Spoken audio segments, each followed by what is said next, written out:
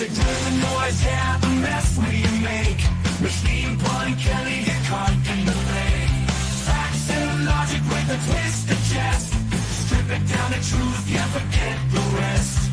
Humor blows the lies right out of the park. Look beyond the shadows that set the dark. Sparks of laughter fire up the night, bringing clarity when they blur the fight.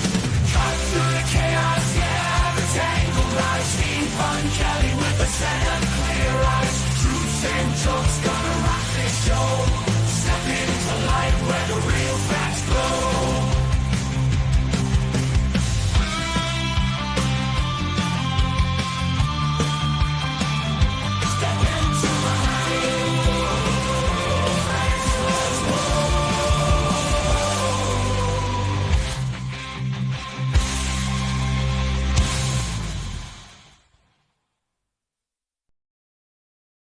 Hello and welcome to the final Pun Show of the year.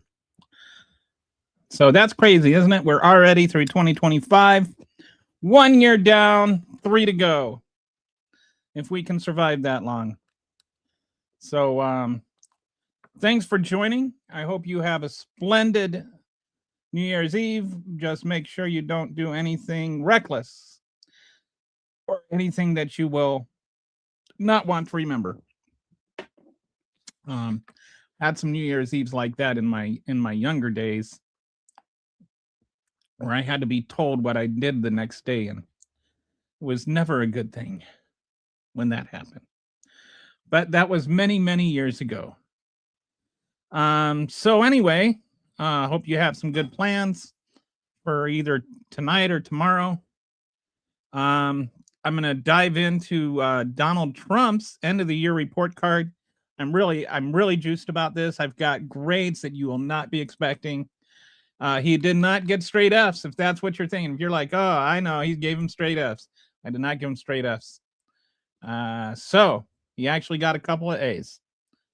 So you'll be surprised to hear that, and we'll get to that in a moment.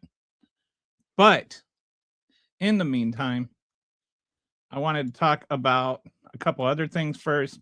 First of all, this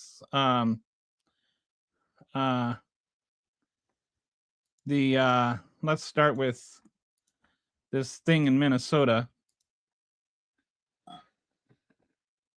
So the Department of Homeland Security, or whatever, the Health and Human Services, has said they're gonna cut Minnesota child care.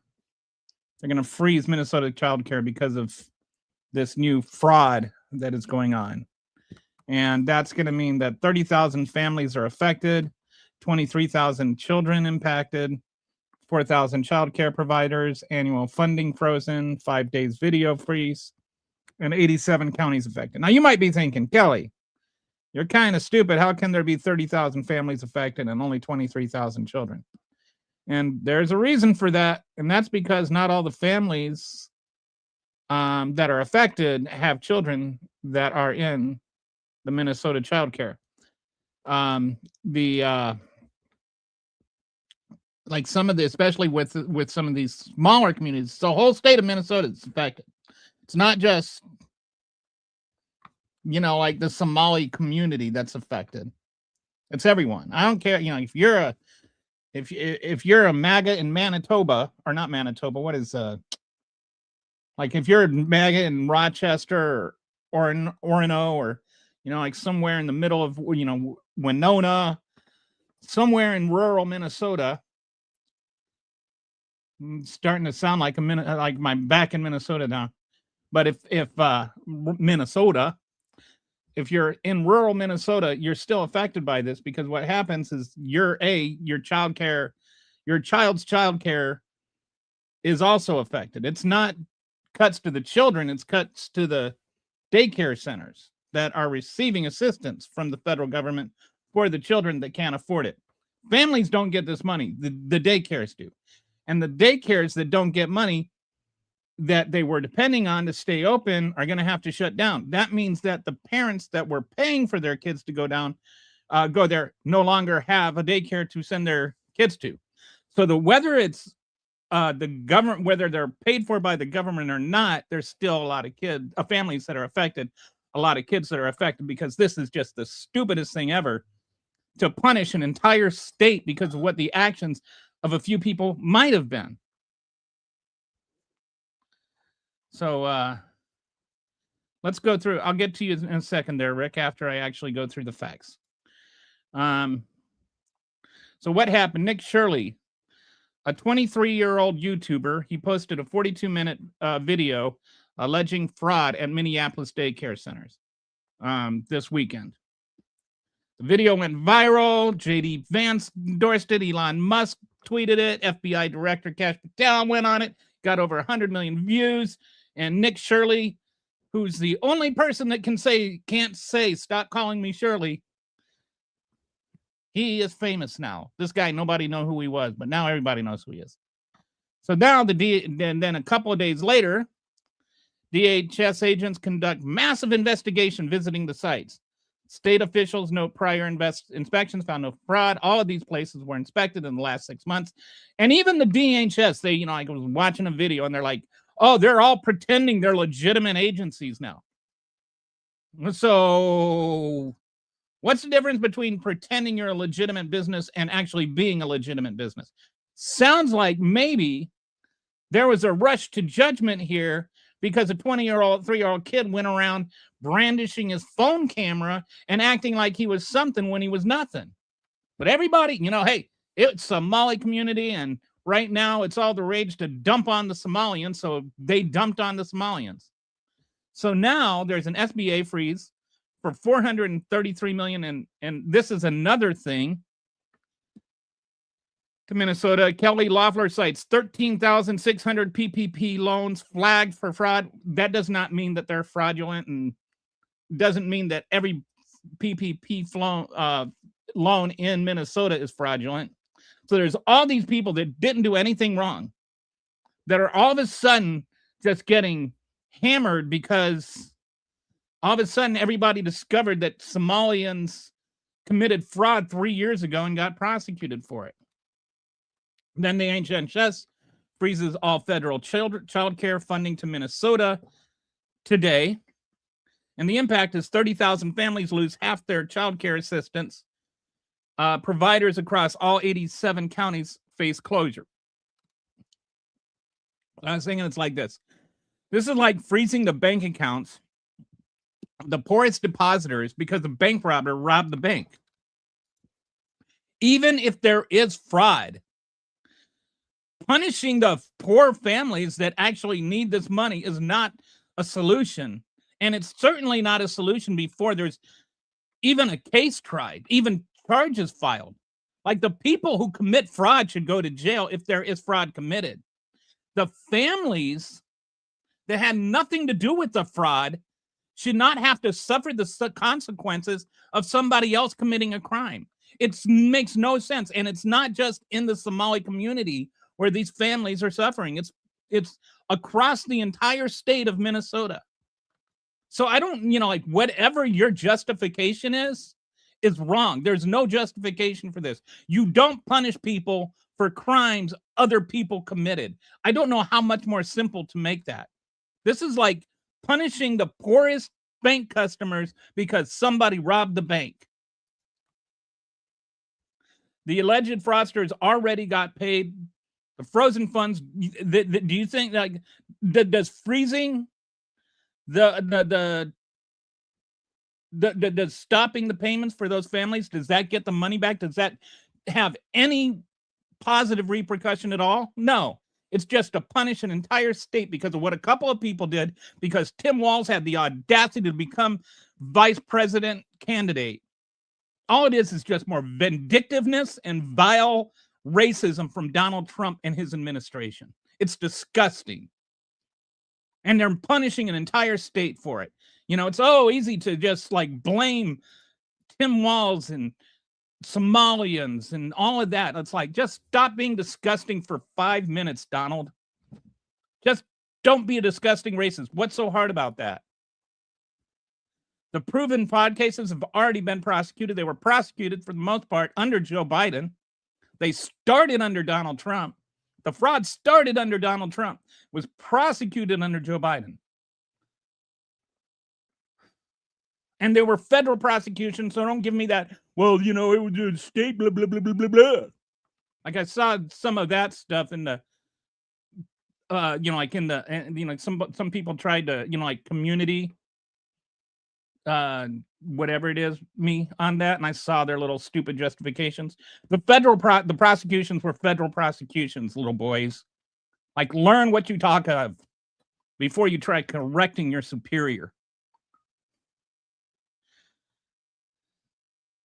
The only allegations of fraud are from a YouTube guy that's 23-year-old, has no experience or training in journalism. He's just a dude with a camera. He doesn't say when he ran around. There's been no real investigation into his investigation. If I was taking care of children and some 23-year-old hack with a camera wanted to storm in and start filming people, I'd lock him out too. I don't know what's going on with him. I don't want to expose these kids to like the internet. Investigation time. So for all these other investigations, they spent years of FBI working, actually investigating and prosecuting the crimes. This was a 42-minute YouTube video that everybody just took as like that's gold or something. The verification, actual jury convictions proven in court. Snopes tried to verify what Stop Calling Me Shirley did and couldn't independently verify anything. Nobody's been able to verify what he said. Even the investigations by the feds into it have not been able to independently verify what he said. They did it right the first time with targeting prosecutions after a thorough investigation. This time, they just froze everybody out statewide for no reason at all. Accomplishes nothing. You know what I think it does? I think it is an attempt to rig the election. It's an attempt to get the electorate in Minnesota upset with Walz so he doesn't win re-election. All right, so now that's my tantrum there. And so I'm going to go through some of this. Okay. Did Americans have to be psyoped? Yes, I don't even know what that means. Hell yeah, they need to freeze the child care. So why do they need to freeze that child care, Dick? Why? Tell me why. Tell me why, the Robinsons in Winona, why their children can't go to child care because of what happened in Minneapolis. Please explain it to me. Explain it to me like you know what you're talking about, Rick. Please do. I'd really love to hear your explanation. What good does that do those children? So dumbass much. The audit proven false. No, the audit, there hasn't been an audit, dude. You're confusing different investigations. There has been no audit of this. There's no audit of these allegations from Shirley. There's none. The audit that doesn't exist can't prove anything because there is no audit to prove anything. Give up already. The people of this doesn't have anything to do with, like, did you give up after Joe Biden won? Did you just say Joe Biden is president? Did you just say, I'm just going to enjoy the next 3 years? I do not enjoy the corruption. It infuriates me. No one cares what you think. Okay. Hope Walz ends up, for what? What crime did Walz commit?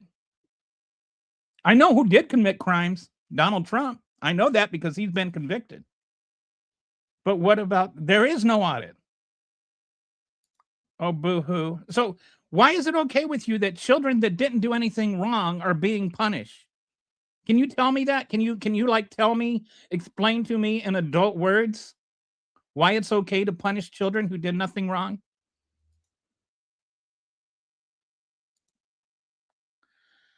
So you're saying that people in Minnesota should not be allowed to have children because of something somebody did.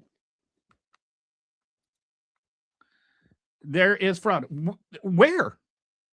If there is fraud, Jay, seriously, If there is fraud, I think it should be prosecuted like the fraud that was already prosecuted. I do not think that people that did not commit fraud should be punished for the fraud that other people committed. What we're talking about here, for those that have their MAGA hats on too high, is punishing people who did not do anything wrong. And we don't even know for sure that anything was done wrong here. Should there be an investigation? Yes. So far, the investigation seems to have shown nothing except that these businesses are pretending to be businesses, according to Deanne Schatz. Liberals cry about everything. I don't see anybody crying here, buddy. I see you ignoring reality, ignoring the facts, and unable to justify your position. Why should children be punished for something they didn't do?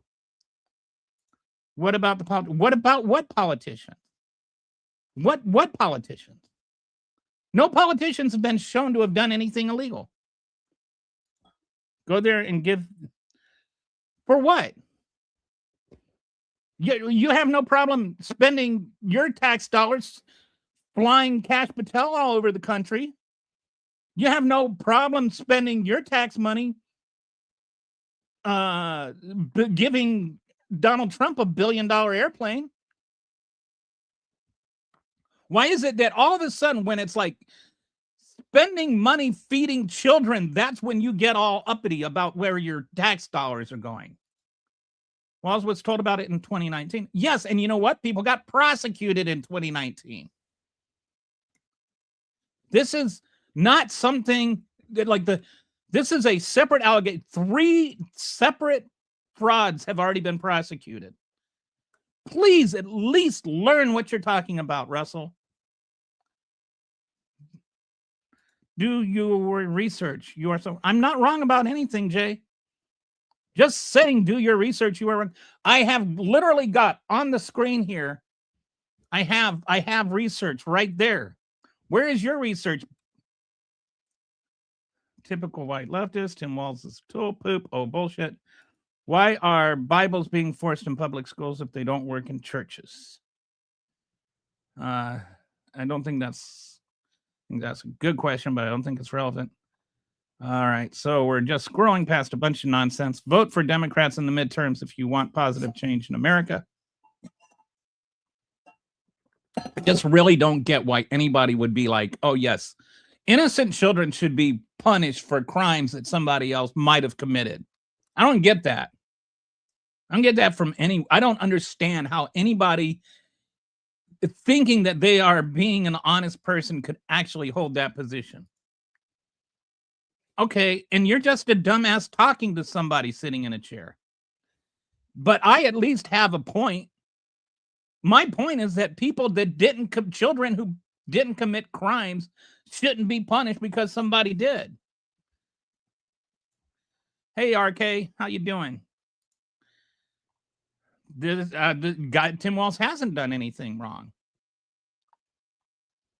Can you tell me what Tim Walz did wrong? Can you tell me what statute he broke?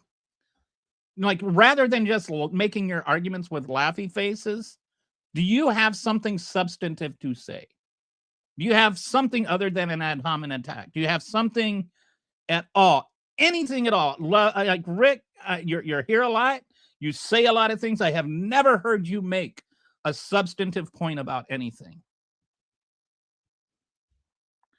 So many actual Nazis and Kirk KKK in these comments. Republicans don't care about independent verification. They take something and run with it. I think they want, first of all, they want a distraction. And they think they found one in this. They want to run with this because it distracts from the fact that Donald Trump is a pedophile. And it distracts from the Epstein files. That's number one. That's why they're ready to run with it. They're ready to literally just throw children into the cold. In Minnesota winter, when it gets cold up there. I don't know if you've ever lived there. I remember when I lived there, went to school at University of Minnesota and did some work there. You'd wait for the bus and you'd like have to, it's cold there, buddies. It's like, it's so cold that you would have to like close your eyes and thaw them out while you were waiting for the bus. Like if you've never been in 30 below, then you have never been in cold weather. When your spit freezes to your teeth and you have to like close your mouth to thaw out your spit. Why do you use that word? You're the one that voted for a criminal. You voted for a convicted felon. Do you know that? Project Warp Speed is the only thing. I agree. He did. And I give him credit for that. It's not like it was his idea, but at least he didn't get in the way of it. Okay. I don't see any. You don't have anything for. Do you have anything of substance to say? No, Mark. We don't want no more. What do you call the Trump administration? You don't want more cabal BS in any America? Dude, are you at all aware of what the Trump administration is doing? Are you even remotely literate?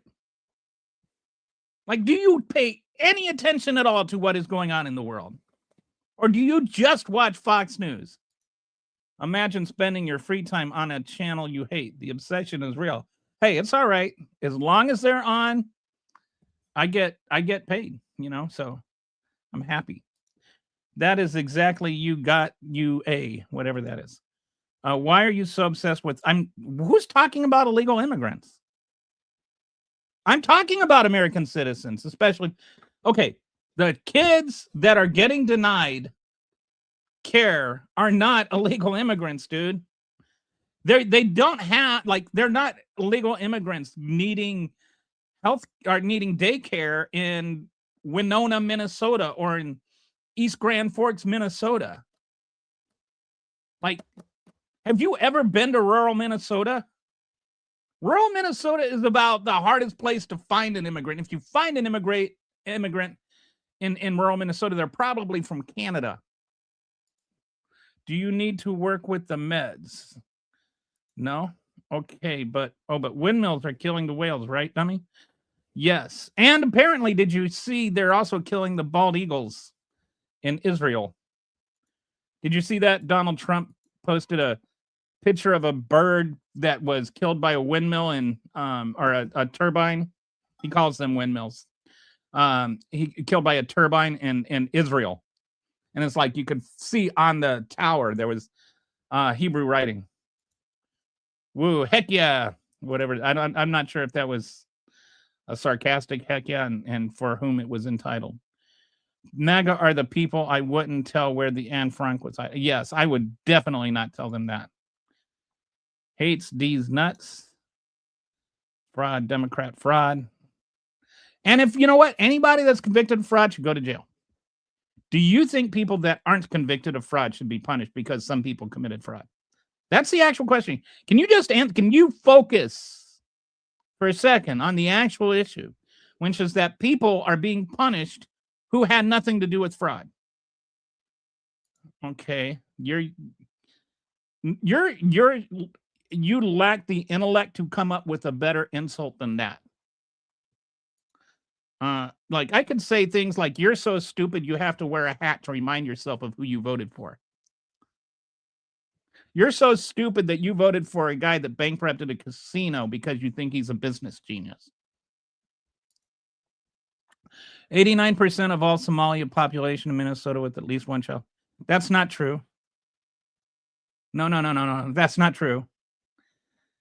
Google is a tool. Use it. It's 83% of Somalian households have some form of government assistance. That's the actual statistic. Russell, Google is a tool. Use it. Racist starter kit, red hat, Jesus necklace, goatee, and a fat gut. Yeah. Feels like it's missing something though, like a bucket of gravy or idolizing somebody like Donald Trump, like believing the stripper really likes you. Because the Robinsons are trading their benefits for everything illegal. What are you? That doesn't even make sense. And by the way, there's no apostrophe in Robinsons there. At least learn to write English properly. The people, okay. Then again, he said himself, smart people don't like me. That's correct. Only the dumb ones do. What makes Trumpers so stupid? Drugs, inbreeding. I think the hats. I think there's the hats are on too tight, and so it cuts off the blood supply to their brain. Jeffrey Epstein is Barron's daddy. Oh my goodness. Sunshine coming out there with daggers today. MAGA love fraud when it's old white politicians. All of it. Illegal aliens are breaking the law. Illegal aliens are breaking the law. What does this have to do with illegal aliens? Why are you talking about illegal aliens? You seem to be thinking this is like an immigrant thing. I am talking about American citizens. Illegal aliens aren't getting these benefits, dude. None of the people that are getting these benefits that are being cut off are illegal aliens. They're not even aliens. They're citizens. Like, understand things before you talk about them. It would really help you a lot. And why do you have to have a shirt so tight? Do you think it like makes you look stronger or something like that? Just you think? I bet you're one of those people that thinks that testosterone makes you a man. The ability to, why do I don't even know what that means. People who care people do care what you think. They are choosing to spend their time watching you. That's what I say. Like, why else would they be? They either care what I think or they like to get riled up by what I think. Imagine Trump being the only pedo you don't support. Imagine Trump being like, imagine supporting Trump even though he's a pedo. I don't know what pedo I support, and I don't understand why MAGAs always have to like yell pedo every time they start losing an argument. I've never seen a troll manage to be both mid and cap simultaneously. I don't know what mid or cap means, but I'm pretty sure that's a good dig. I'm not good at all the clapback lingo. We talking 8 billion over 90 arrests. What are you talking about? Yeah, I mean, depending on how you the 8 billion is a bit of a questionable number, but yes, there's been over 90 arrests. Most of them have been convicted. None of this is new. And all of it was prosecuted under Biden and Walz. All right. So anyway, I just wanted to go into that and point out when something that conservatives don't seem to care about, that a lot of the victims here, a lot of the people that are being cut off happen to be rural white Americans who probably had their parents vote for Trump. I mean, I lived in Rochester, Minnesota, and Orono, Minnesota. I know that the political climate there is not all that liberal.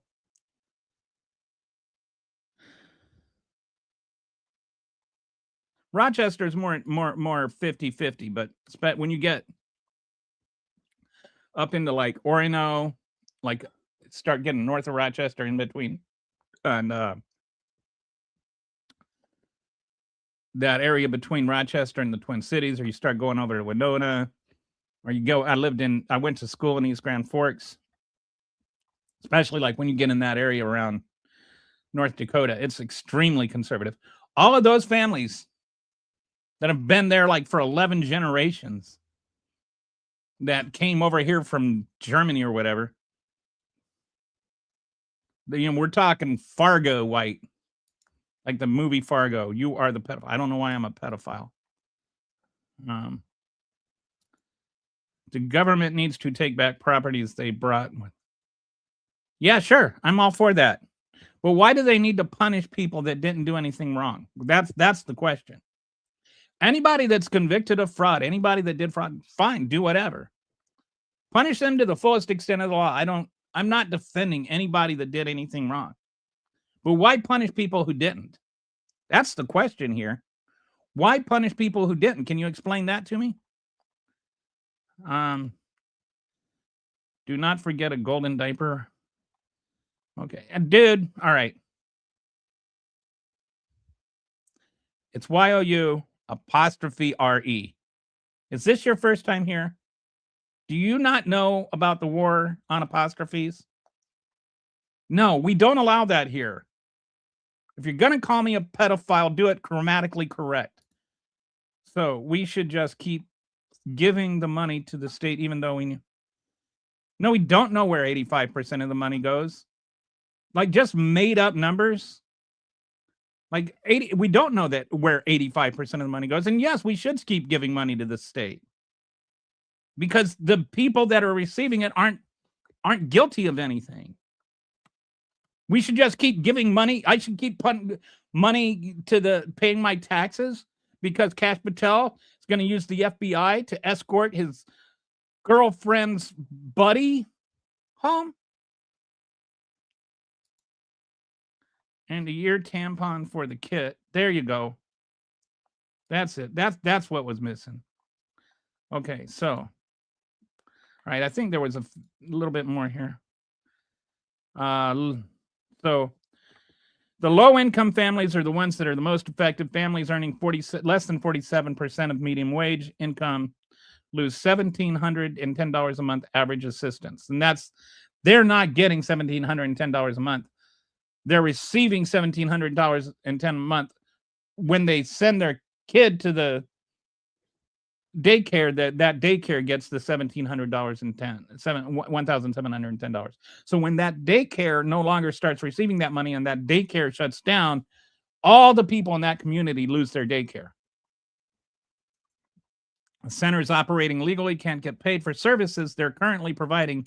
Many will close within months. And not all of these, like, not every provider in Minnesota was receiving kickbacks and doing something legitimate. Most of them weren't.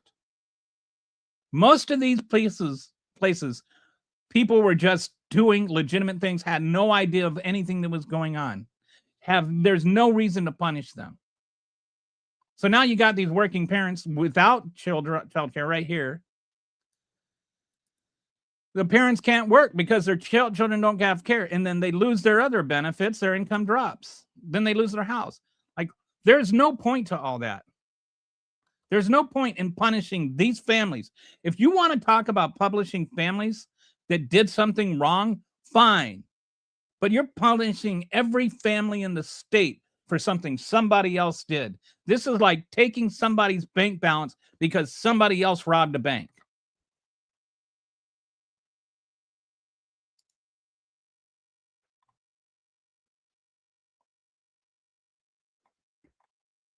See, it's like sore losers. What are you talking about? I'm actually defending people that voted for Trump. You're attacking them. Are they losers? Like, where is your compassion as a human being? Are you like a bot? Are you a real person? Okay, now I see the ad hominem, griefing, flooding, spamming, gaslighting, tongue policing, copy pasta, dog whistling, gish galloping, all the MAGA playbook tactics. Everything to avoid the actual question. Should people that didn't do anything wrong be punished because other people did something wrong? Like, that is the whole and total of the conversation. All right, so all that said, I want to ask, let me see if somebody's in here. The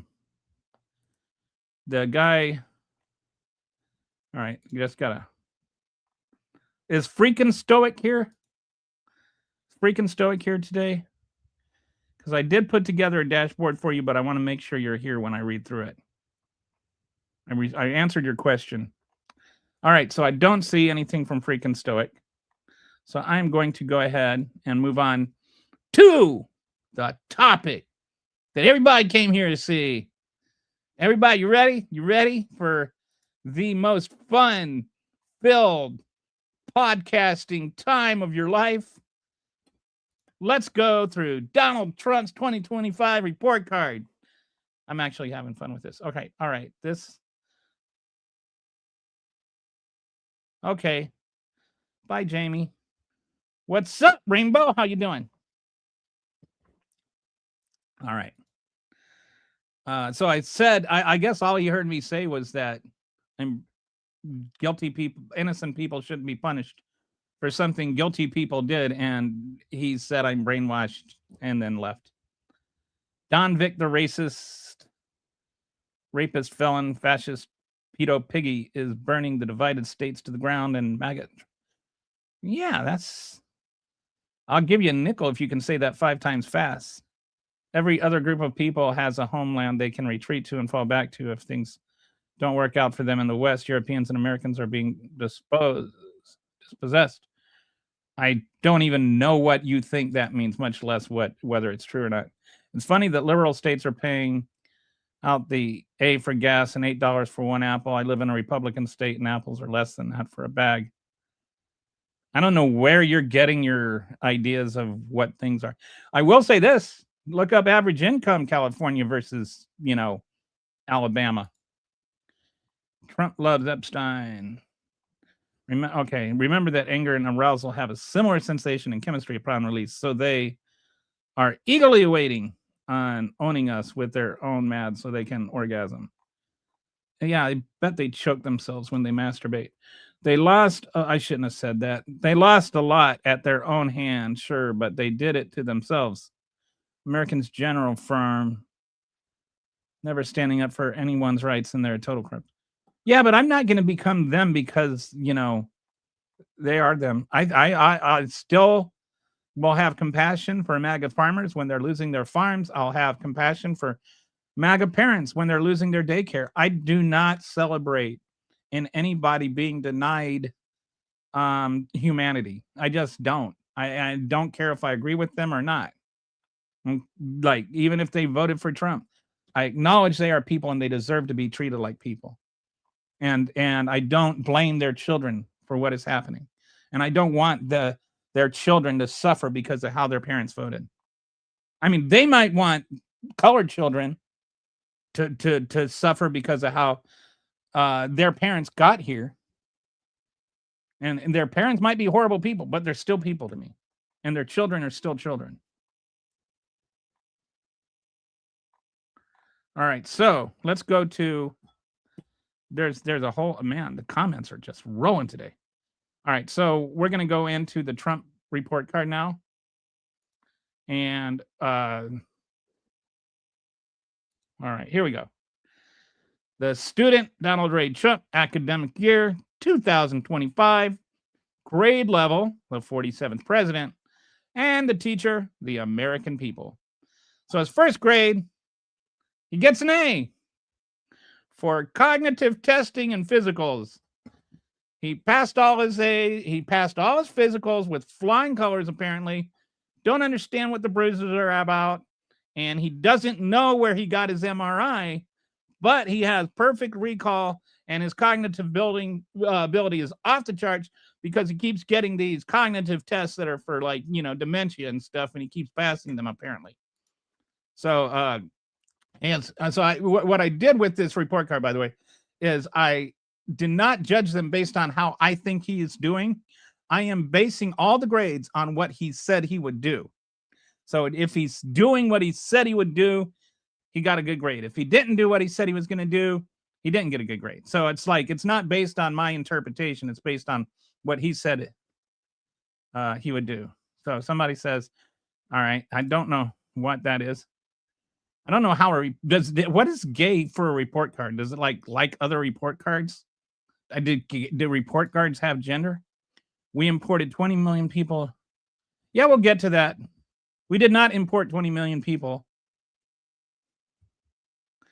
Like, I don't know where you get your numbers or your understanding of English language, but none of this, absolutely nothing you said is true.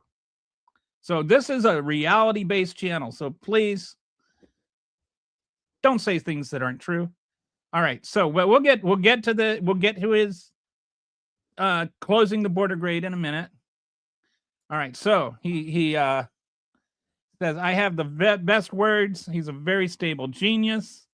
I'm cognitively there. The reality, Trump took the Montreal Cognitive Assessment, a 10-minute dementia test designed to detect Alzheimer's, stroke, and cognitive impairment.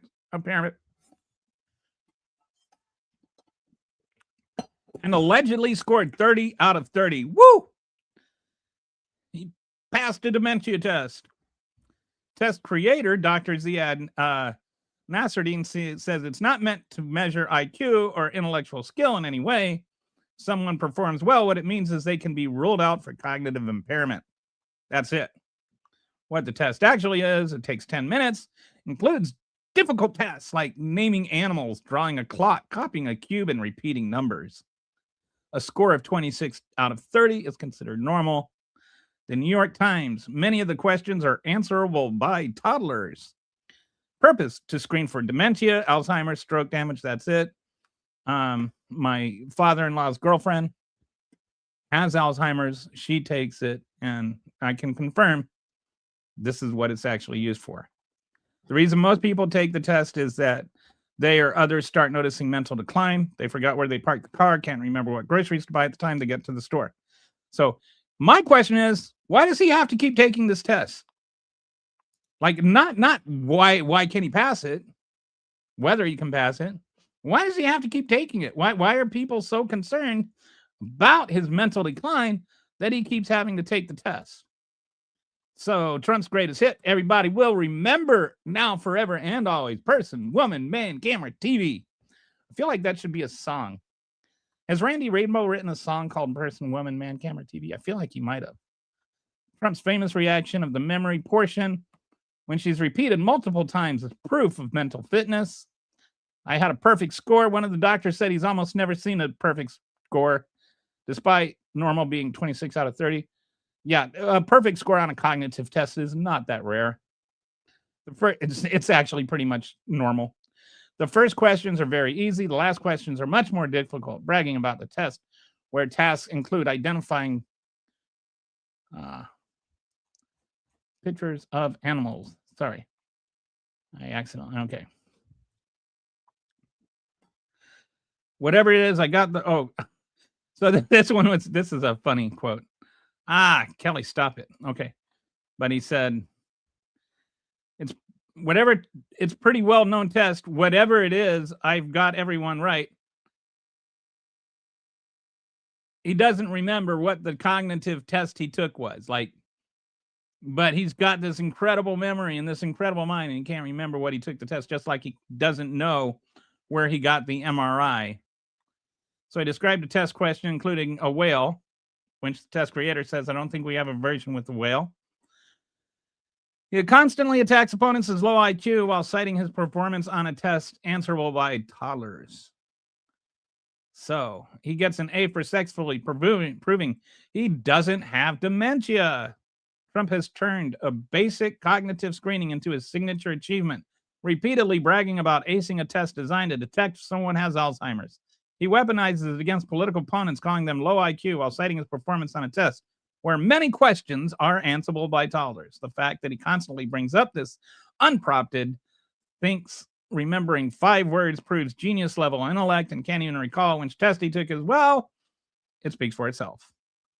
Congratulations on not having dementia, Mr. President. You get an A. So, what do we got? Glad to see libtards. That's a barometer as to how well Trump is doing. El President. No, we got a whole report card here. Do you understand that our housing and job markets are becoming hyper competitive just so that you can cancel our votes? No, I don't understand that because it's not true. I understand you're repeating replacement theory racist rhetoric, and none of that is true. What you don't understand is that that's what you're doing. Where's my source for what? Are you talking to me or him? Anyway, I can't be.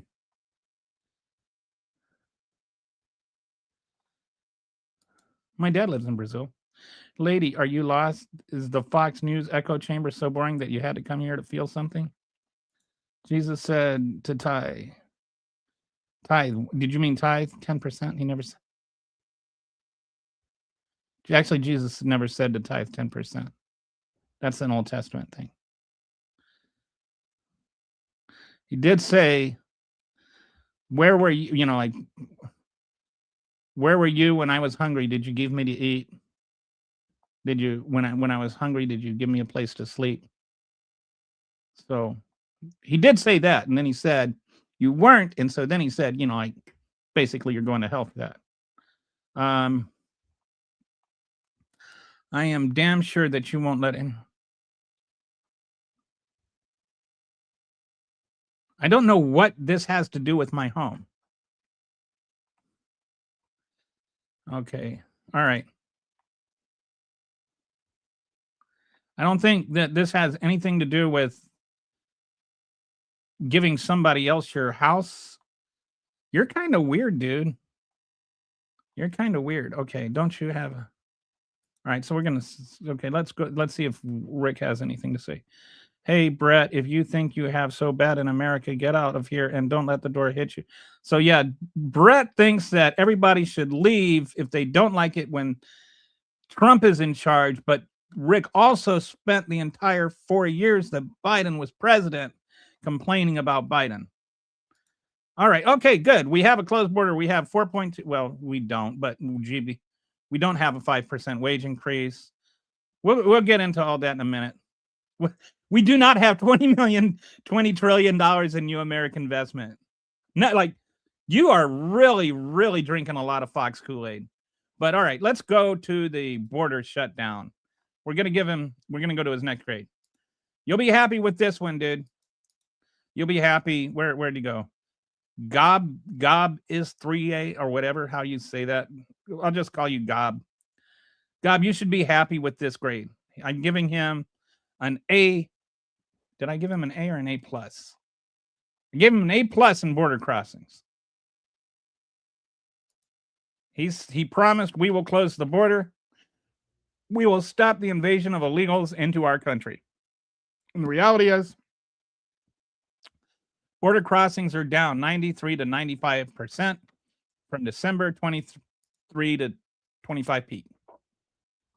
So that should make you happy, Gob. He has reduced the border crossings.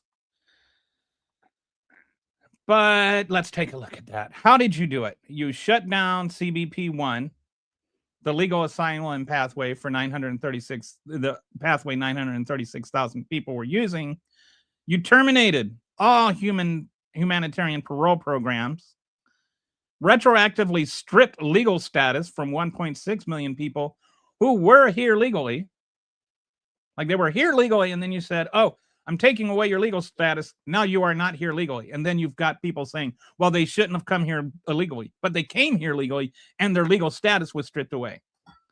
He's turned away asylum seekers at legal points of entry. There's now no way to legally seek asylum, which violates international law, prohibiting asylum restrictions based on entry point, and he's ended due process for people fleeing persecution. So basically, what he has done is he has denied the fundamental human right of people to seek asylum. And that's how he has closed the border. All these illegals that were coming over here under Biden were either A, being sent back. An encounter does not mean that they came here, which is where your number of 20 million is patently ridiculous, because most of those 20 million were returned, or they were given the right to seek asylum per U.S. and international law. So he has shut down the border like he said he would. Like I said, I'm not evaluating these grades based on what I think is right. I am basing these grades on what he said he would do. And he said he would shut down the border. He has done so by denying people human rights. And so he gets an A. I don't know if it makes him moral. Don't know if it makes him right. But he gets his A. You can be happy about that.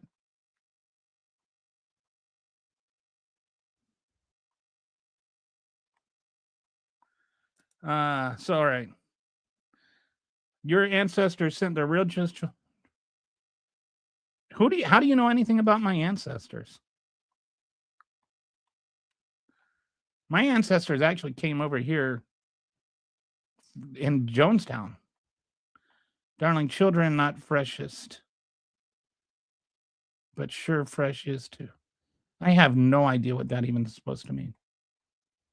Okay, I just gave him an A for close border. All right. So, yep, he's fundamentally ended the human right of asylum. All right, so let's go to his next grade. You'll like this one. Deportations. So again, I am not judging him based on my opinion of what he's doing. I am grading him based on what his promises were. Okay, and he said, on day one, I will launch the largest deportation program, in the history of America. When she's done that part of it, we're going to remove the millions of illegal aliens. But then he said, the murderers, rapists, and bad hombres. These are the vast numbers of additional criminal illegal aliens who have fled, but their days have run out of this country. The crime will stop. They're going to be gone. So he didn't just, he really made a point of saying not just that he was going to get rid of the illegal aliens and the undocumented migrants and all of that. He's going to get rid of the bad ones, the worst ones, the rapists and the murderers that Biden was letting in, the ones from the insane asylum. But what has he actually done? Who has he actually been deporting? Who's actually being deported? 75,000 people with no criminal record at all. And no, a criminal record means that you have committed a crime, not a misdemeanor. Words mean things, use words correctly. That's over 1/3, and crossing the border illegally is a civil offense, not a criminal offense. So it's not a criminal record. Second time, it's a criminal offense. But over 1/3 of these people didn't even commit a crime. They have never committed a criminal offense. That's over 1/3 of ICE arrests. 48% of the people detained as of November have no... Shoot. Got to stop doing that. 48% of the people detained as of November have no criminal convictions. Non-criminal arrests are up 2,000% since Biden administration, and only 5% of October arrests were people convicted of violent crimes. Because what happened is right away he ran out of the actual criminals. There weren't that many criminals. In reality, if we want to have a reality-based discussion, when he took office, there were about 11 million undocumented migrants here. Not 20 million, not your made-up numbers, not the Republicans in Congress's made-up numbers, but about 11 million. And not enough to like own every house in America or whatever the one dude wants to talk about. All right. Non-criminal arrests were up 2,000. So what's happening is as they started running out of actual criminals, which there weren't that many of, he just started going after, moms dropping their kids off at school, or asylum seekers literally trying to do it the right way, going to immigration court. Like when you are arresting people at immigration court for trying to immigrate the right way, you kind of lose your ground in saying that we're only going after the criminals. You don't get to arrest people trying to follow the law because they're trying to follow the law and then say we're only going after criminals. Progress on worst of the worst. Only 752 of the 13,099 convicted murderers on ICE lists have been arrested, and only 1,693 of the 15,811 sex offenders have been arrested. So he's actually not getting the worst of the worst. He's just getting the moms dropping their kids off at school and the people trying to follow immigration law. So who else is getting swept up? American citizens. I think it's ProPublica did a report, showed 170 plus. That was just 170 that they could find in a couple of weeks. DACA recipients who are legally protected, TPS holders who came here legally. Then you just say, oh, we're going to take away your TPS status. Now you're here illegally. Ha ha. Should have come over here the right way. When they did. They're grabbing up small business owners, which means that their employees no longer have jobs. They're grabbing parents of U.S. citizen children, which means they no longer have moms and dads. That's not making America great again.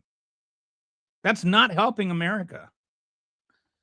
There's no American citizens have been arrested or detained, according to Kristi Noem. The facts, at least 170 U.S. citizens have been detained, according to the ProPublica account, which is likely an undercount.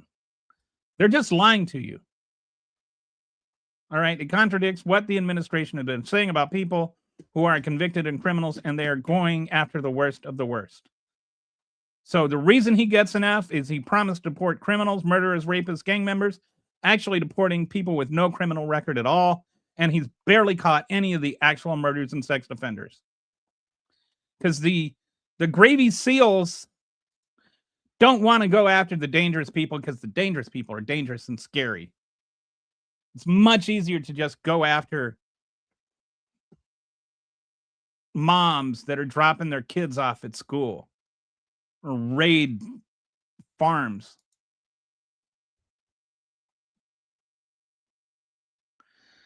Okay, you don't know what you're talking about. So you have no idea what international law says. Like, you don't. I can tell everything you said here is just so fundamentally wrong that I know you have never read any laws on immigration. It's like you just argued with me that circles have 3 angles.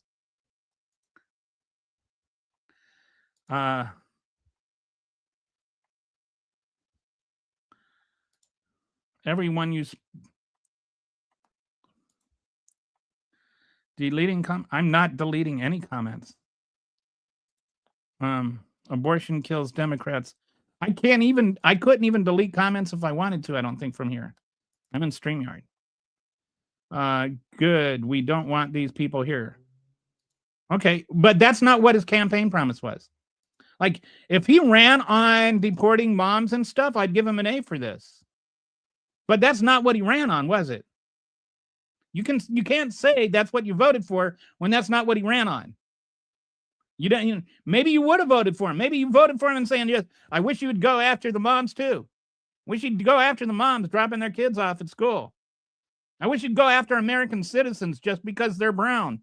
You could have, if he had run on that and you voted for that, then I'd give him an A for it. But he didn't run on that. He ran away from that. What the hell is happening? Fascism is happening. I'm not deleting any comments. I'm actually displaying your comment, calling me a fascist. So that's very, very far away from deleting your comment. The MAGA troll farm sock puppet poses as a patriotic American to spread misinformation and is desperate and failed attempt to rage bait. Agreed. Blocking Trump. No, blocking Trump from Twitter is not the epitome of fascism. I'm pretty sure that Hitler never blocked anybody from Twitter. I don't even know what that. Okay, first of all, Twitter is not a country and not a government. So that's just such a weird thing to say. I don't think you actually understand what fascism is. Kitty says the official Satan, is that all? Okay, so she's talking to official Satan. Maybe Hotline Miami 1 and 2 were right. And I don't know what they said. Quite calling a random person a fascist is like sexually assaulting a minor and blaming them for, and I quote, being so attractive.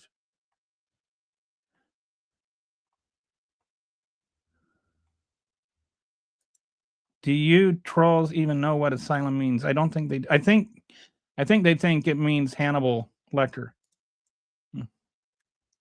That's exactly. I think, like, I honestly think that's what Donald Trump thinks of, because he keeps talking about how they're letting them out of the asylum. What's the difference between Donald Trump and a fresh pile of dog shit? Oh, I like to say, what's the difference between Donald Trump and a bag of fermented poop? The bag. Like the fresh pile of dog poop, you could, like, use as fertilizer. But I think Trump's got so much tanning, whatever. I don't even know what it is. It's like 80% of it now. Like, if you like, I don't even know if you could get it out of his skin at this point. That tanning solution, whatever, the orange. I don't know, but anyway, if you tried to use him as fertilizer, he would be a toxic poison to the plants. Illegal aliens don't. They do, though. And if you knew your history, you would know they do. That's actually been established. I actually even have a couple of whiteboard videos explaining why they do in my channel, so you can go ahead and you can look it up. I've got the case history and everything, breaking down what Supreme Court has established that illegal aliens do in fact have due process. They that what that process is varies, but yes, there is a legal process the government has to follow before they can remove an undocumented migrant, depending on how long they've been here now. And okay, and so then Barack Obama likes it up the butt. Okay, that's like a very crude, and like, I don't understand what you think that adds to the conversation here. Can you spell it correctly? Then maybe we would. Spell what correctly? It? Every single one. I'm committed a crime. No, they didn't. I addressed that, Doug. They did not. Some of them, most of them, coming over here illegally the first time is just a civil offense. It's not a crime. It's not a criminal offense. A criminal offense is a crime. That's why it's called a crime. That's why it's called a criminal offense. You can tell because the first four letters are CRIM. A civil offense is not a crime. Do you get the difference? Let me explain it this way. Donald Trump committed a crime. He committed 34 of them. They were actually felonies. And he was convicted of those. If it were a crime, then the due process for them would actually be a criminal trial, which again is established by Supreme Court history. And they would have to actually go through a jury trial, every single one of them. So you don't want it to be a crime. But they aren't. And that's what I'm trying to explain it to you. But of course, you typed that before I responded. You libtards don't know what the rules for. I do know what the rules for asylum are. You don't know. I've actually read the laws on asylum. Have you? I know what the laws of asylum are. The laws of asylum say that if you are here, you can request asylum. It says, literally, I quote exactly the words, regardless of legal status or port of entry. In the law, you are allowed to seek asylum and request asylum. You have to be here less than 2 years.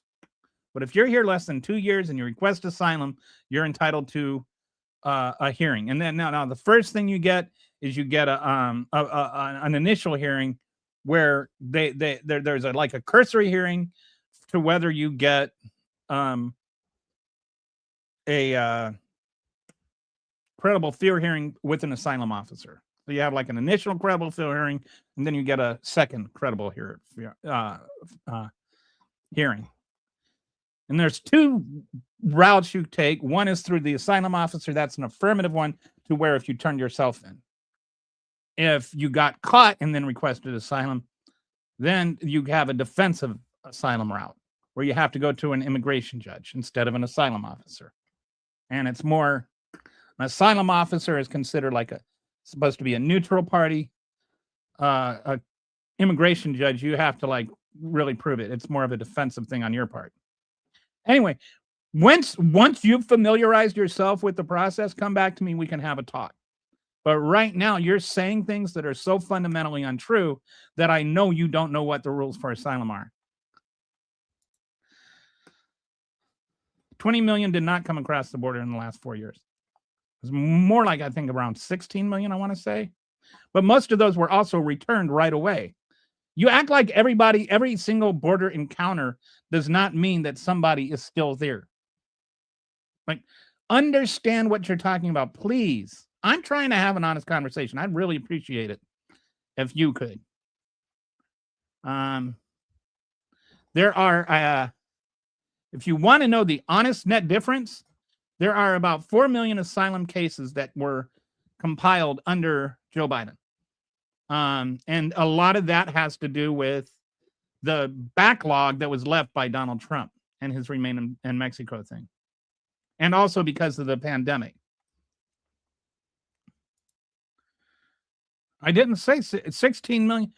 16 million crossed, but 16 million did not stay over. And it's not an invasion, dude. An invasion is when people with weapons come over and try to take over the country. It's when armies happen. That's an invasion. Look up the word invasion. Don't say things that are stupid and then insult my intelligence.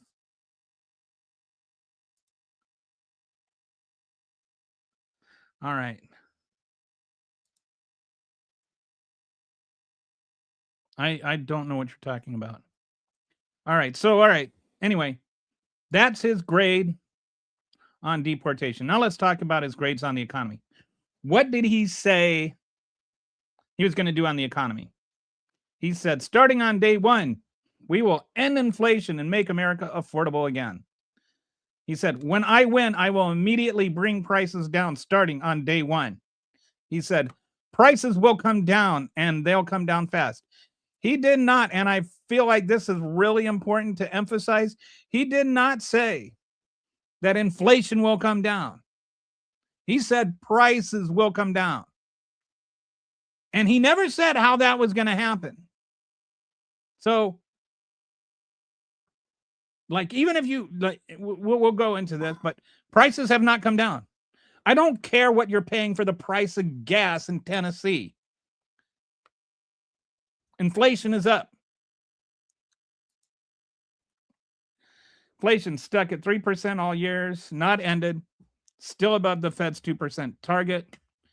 Depending on how you look at it, there's, you know, it's about what it was when he took office. But it's still inflation. It's not prices coming down. Things are more expensive now than when Donald Trump took office. Prices are not less than when they took off when he took office.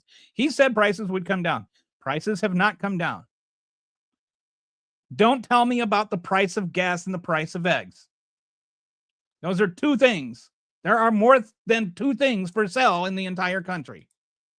Across the board, if you measure inflation under Trump the same way that we measured inflation under Biden that you complained about, inflation is 3%, which is not the prices coming down. On some things, they've gone up even more, and a direct result of what Trump has done. Tariffs raised prices on fruit 5.5%, meat 6.2%, appliances 5.6%. This is hitting the working class the hardest. There are 361,000 fewer jobs, less, meaning not as many jobs for workers without degrees. Unemployment has gone from 4.1% to 4.6%, which is the highest it's been since Joe Biden lowered it down to this point from what Trump left Joe Biden. Trump's own admissions. How many times can you say that an apple has doubled in cost January 2025? Admitting inflation wasn't his number one priority. Bringing down food costs will be very hard. Even before he took office, he started backtracking. Didn't say this in October. Didn't say this in November, said this in December. I always felt the border was first. I talked about that much more so than I did inflation. But the biggest reason people voted for him is because he said he was going to bring prices down. He has not brought prices down. This is one of the big reasons you're seeing these massive changes in voter results in 2025.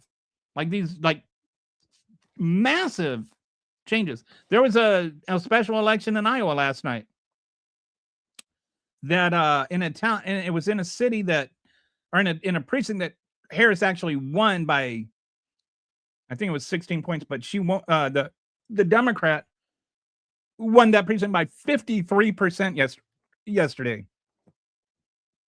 This is Iowa. We're talking Iowa here. Guessing California is a California liberal puke. Okay, no, I'm a Texas liberal puke. You said that 16 million. No, it's not, dude. Anyway, we're gonna ignore Joe Biden was cancer, dementia-ridden, autopan. You're losing. Okay, that's a lot of yelling for somebody that's winning an argument. Donald Trump is a dementia-ridden autopen. He sits there and he looks at somebody with this vapid expression on his face and his jaw slacked as they explain to him whatever it is he's signing. And then, like, as drool comes out of his mouth, he sits there and signs it. And then they ask him the next day what it was he signed. He has no idea what it was. Hey, why'd you pardon Juan Orlando Hernandez? My people told me to. I don't care if he gets an F-. We all voted for this and we love it.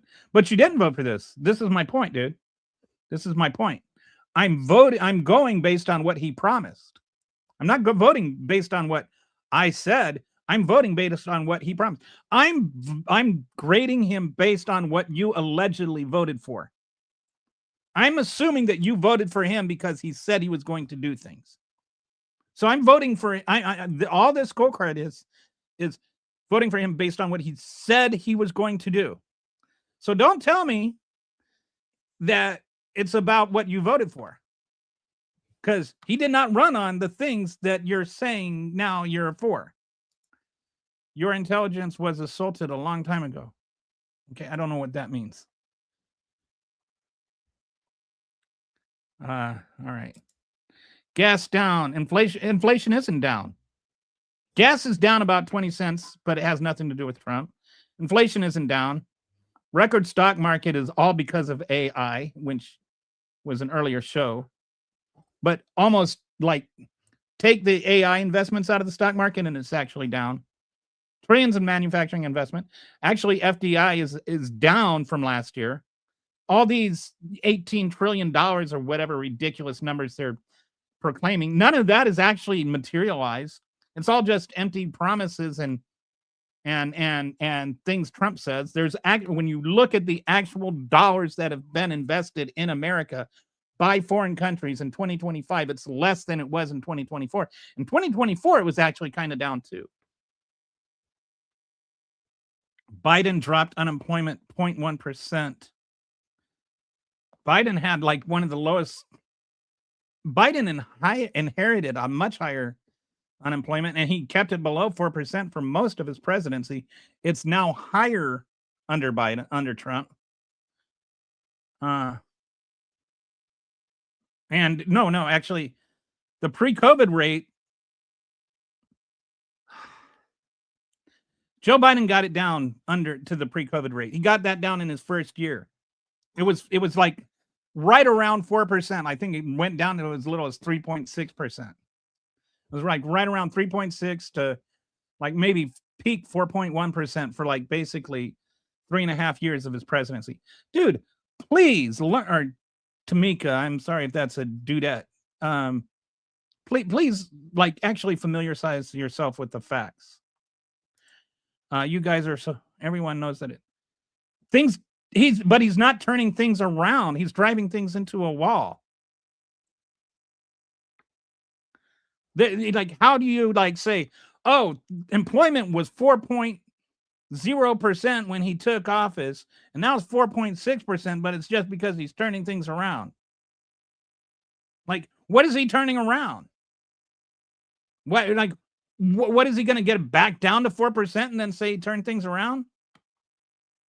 This is like, what he does is he sets things on fire and then puts them out and then claims that he put things out.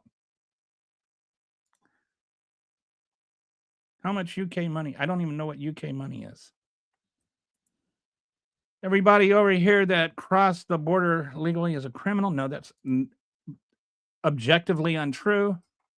I vote him an A+ because Resistance Kitty and okay. Of course, I mean the economy is in shambles. 30 coffee, $30 a can. Farmers going to bankrupt.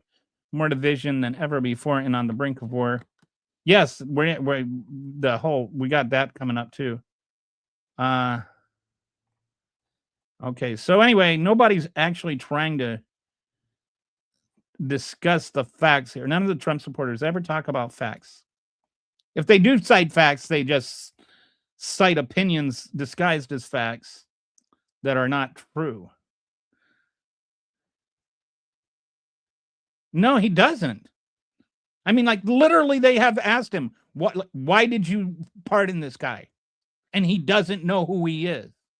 They asked him, why did you pardon Juan Orlando Hernandez? And he's like, who's that? So he doesn't know exactly what he's signing. And have you watched these signing ceremonies?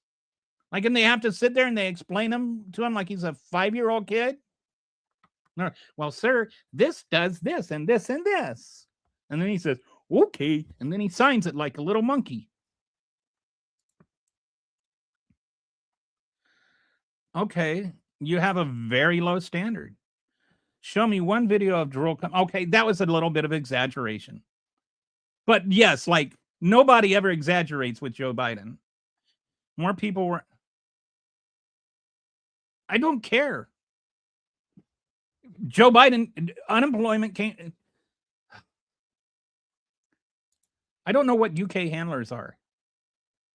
Joe Biden brought unemployment down. All right. Joe Biden brought unemployment down. It has gone back up under Trump. I don't know what part of that is, you're struggling with. But I'm like stating facts. Hey, it's Daniel Santos. Got an X commenter here. How you doing, Daniel? Trump is a failed president because businessmen he's also a failed businessman. I'll never get over why they thought a guy that bankrupted a casino was a business genius. Like, how do you do that?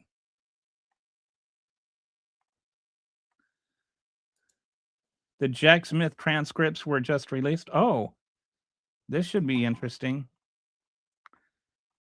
I'd be like running over there right now if I weren't in the middle of a podcast. You are literally lying. Inflation is down. No, I'm not literally lying. Inflation is not down. It's 3%. It was 2.7% a year ago. I mean, why are you saying things like that? You could have Googled it and avoided yourself the humiliation.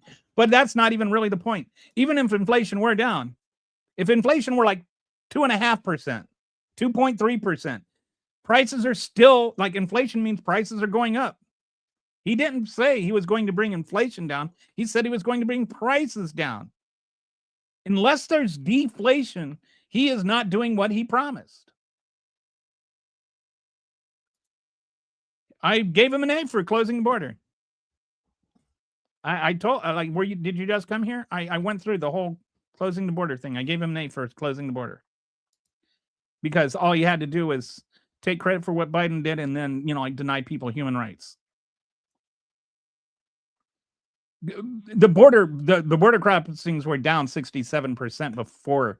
He's like, he always quotes since 2023 but the border crossings were already down 67% for a couple of reasons.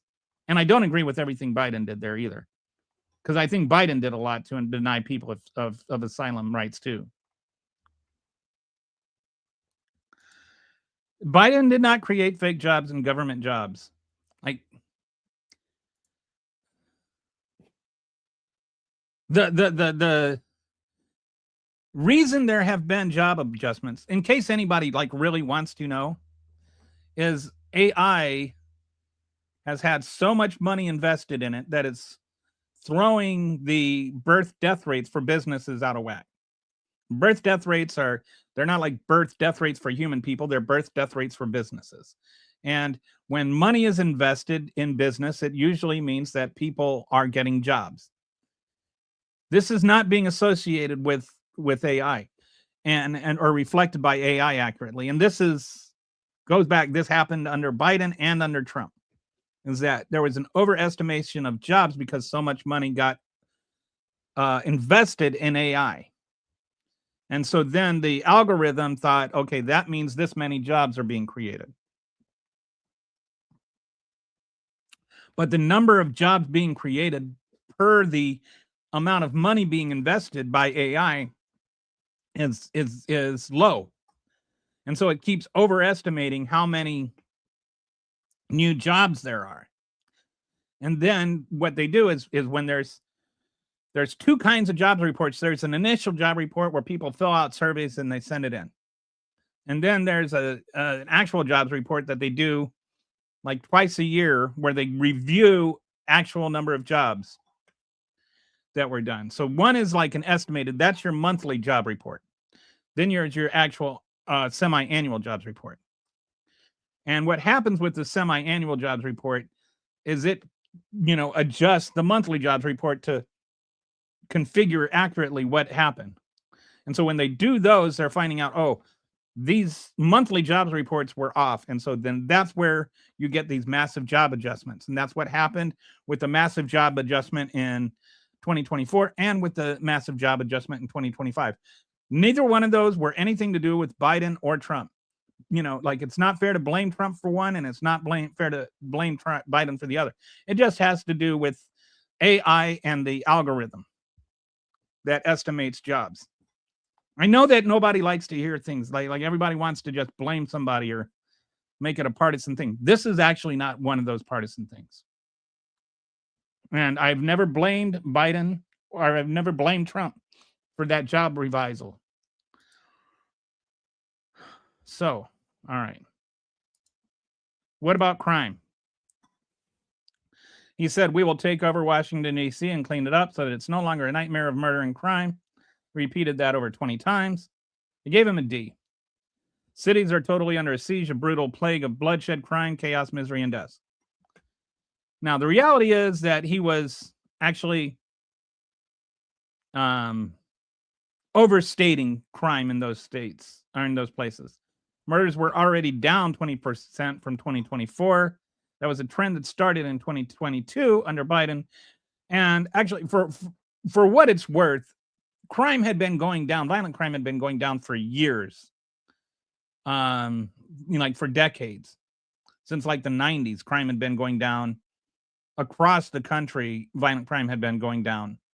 And then during the pandemic, there was like a surge because of the pandemic. And then after the pandemic, it started going back down. This is, again, one of those things. I don't think it has much to do with who the president is. It's much more, crime has much more to do with local policing and state policing than it does, like the president. But, he had his little plaything soldiers, walk around illegally and give the illusion that it was bringing down crime, but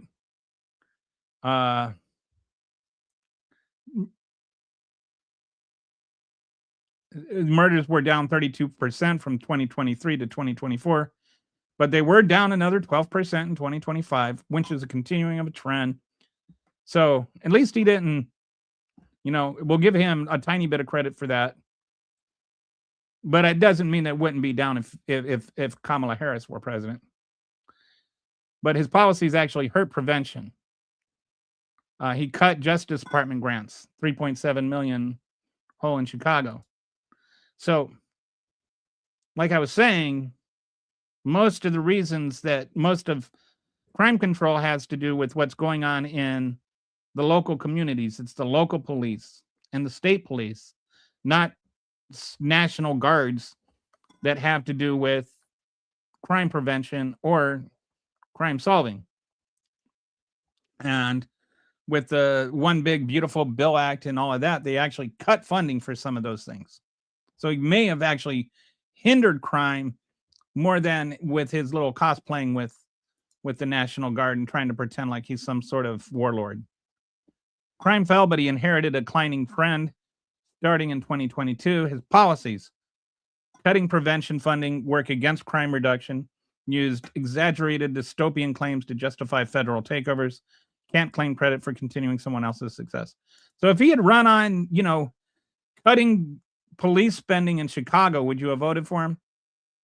I mean, maybe you would have, but, that's not what he ran on. He didn't run on cutting police spending in Chicago. All right, so how about his, I just lumped it all together, international relations. He's trying to claim the peace, act like he deserves the peace prize.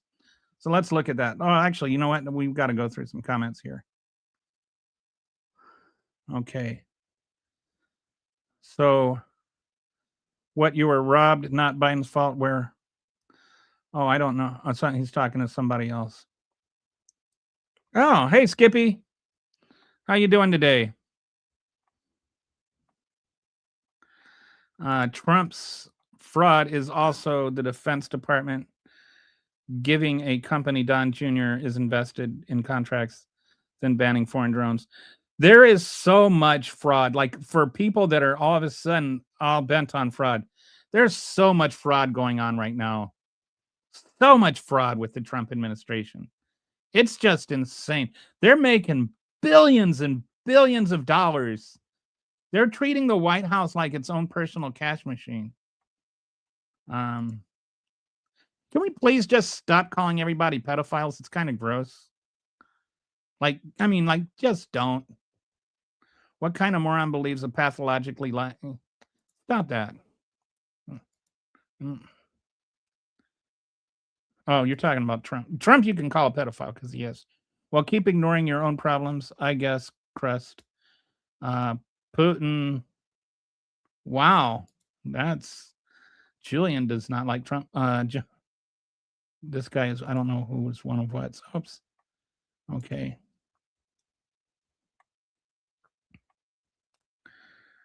But we got flagpoles.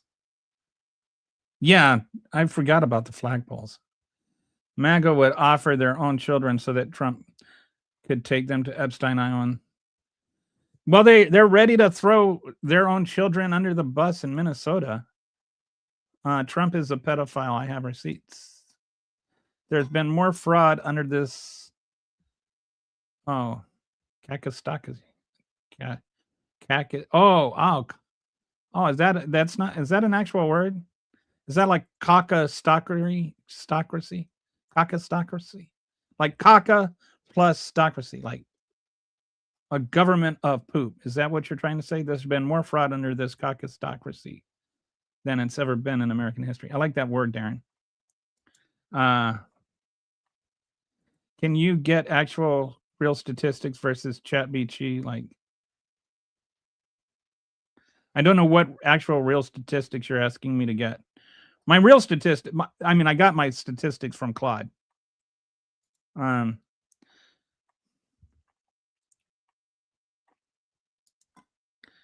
don't think ChatGPT is going to give me significantly different statistics than Claude.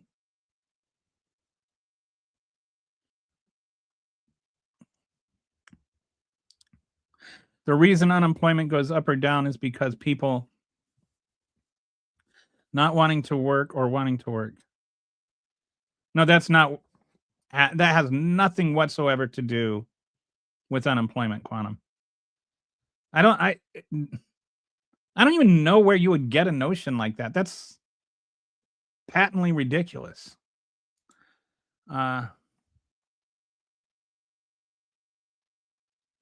So the official Satan there says a lot of things. I bet you got shoved in the locker. I bet you're like 5'1", 110, and you're like a little Chihuahua type of boy. Like you're like a grown man in age, but you're still like a 10-year-old boy. I bet you still get stuffed into lockers by high school girls. You don't seem all that bright either. I bet you get outshone by a Christmas bulb. We just found out Somalians ripped off him. Yes. I don't think that Somalians committing fraud means that Trump is right. And I don't think we just found out about it. I think they were already prosecuted under Biden. I think they started scamming people under Trump. And I don't know if it was $9 billion. I mean, this has not been proven. It's been stated, but there's been no actual evidence. The actual evidence shows it's more like $1 billion, which, by the way, is how much we're spending on upgrading Trump's personal airplane. That's in a blatant violation of the Emoluments Clause. The world needs to clean up their own room before they start pointing fingers. We need to start cleaning up our own room.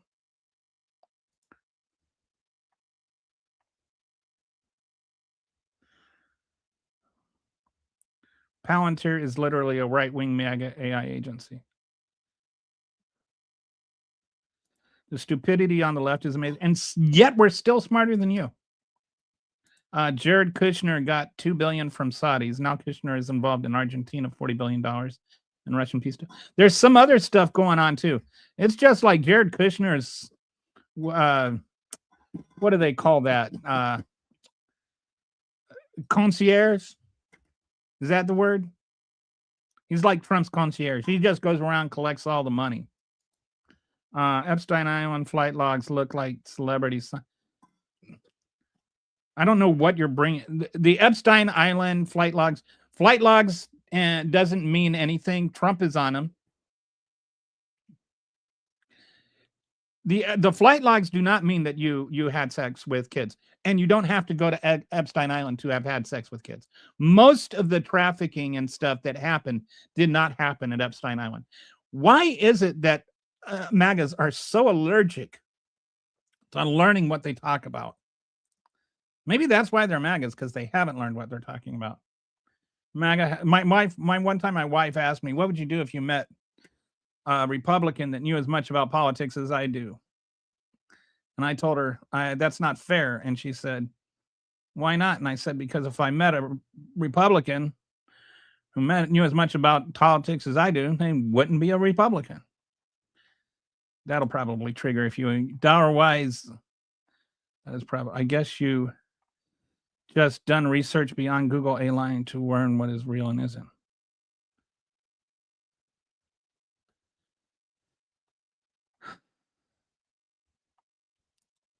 Dude, do you remember 2020 when the Democrats were rioting?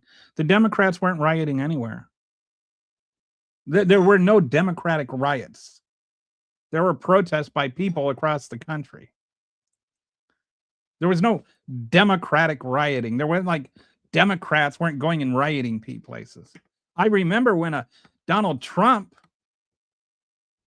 had a rally and sicked thousands of rioters on the Capitol building to stop the announcement of who won the election. I remember that. But no, I don't remember the George Floyd protests as being Democrats rioting. Why is it with you guys, everything that you disagree with, you just have to, like, with you guys, it's MAGA, and then everybody else is Democrats. And everything else is wrong. Like there was, I think, the percentage of people that participated in violence or pillaging or whatever, the percentage of people that were arrested in the George Floyd riots was like less than 1%. The percentage of people that participated in violent crime in the MAGA riot on the assault on the Capitol building was like 30%.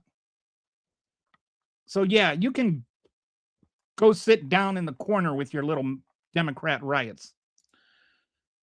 And it wasn't Joe Biden that had a rally and said, now go riot. Throwing children under the bus. Yes. Throwing children under the bus in Minnesota. Stopping fraud. Yes. No, what's throwing children under the bus is freezing child care for the entire state because some people committed or were accused of committing fraud. We haven't even been proven that those people committed fraud yet. This thing from Nick, stop calling me Shirley, hasn't even been proven yet. And if there is evidence of fraud there, they 100% should be prosecuted. But stopping federal funding for childcare across the entire state because some people committed fraud, that is literally throwing the children under the bus. Children are not going to get the health care or to get the child care they need. That means their parents are going to have to quit their jobs. That means that their incomes are going to fail. That means that their homes are going to go, are going to be lost. Yes, I'm sorry that you think that even the ones that voted for Trump should lose their homes because somebody committed fraud somewhere. You're the one sitting there saying that people that didn't do anything wrong should suffer the consequences of those who did. So get out of here with your sanctimonious bullcrap. I'm not using Google. I don't know what real questions I'm ignoring. I'm just clicking on questions as I go. Crime was not out of control under the Biden administration. I'm getting my facts from the FBI, from reality. I'm sorry that you have to believe weird things that Fox News tells you. Where are you getting your facts from, Quantum? Where are you getting your facts from? I mean, this was like fact-checked all through the campaign. Look at my feed. I just posted something today. The number one predictor of who voted for Trump is people who believed in disinformation. You are evidence right there. Crime was down under Biden. That's a fact. Why do you think about Trump being Israel's? I've got things I can't say on a monetized channel. Violent crime. It was going down. Okay, come back when you've read a book. I'm not going to debate reality with somebody that doesn't know reality. This document calls Trump's crime drop trend hidden in here. But it's true, dude. Like, it's true. It's true. Because you don't know it doesn't mean it's not true. It just means you don't know what you're talking about.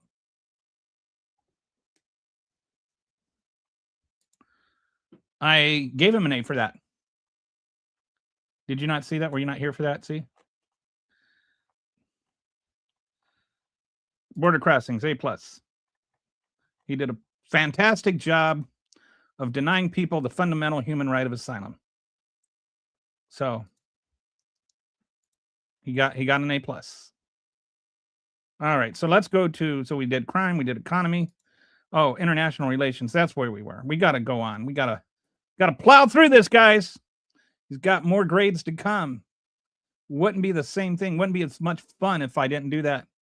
So he promised he will end the war in Ukraine in 24 hours. He promised that. Let me ask you, has he ended the war in Ukraine in 24 hours? I think so. Before I even arrive at the Oval Office shortly after we win, I will have the war settled. So he was war. It's been almost a year, right? We're even if we're not literal, we say, okay, like give him a month, give him 2, give him 6 months, give him a year. You know how far we've gotten on solving the war in Ukraine? Absolutely nowhere. Absolutely nowhere. He sat down with Putin. Putin gave him a 28. He actually had like a Putin apologist sit down with Putin. And then Putin gave him 28 things that he wanted. Then they sat down with Zelensky, and Zelensky gave him 20 things he wanted. Neither one of them has has actually moved at all. Like, there's no progress on actual peace talks. And the Ukraine war is not ended. If anything, looks like it's on the verge of escalating. The 28-point peace plan was a joke. He's writing these hate letters to NATO. He's questioned Article 5. He's reduced Eastern European posture. He's alienated traditional allies with tariffs. And Europe now ranks 4th in U.S. strategic priorities. So he's actually done really, really bad job of international relations. And that's not even getting it. Like later on, I think I have a different section that'll the rule of law performance. But I would also like to point out he's like on the verge of starting a war with Venezuela, if he hasn't already started one. And this whole peace plan in Gaza that's a joke. What is it? I should have put this in there, but let's look up real quick. Surprised I forgot to include this. How many times has Israel attacked Gaza since the ceasefire started? I'm so tired of hearing about this ceasefire. All right, so I'll just share this with you I'll search. The Claude is searching for information. I really should have done this. I apologize for not having this in the report card. But it's like, to me, it's not a ceasefire because, firing has not ceased. Based on the search results, there have been nearly 1,000 reported Israeli attacks on Gaza since the current ceasefire began on October 10th, 2025. So the UN reports at least 393 violations by early November, killing 339 Palestinians, including 70 more children. Gaza's government media office recorded 969 ceasefire violations as of December 29th, resulting in 418 civilians and injuries to more than 1,100. So, yeah, I know that I'm about to hear a bunch of people like, he solved peace in the Middle East. What else do you want him to do? Well, he hasn't solved peace in the Middle East. That is just made up. So, no, he hasn't actually settled any wars anywhere. He keeps saying he's settled 8. He hasn't settled 1. All right, so now let's...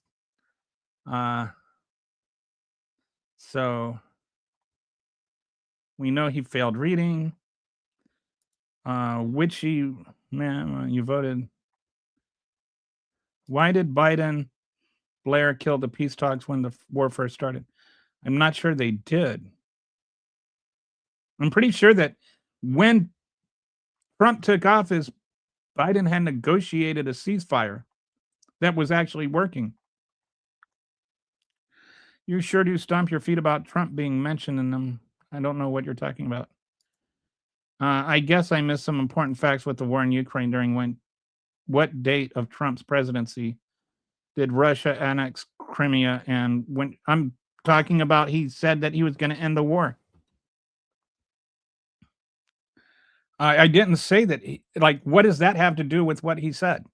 He said he would end the war on day 1. Did he end the war on day 1? Yes or no?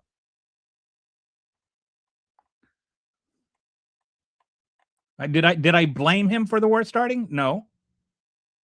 So sit down, buddy. And how many people have come home? How many came home? Came home from where?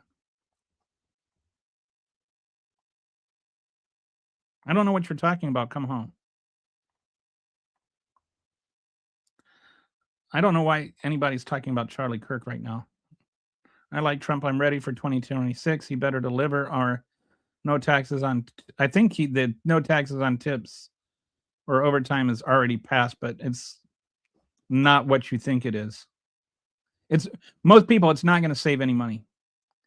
I find it funny how American Democrats protest for a place that would throw those same people off of high places.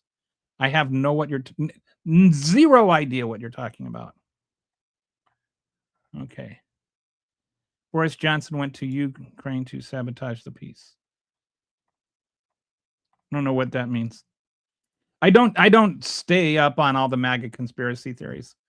Trump stopped freshwater project in rural Colorado because Lauren Boebert supported Epstein files release. Yeah, he likes to punish states because people in those states make him mad. And I think it's to like actually affect elections. Like, oh, I'm going to punish this entire state, and then that way nobody will vote for Tim Walz.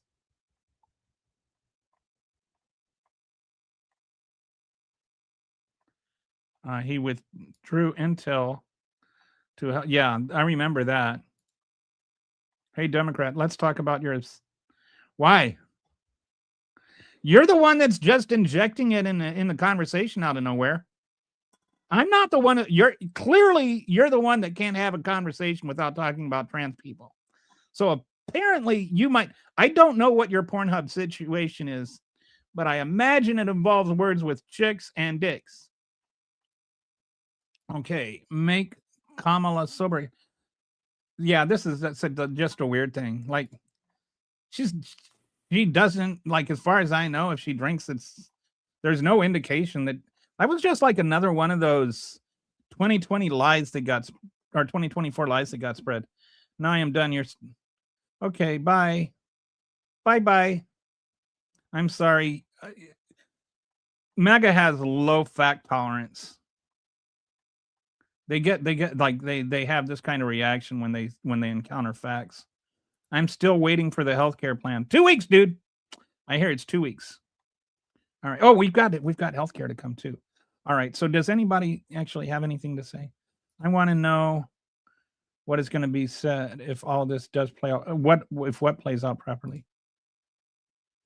Like, there is zero chance that the Gaza thing is ever going to play out properly. There is no way that Gaza is ever going to decide to let Donald Trump be the board of governor director.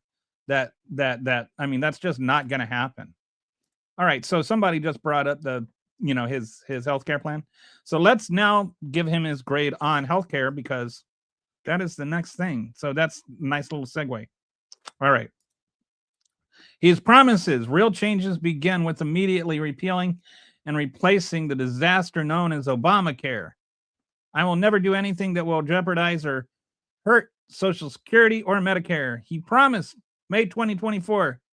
And we will never forget that he stopped saying, I have a plan coming out in 2 weeks, but he had concepts of a plan. We still don't know what those concepts are. The reality, ACA subsidies expire in roughly 8 hours, a little less than 8 hours. Medicaid is cut over $1 trillion over 10 years. Didn't he say, I will never do anything that will jeopardize or hurt Medicare? Didn't say Medicaid. 10 to 15 million people will lose coverage, according to the CBO. 300 rural hospitals are at risk of closure. I know that they included in there this $50 billion for rural hospitals, but these are already on the brink, and the $50 billion is like they're going to lose $300 billion. So the $50 billion is just like, oh, it looks like you amputated your arm by accident. Here's a Band-Aid. Does not really help. A lot of rural hospitals are going to shut down. And I can't tell you how bad that is if you live in a rural area. Because if you live in a rural area, the average time is like already can be like 30 to 40 minutes for a hospital. If the closest one is shut down, then you could be looking at an hour and a half drive. And if you're having a heart attack, and even if you're in an ambulance, you have a very good chance of dying on the way there. Or if you're having a miscarriage, or you're having a pregnancy crisis, you could lose your child on the way. And we still do not have a realistic plan. This healthcare savings plan is ridiculous. And even most of the conservatives know, most Republicans know that this is junk. That's why some of them were even voting against it and saying, let's come back with a realistic plan. They've tried things like this before. The healthcare savings account, they have failed miserably. This is not a new idea. It is one that has already been tried and tested and failed.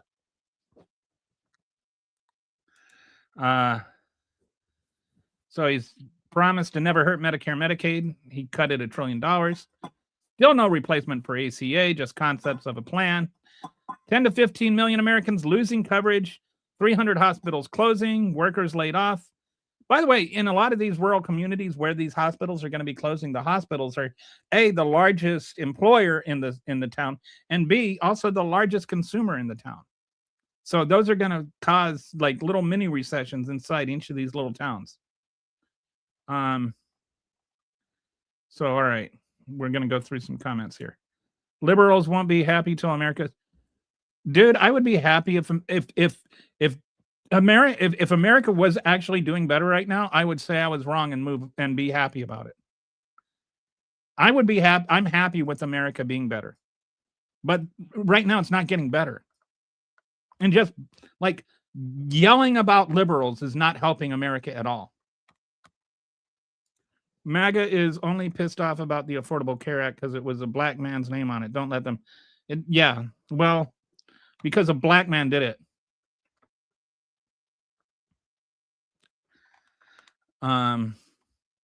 They're the one that put the black man's name on it.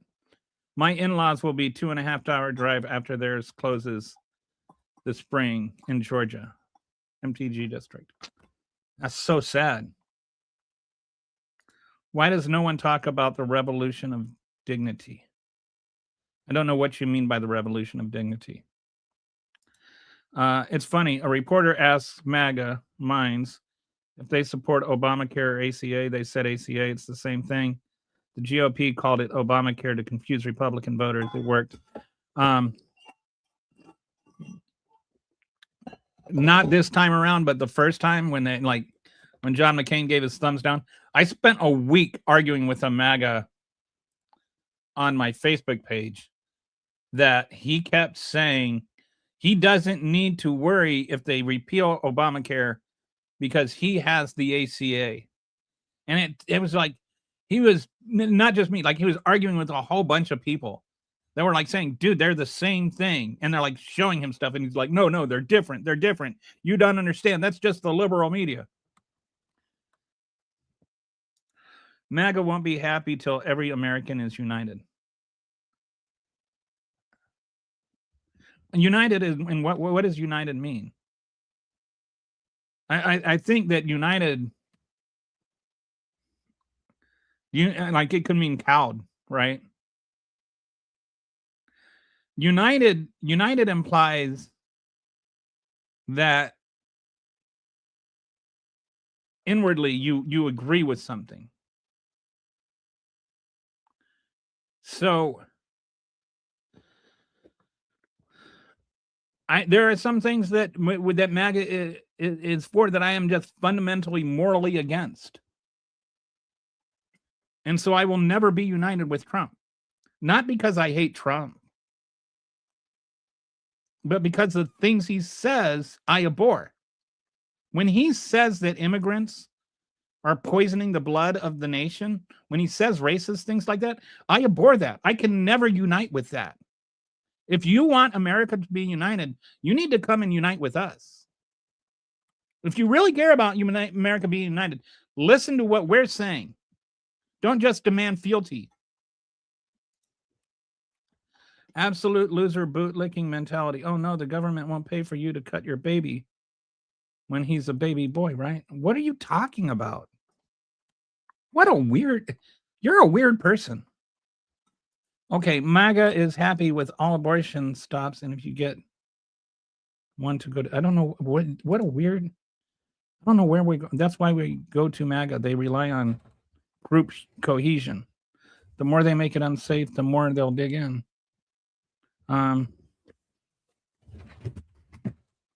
Okay. This is our country, not a third world hotel. To sneak in and collect welfare under tax preference experience. I don't know what that means. I don't know. Like, some things that you guys say are just so out there. Has anybody ever told you that America is a hotel? Have you ever heard anybody argue that it's a place that people should sneak in and collect welfare under taxpayers' taxpayers' expense? Has anybody ever actually argued to you that that is the case? Do you know what a straw man is? Because I have never ever heard anybody take the opposite end of that argument. ACA was not a plan either. That's why where I fundamentally disagree with everything you just said. ACA was debated for almost a year. It was one of the most debated pieces of legislation in the history of Congress.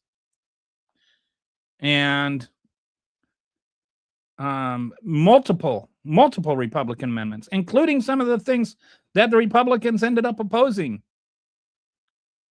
were included in it. Like the fact that, like the whole individual mandate, that was actually a Republican amendment. And it's not why we're here at this point. Like, why we're here at this point is a very, very long and nuanced conversation. I'm in the local fire department in Ryan rural area. A kid died an hour trip to the hospital earlier this year. So I actually agree with Kelly on this. I think that there are some things that if we could just, like, people should have, like, access to hospitals within, like less than an hour's drive is like, that should be something that we shouldn't have to bicker over. Like, and by the way, are you a volunteer fireman, Skippy? If so, thank you for that. What led up to it is why the citizenry of Kiev decided they would rather take their chances with Russia. I don't know what that means. ACA needs to be gone. Okay, well, what's better? Like, if you have something better, go for it. But right now, just kicking 20 million people off their health insurance is not going to help anything. The first president does healthcare.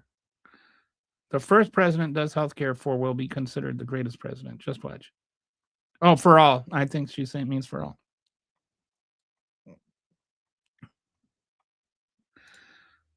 Yes, we're all aware of what happened, Rick.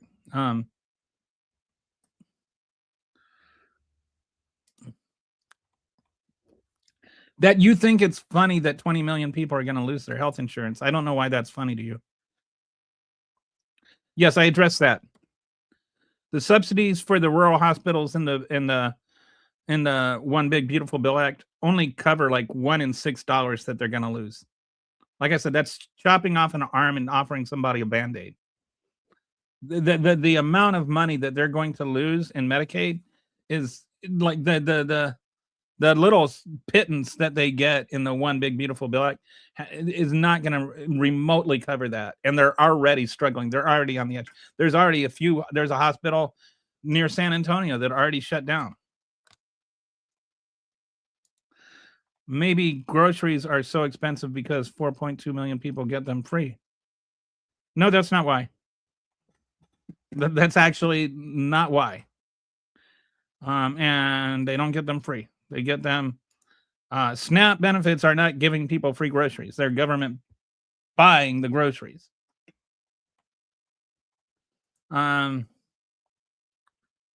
Correlation. Equality without racism. Homophobia, misogyny, and religious freedom would make me happy. Correction. Equality without racism, homophobia. Yes.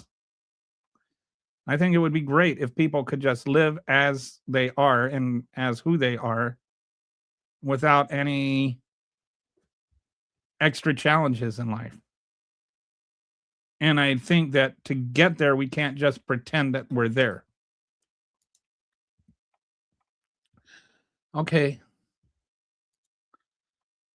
Evil has reared its ugly head once again. Do you guys know the main reason Russia is blamed for Ukraine's situation? It's because Russia invaded Ukraine. The reason Russia is blamed for Ukraine's situation is that Russia actually invaded Ukraine. That's why. 100% of the reason. Now, if you want to tell me that the reason they invaded Ukraine or whatever, but the reason they invaded Ukraine is not why Ukraine is in the situation. The reason they're in the situation is Russia invaded Ukraine. That's like if you hit your wife and then you say that the reason you hit your wife is because she said something. So then if she hadn't said something, you wouldn't have hit her. So it's really her fault that you hit her. By the way, don't hit your wife. This is straight from your echo chamber. Did you have to cross-reference those stats? The whole whites, I don't know what you're talking about. Right now, there is a very, very straightforward white supremacy argument coming out of Steve Miller's mouth every time he speaks. President. All right, so let's. I think we're. All right. My wife told me I'm being too mean, so I'm going to try to be nicer. It was not, and it was almost impossible to get without a. Yeah, I mean, and I don't like that we're tethered to our jobs, like because of healthcare. Like I don't think healthcare. This is like one of those feudalistic things, right? Like you can't leave your employment because you don't want to lose your insurance.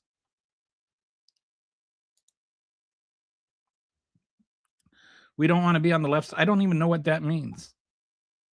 Like this is just like this entire statement. If you had never said it, it would have made no difference to the conversation.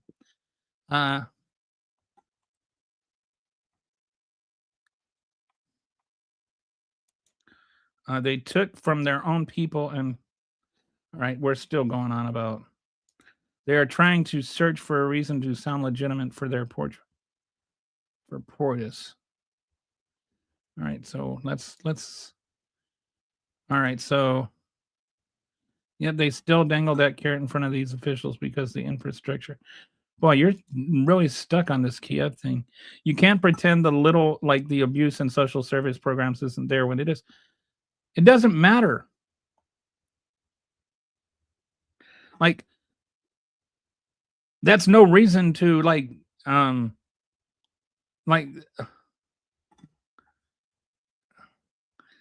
that's a reason to clean up any abuse in social service programs. There is. That's not a reason to end the social service programs. All right. Okay, so let's go to the next thing. The thing that Trump does not want us to talk about. All right. The promises. We're going to give him an F on the Epstein files. All right. I get yelled at if I say Epstein, and I get yelled at if I say Epstein. It seems like it's one of those either or things, but the way I look at it, the German word for mug is Stein. So I say Epstein. You don't say Einstein or Einstein. You say Epstein and Einstein. So, okay. The promise is, would you classify the Epstein files, Trump said. Would you declassify the Epstein? He was asked, would you declassify the Epstein files? Trump said, I guess I would. And then he also asked, yeah, I'd certainly take a look at it. I'd be inclined to do the Epstein, which is just such a Trumpian thing to say. I'd have no problem with it. I'd be inclined to do the Epstein. I can't do it, Trump. I can't sound that stupid. I'd have no problem with it. February 20. I have a friend who does it like a really good Epstein or a really good Trump. February 2025. Pam Bondi said she's got her client list on her desk. direct order from President Trump. Woo! Everybody, remember how excited everybody was? Oh, she's got the client list on her desk. The beans are going to be spilled. We're going to find out. We're going to know. DOJ, FBI in July, and remember the files or the little binders, and everybody was like, they got all the podcasters, and they're all like running around showing their binders off, like they're, like showing off their Christmas presents. Anyway, turned out there wasn't anything in there that was new. And then in July, they just, oh, no, there is no client list. Then Trump blocked the release of the files and said they were a hoax. So the files that were on Pam Bindy's desk apparently were a hoax. Then Representative Massey filed a discharge petition to force the release in September. Donald Trump launched a pressure campaign to stop the release that even ended up forcing Marjorie Taylor Greene, she of stalking David Hogg fame, kind of drove her out of the Republican Party. Trump suddenly reverses course after it was apparent that this bill was going to pass, and says, okay, yeah, I'm on board. Because, if it was going to pass 427-1, its veto wasn't going to do any good. And so then Trump signs the bill into law, and then he breaks the law. All right. Now we're like, keep finding new files every other day, it seems like, and redacting things that don't need to be redacted, and trying to hide Trump's name in there.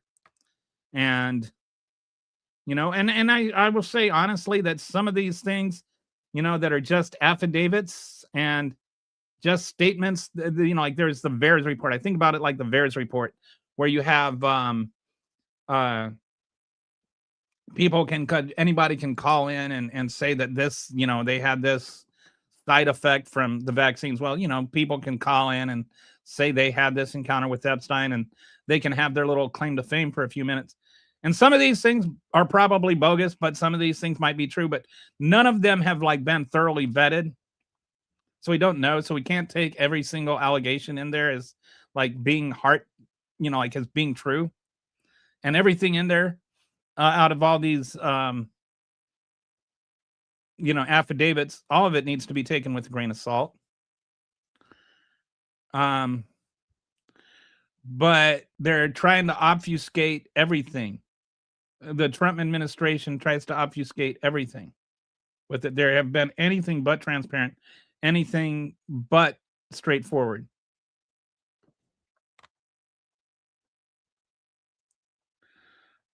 Yeah, now I'm looking forward to Jack Smith's video is out also. I'm really looking forward to seeing that.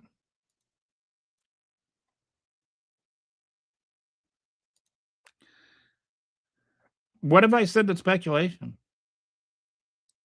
Honestly, you said everything I say is speculation. I haven't said anything that's speculation. What did I say that's speculation? Why are Democrats so quiet on Clinton? I'm not quiet on Clinton. In fact, Clinton's not quiet on Clinton. Clinton said, release everything on Clinton. If Bill Clinton is shown to have molested little girls and raped little girls, Bill Clinton should go to prison.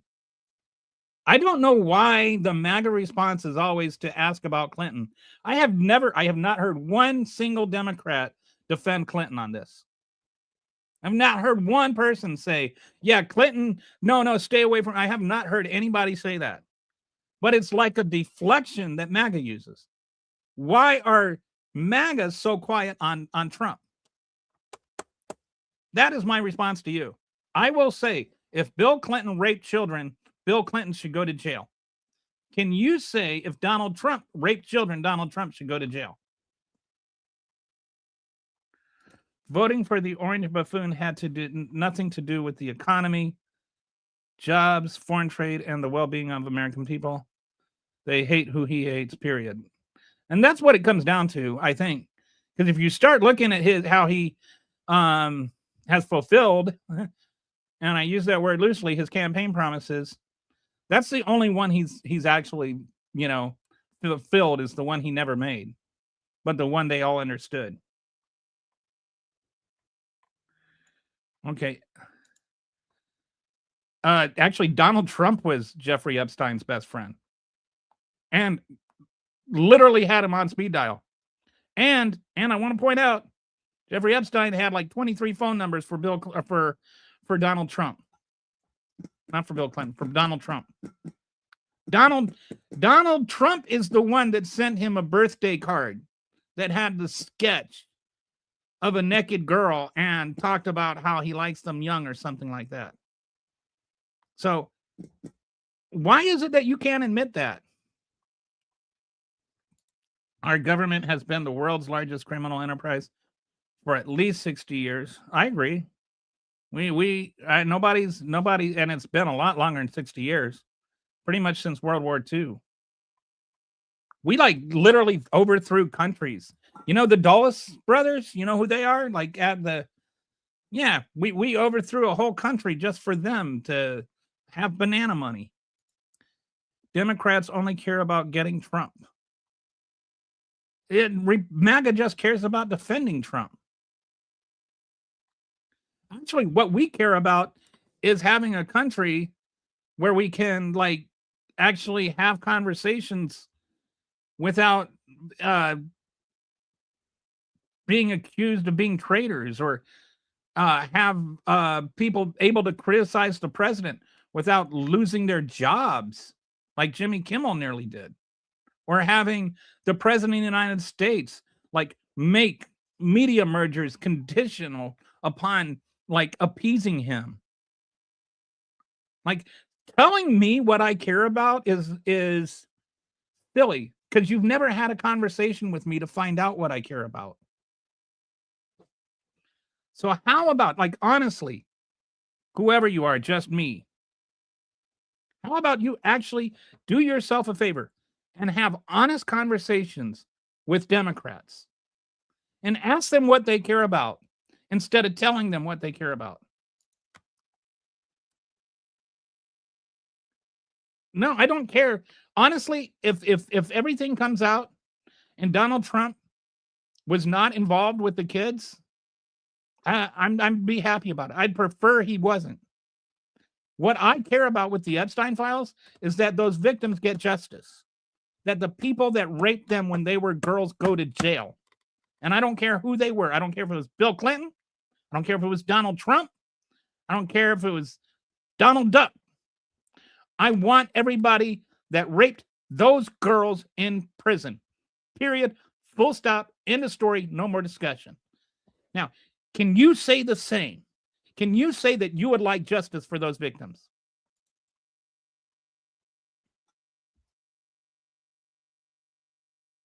If that's true, put him in the slammer. Better to use the file for blackmailing people than releasing it. No, better to use the files to get justice for the victims. Would love it if both sides stopped being sore losers and we treat each other like human beings. And this is actually my goal with this whole podcast is, and sometimes, like my wife just came in and she handed me a note. My wife is the sweetest person alive. She said, "You are being way too mean, proud, and impatient today." So she wanted me to settle down. So I'm trying, but sometimes I do get worked up. But my goal is to have conversations, to be able to talk with people I disagree with, and to be able to find ground where we can actually have discussions based in reality. And that's why I get upset sometimes, is because like it's hard to like just have a reality based discussion. Like, and especially like you get all these comments like calling me a libtard or whatever. Like, it's not that being called a libtard bothers me. I mean, I've been called a libtard 5 billion times. It's just what bothers me is not being able to have an actual conversation. I have a bias against the things the far left brings up, not because of Trump, but because y'all never address the whole situation. I'm trying to address the whole situation. Like anytime you want, like I would love to have like watch my podcast. Everything I do is try to have the whole conversation and address the whole situation. I'll have a conversation that I don't even bring up Trump, and somebody else will bring up Trump. Now, this conversation is about Trump. It doesn't matter if a painting of Trump, of Bill Clinton, was found on Epstein Island. Like, you do realize that you can paint a picture of Bill Clinton without Bill Clinton being involved in that picture, right? Like, you're smart enough to understand that. Like, he didn't have to actually like pose for that picture. And he didn't have to go to Epstein Island and pose for the picture there. Like, you realize that, right? It's not a photograph, it's a painting. If Trump wasn't involved, then he wasn't involved. But if he was involved, he should go to jail. The dumbest thing to do was take a Republican and Federal Society healthcare plan from Massachusetts like Romney Care and try to nationalize it, thinking the Republicans would be in good faith. Yeah, Obama initially, what he wanted to do was offer a public option, like offer everybody an insurance that would be publicly assisted and publicly paid for. Like, it would just be, the government would be your health insurance company. And every private insurance company in the world knew that was a terrible deal for them, because everybody knew nobody would choose private insurance if the public option was there. And that's why Donald Trump was saying you can keep your or why Obama was saying you can keep your insurance if you want it. Now, like, initially, everything got changed through the debate process. But I think if there were a public option, that would revolutionize everything. Let Republicans or people that don't believe that the government does anything better, let them choose their private insurance company. And let people who want the public option choose the public option. That's why it was called a public option.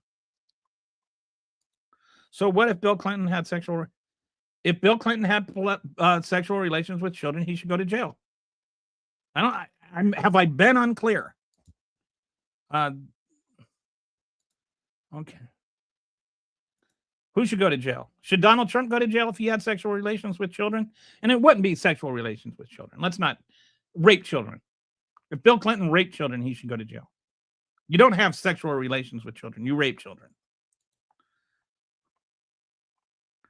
Republicans are far from perfect, but why do Democrats claim to be the party of tolerance, yet treat those with different? I don't know what that means. I don't know that the Democrats claim to be the party of tolerance.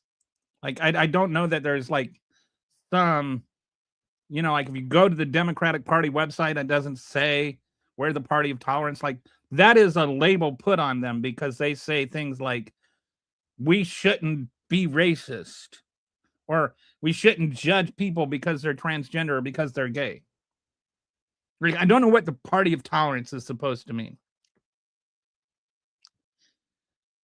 And the Democrats try to not judge people based on innate attributes. There's a difference between an innate attribute and an expressed attribute. An expressed attribute is like an opinion, or like you can't compare an expressed attribute like racism with an innate attribute like race. Like you can't say, oh, well, you accept tolerance of black people, but then you exclude people that hate black people. One is an innate attribute, one is an expressed attribute. And that's the big difference between when we talk about intolerance and intolerance. And there's something called the paradox of intolerance that if you wanted to look it up, you could. But when we talk about tolerance, we're tolerating, and by tolerating, I mean we accept, not just like tolerance itself is a word that annoys me because it means there's something wrong with it, but I tolerate it, like I hold my temper in, And that's not what tolerance means. Or that's not what we mean. We're not tolerating black people. We're accepting black people. We accept gay people. We accept trans people. We accept innate characteristics that are immutable, that aren't a choice. But racism is a choice. Trump kicked him out of Mar-a-Lago when he found out he was poaching his workers at Mar-a-Lago. His story changed on that a lot. But yeah, I think the latest one is that he found out that Jeffrey Epstein stole, that was his word, right? Stole his teenage girl that was working in the massage parlor. Nothing has come out showing Clinton's involvement either. But that's why we need the rest of the files, right? That's why we need that. That's obviously there's stuff we don't know. That's the whole point of saying release the files. Trump should not be in jail. Trump should be in jail if he rapes little kids, but he didn't. Well, but we don't know he didn't. And if he didn't, he shouldn't be in jail. And like, you're asking me about Clinton, and then you're defending Trump in the same breath. Like, if Clinton, like right now, there's no more evidence against Clinton than there is against Trump. Obama, Trump at all have the same boss. I don't know that Obama and Trump have the same boss at all, much less at all. You Democrats last year. Who's talking about who won the election? And it's so funny that like people that MAGAs talk about you lost the election, move on, after they spent 4 years complaining about the 2020 election and like denying that they lost. No, he wasn't. I don't know. I'm sorry. They were best friends for 15 years, dude, according to both men. We're not quiet on Clinton. We don't defend pedophilia like MAGA cultists does, period. They hated each other. Yes, they hated each other after their falling out, but they were buddies before their falling out. I honestly, do you not know that? Or are you just in denial? Like, are you unaware of that? Or are you just denying it because you don't want to admit it? I don't know. I don't know what MAGA actually knows about Epstein because I don't know what they tell you on Fox News. But and then they'll talk about like this person received money from Epstein after he was convicted. What concerns me about Trump is they were besties while he was doing the peak of his criminal stuff.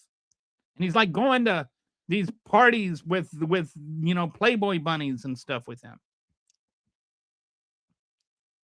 There is certainly a lot of reason to suspect he may have done something. Like Clinton, all the pictures with Clinton are Clinton's story is that he was on he was on the flights, and he admits he was on the flights, but they were going on a flight to Africa along with other celebrities.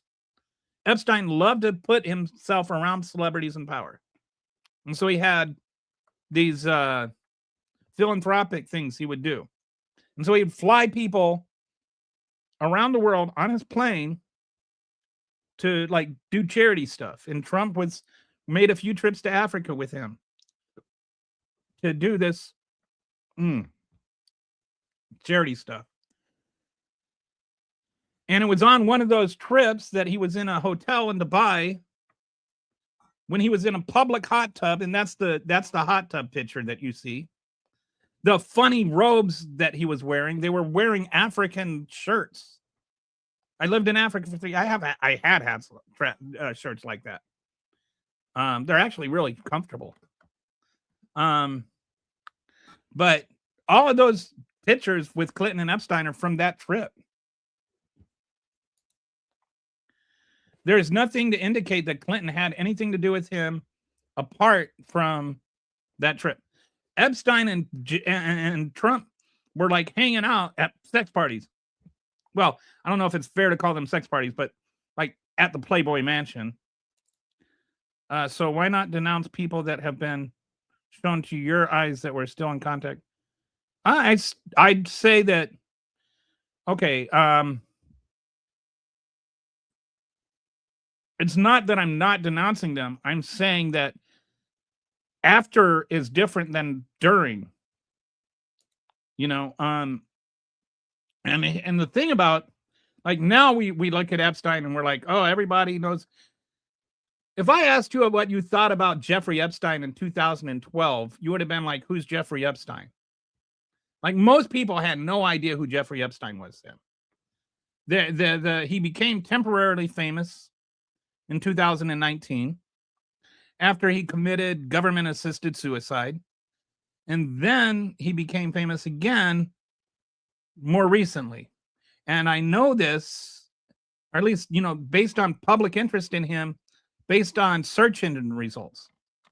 Like, if you look at the search engine history, the Google history of Epstein over time, it's like there was no interest in him, except for there was this little bump in 2019. And then this summer, there was a massive spike. Like, that's all of a sudden, that's when everybody started looking into Epstein. And it was actually kind of a self-inflicted wound. There was a lot of interest in Epstein from a segment of people on the right and some people that were, like, maybe not necessarily by Epstein, but people who had been victims of sexual assault while they were the children themselves and had similar types of trauma. They were, kind of focused on it, but it was pretty fringe for the most part. And it wasn't until, if you look at the search engine history, it wasn't until 2025, the summer of 2025, that all of a sudden, that's when everybody really, really got on board. And it was because all of a sudden, Donald Trump's like saying, oh, no, we can't release those. And, Pam Bondi's like, oh, whoops, what? I don't have any client lists. What are you talking about, client lists? I never said client lists. All right. Katie Johnson is telling the truth. The orange pedo and her. Yeah. Katie Johnson is the woman that alleges that Epstein and Trump raped her together when she was, I think, 14. Is that right, Darren? We should find more favorable balance of things, sure. But holy poop, the simplification of how these companies and governments handle the economy is annoyingly disappointing. I don't know what that means. I'm sorry. I don't know what simplification. I would say try not to read too much into a single podcast, because you can't go into intricate detail of every little thing on every single segment of every single podcast. Wait, isn't all the Democrats that use EBT? We Republicans can actually. No, it's actually, did you know this? Red states actually have a higher per capita use of EBT than blue states, and rural counties actually have a higher use of EBT than urban counties. And I don't live in my mom's basement because her house burned down when she died in the house fire. So, yeah, neither my mom nor her house exist anymore. But thanks for bringing that up. You have anything else cruel to say? But Biden's DOJ had cut. Yes. Now, this is like my favorite. Like, this is okay. You assume that Biden is like Trump, that Biden would have used it vindictively. But Biden actually kept arm's length from the DOJ, as every president did before him. The only president that's ever weaponized the DOJ is Donald Trump. You want to say, oh, well, what about Jack Smith? Jack Smith was a special prosecutor specifically because Biden wanted to stay away. Joe Biden never accidentally sent a tweet meant to be a direct message to Merrick Garland saying, Hey, better get Trump before the statute of limitations expires. Kelly needs a mod who isn't a power hunger man person. I don't know what a power hunger man. I would love to have like a calmer co-host. Why wouldn't it be a good thing for the citizenry of the U.S. to understand how our economy functions? Who said it wouldn't be? I think it would be great. I also think it would be great if the citizenry of the United States learned how the government is supposed to function. But I'm not sure where you're getting that I'm saying something other than that. Because your worldview is despicable. What is my worldview?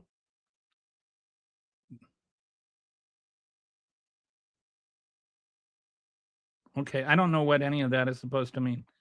Have you ever? Are you talking to me? Do you know what is my worldview? What is despicable about my worldview? How am I? What am I ignorant of? Okay. Every state is red, and there are more rural areas than metros. So every state isn't red.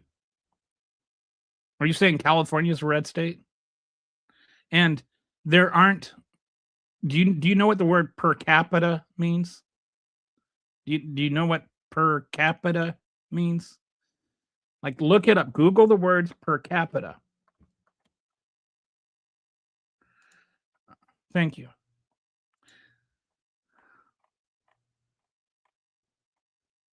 I just saw a young man who was freshly made homeless. He had everything packed in a carry-on bag and was looking for areas to sleep. What the hell has happened to our country? Everyone's lost. Hey, Mel. Wow, got famous people. No, there's nothing wrong with the executive utilizing. And there is. Donald Trump was talking. Weren't they talking about the weaponization of government a lot under Biden? Now it's okay. Because they had the audacity to prosecute Donald Trump just for trying to overthrow the government and steal nuclear secrets. Even the right does this and gets carried along by the status quo and its framing of the overall situation in the U.S. I don't know what you mean by even the right does this. What do you mean even the right? Like the right has been exceptionally better at this all along? I appreciate you're seeking an honest conversation. And why are you guys so fixated on the Epstein files? Trump wasn't an FBI informant, and we're not fixated on the Epstein files. This is just one part of one grade of his report card. So we'll just move along. All right, so now it's amazing how these things kind of just end up working together. So his last grade is on rule of law and constitutional rights. He promised to defend our Constitution, our Bill of Rights, and our fundamental freedoms, including the freedom of speech, freedom of religion, and the right to keep and bear arms. When asked if he has to uphold the Constitution after he got elected, he was asked if he has to uphold the Constitution. In his answer in May, I don't know. Can you imagine the president of the United States saying he does not know if he has to uphold the Constitution? Washington Post analyzed him.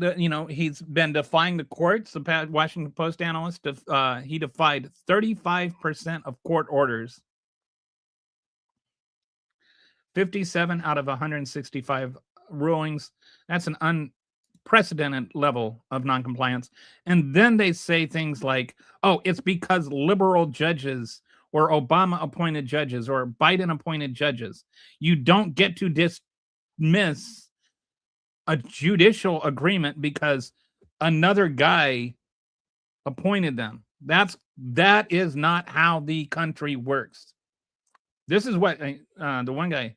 This is what I mean when I say we need to have a fresh appreciation of how the civics in our country is supposed to work, how the government is supposed to work.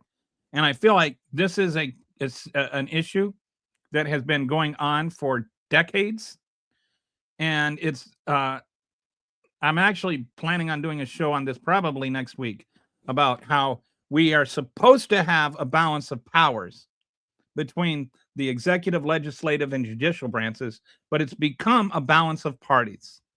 And what's supposed to be a 3-branch system of government has become a 2-party system of government. And so we see everything through this binary lens. We don't see issues. I think this even prevents us, like you were talking about, from talking about issues as issues instead of talking about issues as sides. Like immigration, I think, is something that is a complicated issue. I think everyone agrees that we need to do something about immigration and that immigration laws need to be changed. But we don't have that discussion. We just have discussions about whatever closing the border means. Like, it's open or closed borders. If you're for open borders, you're a Democrat. And if you're for closed borders, you're a Republican. Actually, I'm for immigration reform. I am for increasing legal pathways for people to come here so that they can come here legally and have a way to have a better life, but also so that farmers and construction owners can keep their businesses afloat, so that they can that people can do jobs that they're having a hard time finding people to do. Our entire history is a history of immigrants coming over here and taking what I call bottom rung jobs. They take the lowest rung on the ladder and then they climb. And that's been the American dream. The American dream has always been fulfilled by people coming over here, by immigrants. The children of immigrants are more likely to open their own business or start their own business than the children of natural born Americans. Did you know that? I think that's fascinating. The people that believe in America the most are the immigrants. They believed in America to come here. So I think that we need to enlarge our conversation to figure out how to let people come over here and take these jobs that we don't want. So that and when they take these jobs, by the way, it actually creates more jobs, because they don't just come over and do jobs. They also come over and create jobs. They buy houses.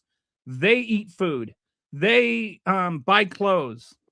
They get loans. They have banks. They go to movies.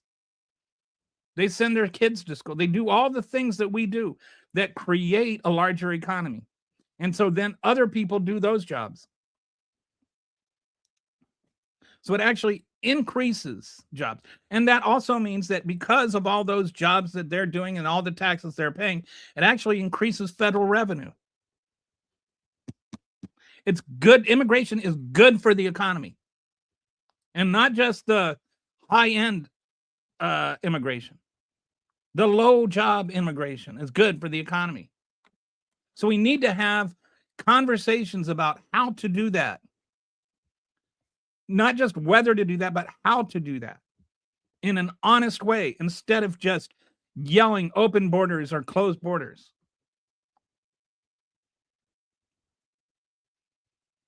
I don't know if that makes sense to you, but anyway, let's go back to... so what else is he doing? He's bombing civilians on the high seas.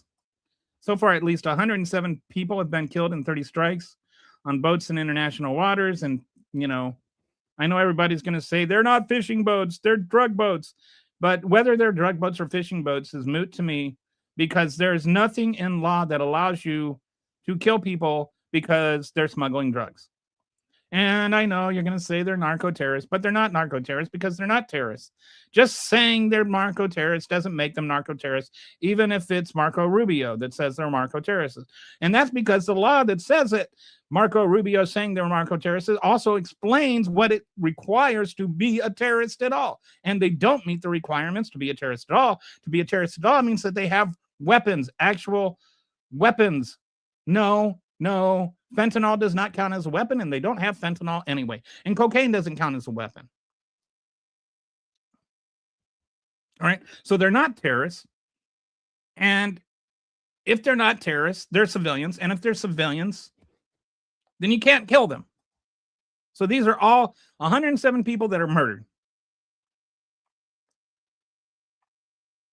And then, even if they are terrorists, the second strikes are definitely war crimes. Now we're blowing up docks in Venezuela. We've got the world's largest aircraft carrier deployed there. And don't forget about how much money we're spending on that. You're worried about the fraud in Minnesota. That's a fraction of what we're spending on this little mini war in Australia or in Venezuela. We have 15,000 troops there. We've got an illegal naval blockade of the Venezuelan coast. All of this is just completely illegal by international law and completely unconstitutional. Because the Constitution says that Congress gets to declare war, not the president. But he's sitting there doing these things that are literal acts of war without any real declaration of war from Congress, and Congress is being acquiescent and saying that they're not going to stop it. But technically, the Constitution says he shouldn't be doing this unless they declare it. But I guess the Constitution only matters when somebody's forgiving student loans. Great explanation promised to defend our Constitution. When asked if he must uphold it, he said, I don't know. He's defied 35% of court orders, killed 107 people in international waters with no evidence of wrongdoing. He's committed potential war crimes, ordering kill everybody and double tap strikes on survivors, administration at war with the federal judiciary. So right now we have a one-party system of government, and the one party in that system is Donald Trump.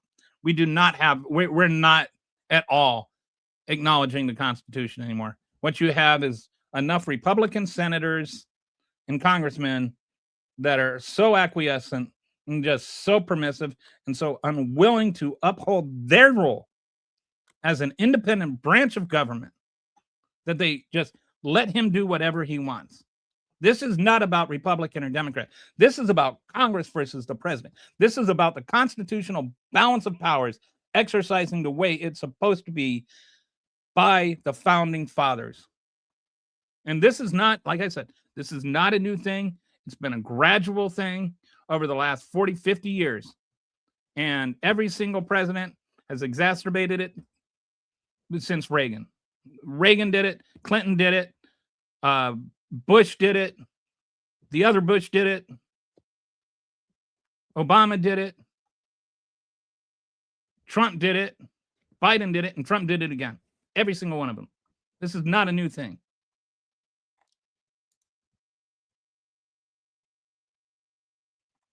Whether it's judges break the law or not is irrelevant. You don't know nothing about our founding. Oh, I actually do. I actually do. I'm a pretty well-read person. Obama did not do it when he invaded. Are you saying Obama didn't do it or he did do it? I am saying that Obama extended executive powers. When he extended the war on terror to ISIS, he never got the extension of he never got Congress approval on that. The Congress did the same thing with Obama as they did with Trump right now. They just acquiesced. They kept funding it. Actually, it was kind of ironic because Trump did ask for, or Obama did ask for approval, and they wouldn't give it to him because they felt like he didn't ask for enough authority. But they never actually voted to extend the war to ISIS. And so then they just came up with this language of associated forces, which was not in the 2001 law, the 2001 authorization for the use of force.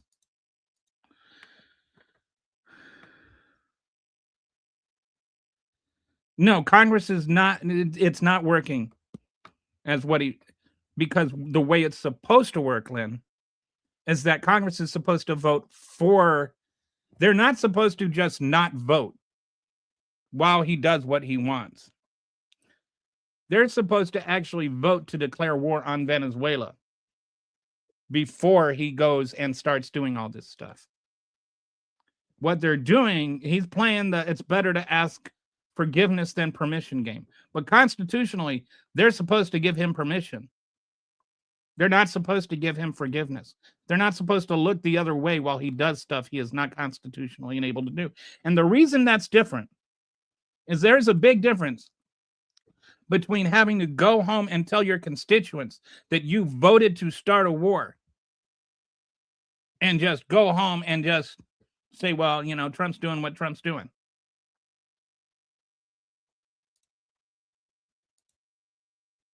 No, I'm not saying it was okay when Biden ignored the Constitution. I literally said the opposite. I said every single president since Reagan has been doing this sort of thing, has been extending the powers of the Constitution. I specifically mentioned Biden as being one of them. Did you not hear that part?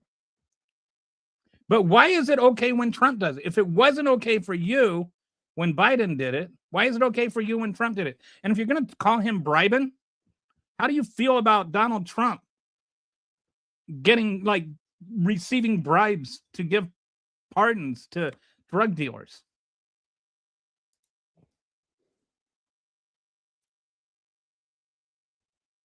I just did. He murdered people on the open seas. Used a prestigious rank.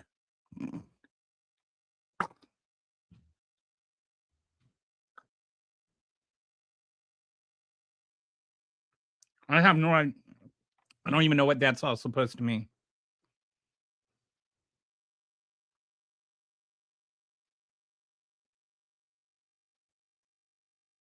I mean, like, Donald Trump is a lying fraud. I mean, he lies, and he has literally been convicted of fraud. Relevant what that judges? Yes, it's irrelevant to this discussion, yes. I mean, I don't know what you're talking about, judges break laws, but Donald Trump can't just decide that he's not going to follow the law because some judge somewhere broke a law. That's the way our Constitution is written. The judicial branch reviews the laws. You don't get to go, oh, well, I don't believe you. I don't agree with that. The executive branch doesn't get to decide that your judicial branch is wrong. The final say is it's the judicial branches. That's what checks and balances are. So your assessment that the judge breaks the law is irrelevant. You don't have a voice.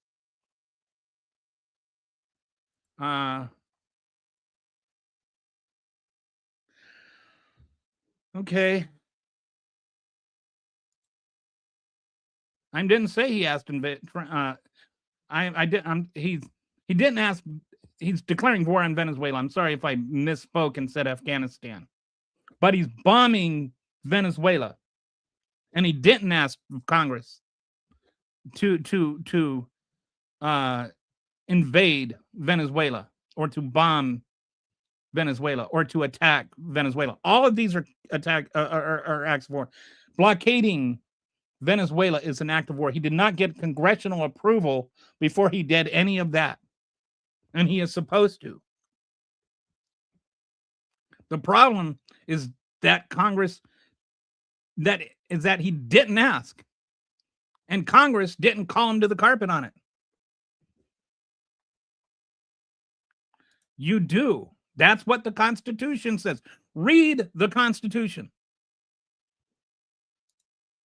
Yes, that's what I've been saying. It has been gradually expanded by every single president.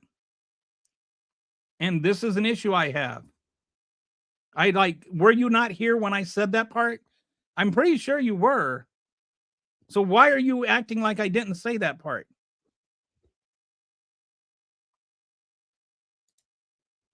All right, so I'm bumping to the bottom here. Crazy guy, Kelly, you want the legal aliens to bring in drugs in the country because, no, there's, okay. What, do you think the only options are to bomb boats or let drugs into the country? You think like for the last 45 years, people just like Coast Guards are like supplying an escort to the drug boats? Do you think that interdiction has not happened for the last 45 years and worked for the last 45 years? Like, that's just wrong. That's fundamentally wrong. Please understand what you're talking about.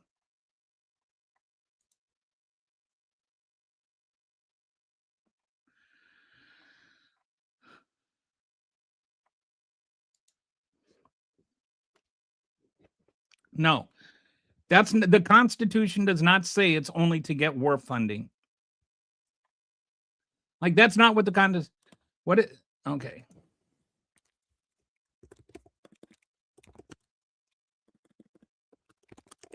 Give me a second here.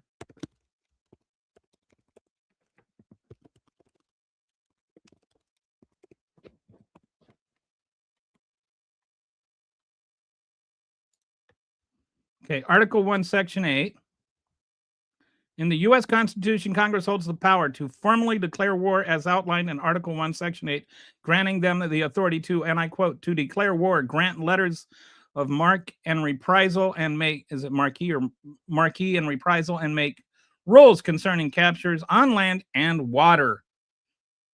While the commander acts as president and while the president acts as commander in chief and directs the military in Article 2, this power requires congressional authorization or a declaration to initiate major conflicts.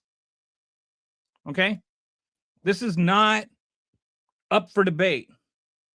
Congress has the right to declare war. That is the balance of powers. Read the Constitution. There's more in there than the right to bear arms. Okay, you might be Venezuelan and you might give him permission, but you are not in the Constitution. And the thing about, like, Biden has condemned the guy that is in charge right now, right? Like, this is not about Maduro. Is that him? Maduro, is that the name? I mean, I agree he should not be president. That does not mean that Donald Trump can go killing people on the high seas.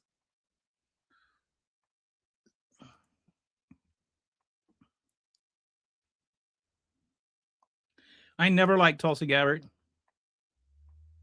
And she is a Russian asset.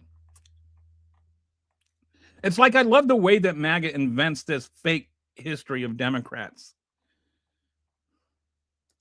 The judges don't get to run the executive branch. Every president has bombed. Yes, I don't know how many times do I have to say it, Lynn? I think this is an ongoing problem that did not start with Donald Trump.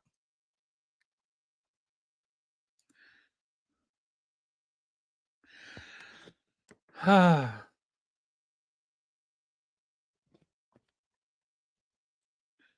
the last 45 years, we didn't stop them. How are they running scared? Do you think that those little drug boat bombings, like, drugs aren't coming into the country anymore? Like, are you really that gullible? Do you think, oh, they're like going to give up now? They weren't even coming to the United States for the most part.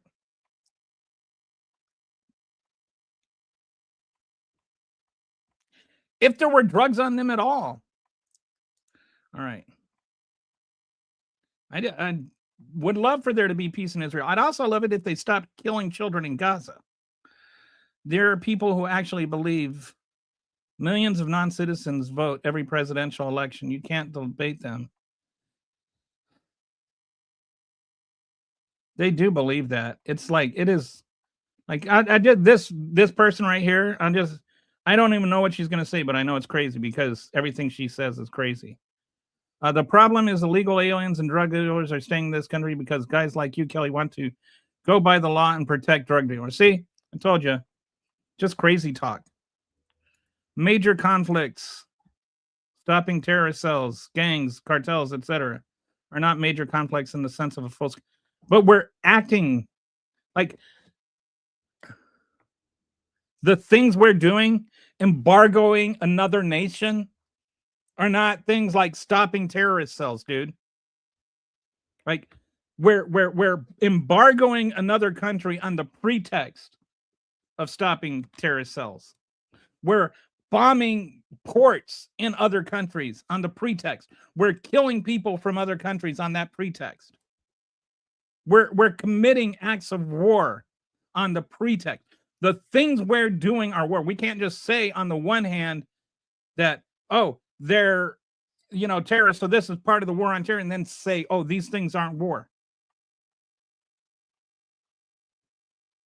Trump was never my daddy, and I don't know what this obsession is with Trump being somebody's daddy. It's such a weird take. Coolcat, you realize the irony of breaking the law in order to stop people who break the law in a legal way. Sheesh. Fair point.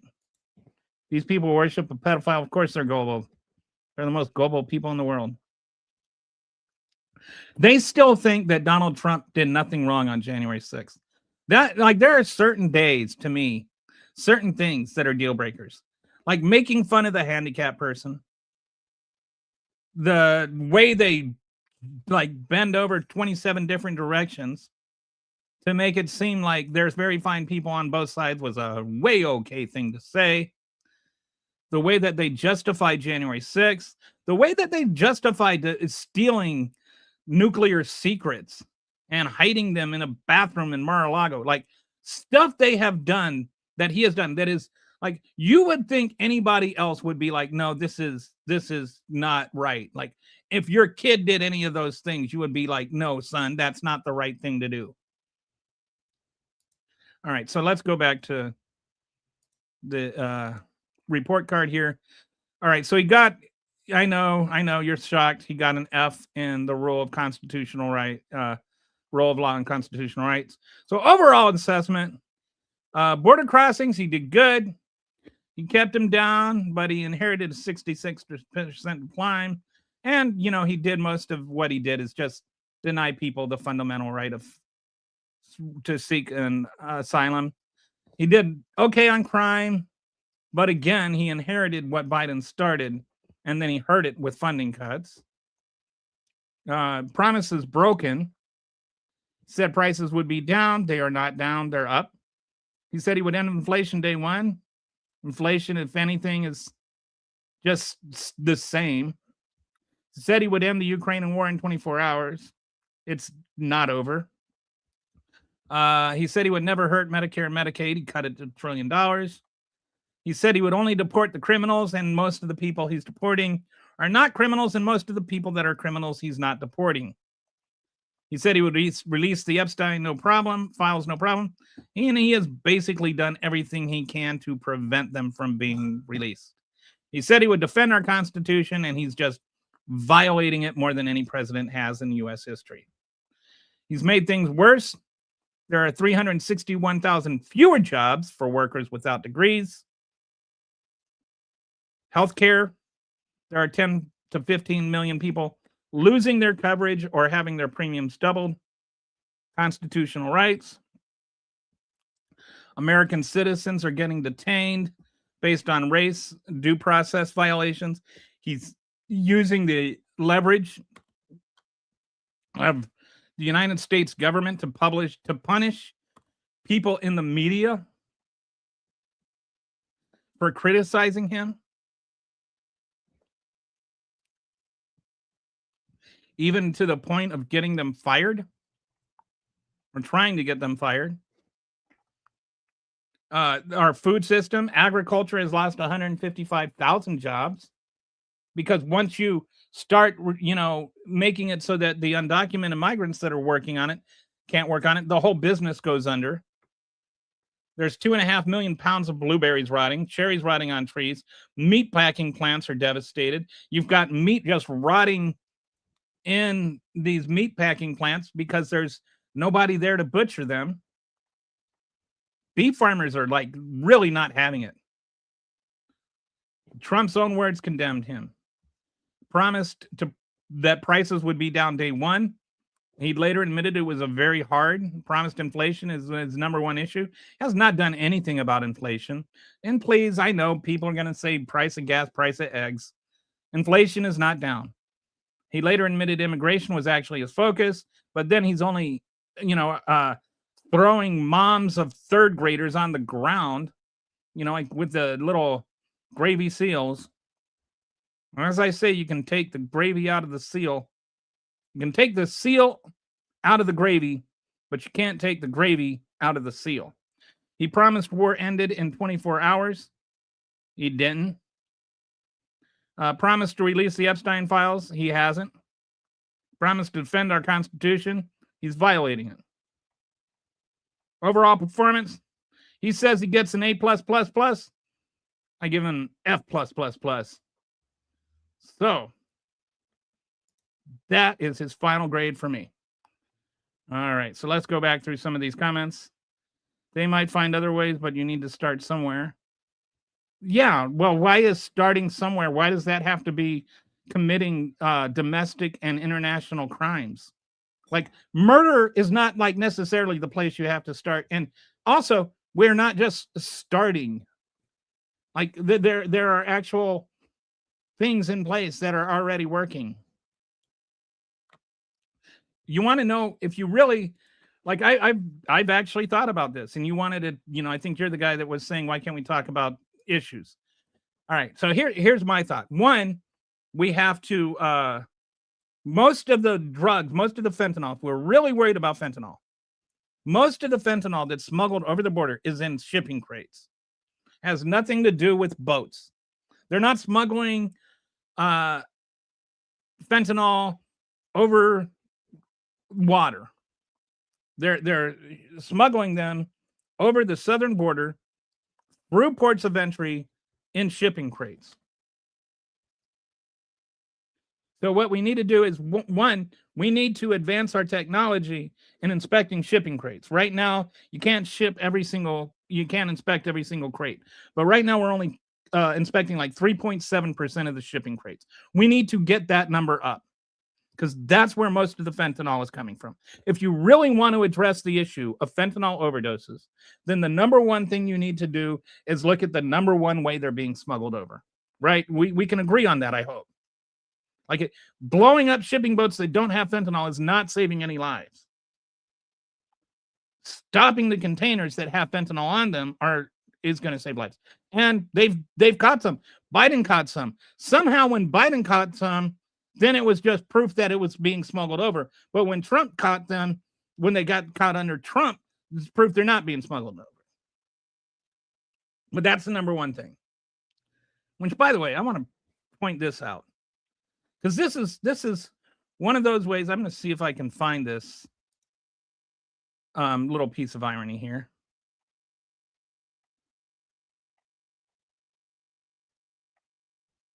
Is this it? No, that's the wrong one. Okay, let's see if I can. Sorry. I'll try one more time. If I can't find it the next time, then I'll give up for now. Is this it? Yes, this is it. So Pam Bondi, she posted this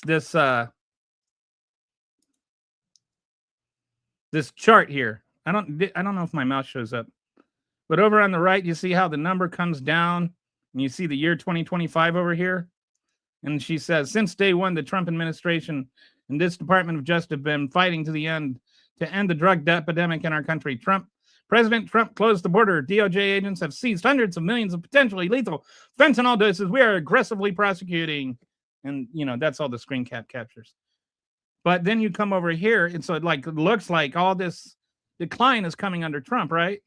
But when you come over and you look over here, when you look at the dates, October 2015 to October 2024.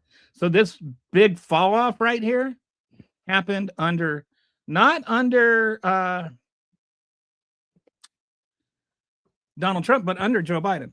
And actually, Joe Biden had started to decline the fentanyl overdoses, and it was like by 25% in his last year. It had been cut. He had already started doing things that had a decline in fentanyl overdoses. And so it's like, one is, to actually stop the fentanyl the way it's actually coming over. Secondly, though, is like do treatment. And I can't remember Narcal or whatever it is, the treatment for, like, if you're overdosing, you inject yourself and it kind of saves your life. It was like making that more available. And so they were actually slowing the overdoses. You can say BS, but like Pam Bondi posted the proof. Like, because you don't know something doesn't mean it's not true. At least have a lick of curiosity to look it up and see if it's true. Why are you defending drug? How do you get I'm defending drug trafficking? What did I say that's defending drug trafficking? Why do you have to be weird? Why can't we have a real conversation? Like, why can't you just say, oh, wow, that's interesting. Like, I'm saying we should stop drug trafficking. And you're like, why are you defending drug trafficking? Narcon, that's what I was thinking of. Thank you, Justin. Overdose doesn't matter. I think it does to the families of the people who overdosed. Biden gives drugs to stop people from dying. No, he doesn't. And it's DYING. Dying is what you do with your Easter eggs. Haha, he's getting mad. Owned by what facts have I been owned by? Ruin lives, more crimes, etc. What are you? Okay, I'm not. All right, we don't need. Yes, which is why, again, we need to look at how to stop the drugs from coming here also. Which is why bombing fishing boats that don't have fentanyl on them are not going to do that. Like, let's actually look at how fentanyl gets here and stop it from getting here, instead of just using it as a pretext to bomb fishing boats off the coast of Venezuela. The real thing about Venezuela, I'm not sure. I've kind of tried to find out what's going on because he keeps changing the narrative about why he's doing it. But I think the most honest thing he said is that they have all this oil, and Chevron wants that oil, and Chevron gives him a lot of money. So I don't think it has anything to do with fentanyl. I agree that we need to really look into how to stop the fentanyl overdoses and fentanyl trafficking. I absolutely agree with that. I think that what we are doing is actually counterproductive. For instance, Canada and UK are no longer, who have actually helped us a lot with their intelligence, are no longer sharing their intelligence on that because they don't want to share it with us because they're afraid we're going to murder people.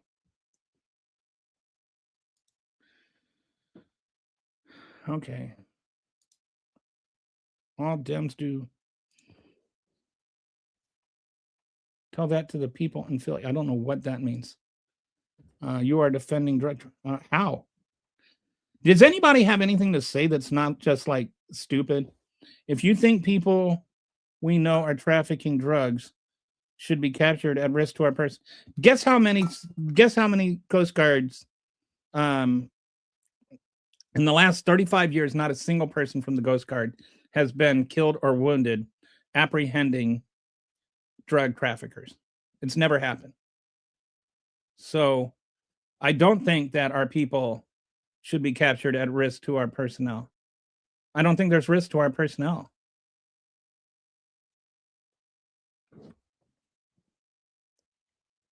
Like, did you know that it doesn't happen? Legalized weed caused tent cities to form. No, it didn't. They stopped reporting it to screw the numbers. No, they didn't. What am I? You were pretty good in Firefly. I watched The Rookie for a while. It was okay. I liked Castle. Castle was good. Why didn't Biden close the border? Because the border was never open to be closed. Like, the border was never open. And Trump is doing that. Doing what? What is Trump doing? That like, what is he doing? He's not doing anything to stop more fentanyl. He's done absolutely nothing in terms of the way fentanyl is coming over here. The drug fentanyl, it doesn't come out of Venezuela. Oregon or Washington decriminalized low amounts of hard drugs, thinking they would go rehab. How stupid is that? I don't know enough about that to comment on it. I'm not for legalizing hard drugs. You literally said Trump is wrong for blowing up boats the intelligence says are drug trafficking. Yes. I don't see what contradiction there is. The intelligence is wrong sometimes. 75% of the time, Coast Guard pulls over a boat, they're right. 25% of the time, they're wrong. Every time that they think a boat is trafficking drugs, they're not trafficking drugs. But that's irrelevant because trafficking drugs does not come with a death penalty without a trial. I don't see why the contradiction is there. And I really don't understand your contradiction. Like, you're saying this as though you're like owning me on some level, but you haven't actually exposed any contradiction in what I think. Yeah, the reason, these drug boats are made to look like fishing boats. Do you think that they sell these boats to be drug trafficking boats? Why do you think they make these boats? They're not just selling to an exclusive clientele of drug runners. Most of the boats like that are actually fishing boats. And the reason is that there are some fish they have to go 300 miles out to sea to catch, like tuna. They can't just row out a couple of miles and catch tuna with a rod and reel. They go out 300 miles and they catch their tuna and then they bring them back in the boat. But to get fish back 300 miles, they need high-speed boats because they don't want to come back with rotted fish, which is why they need the high-speed boats. I don't understand how people don't understand this.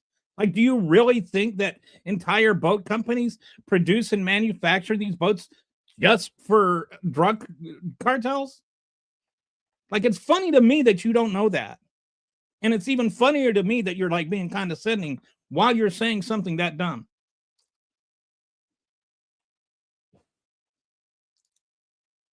I have heard that some of the stuff washed up on shore from the boat bombings was actually marijuana. Yeah, that's a new thing. Is it turns out, because I guess the price of coke is going down, and so they're trafficking coke, and it's still not to the United States. But and again, whether it's marijuana, cocaine, doesn't matter.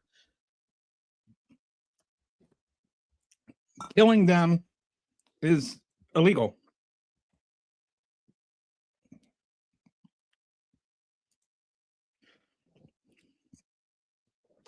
You say this like you're like an expert in what fishing boats look like.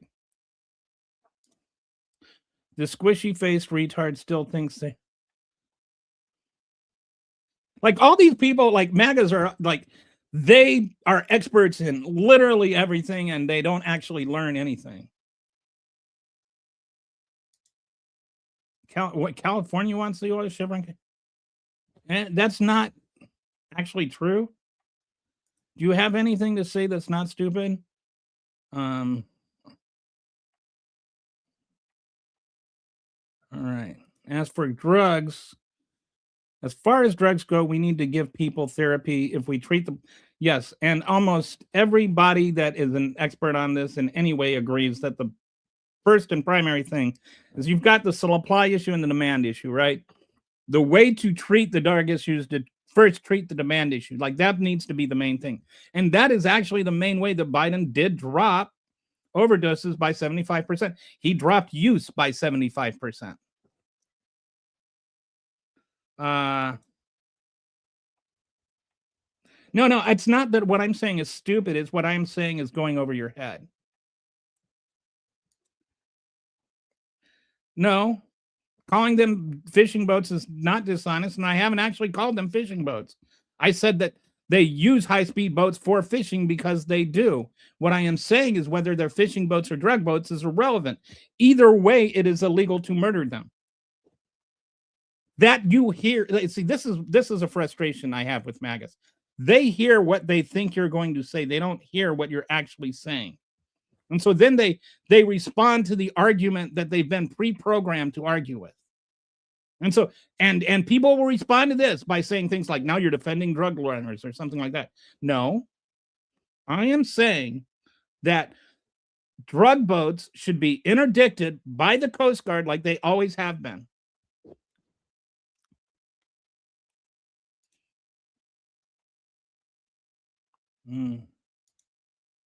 We have the most sophisticated, and we still get it wrong sometimes, Zach. Well, again, this is not my made up number. This is what the Coast Guard actually reports. The Coast Guard, the people that do the interdicting are saying this. So this is not a hypothetical discussion. This is the actual people that actually board the actual boats are saying 25% of the time they get it wrong.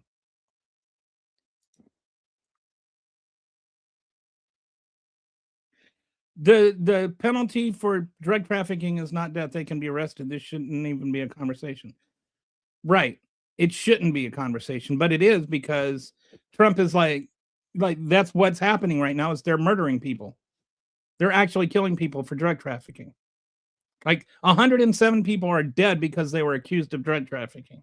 So I don't know if I'm making a stupid comment or somebody else made a stupid comment, but what I'm saying is they shouldn't be killed. I think we're in agreement.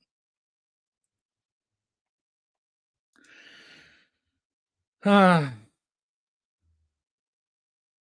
they haven't made one. And the two people that survived, they returned to their country and they weren't even charged with drug trafficking. Like, not even one person has even been charged. Never open? Are you kidding me? No, I'm not. There was never a point in Biden's presidency where you could just walk across the border.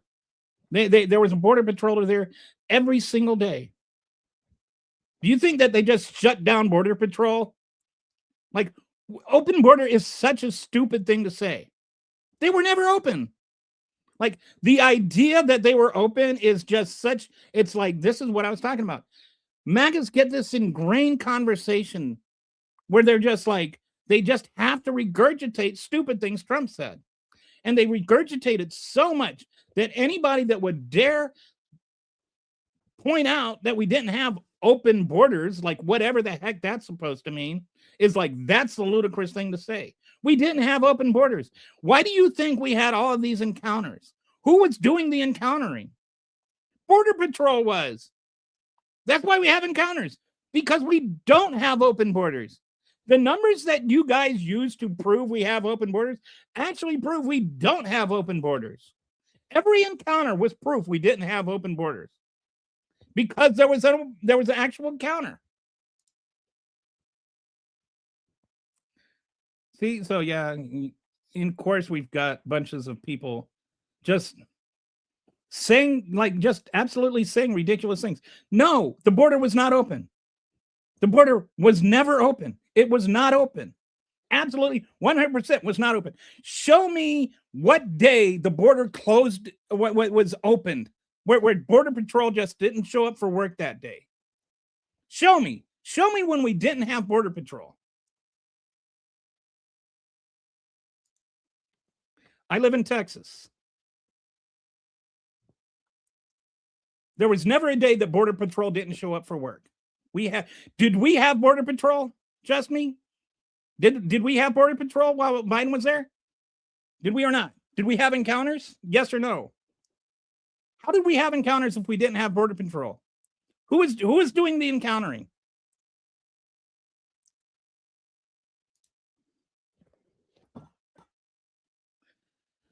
They were encounters, Ninja. We had encounters, and it wasn't 20-something million. We had encounters. Who was doing the encountering? There's two sides to an encounter, right? There's the immigrant that's coming over, and there's the Border Patrol person that encounters them. The fact that there were encounters means that there was Border Patrol. The fact there was Border Patrol means there was no open border. How do you have Border Patrol with an open border? It's such a stupid statement. And MAGA just flips their wigs. They just like, it's like they can't accept the fact that we had a regulated border under Biden. It's because they just have had it drilled in their head by stupid right-wing news nonsense. The boats weren't, you're right, the boats weren't anywhere near the U.S. and they were going away from the U.S.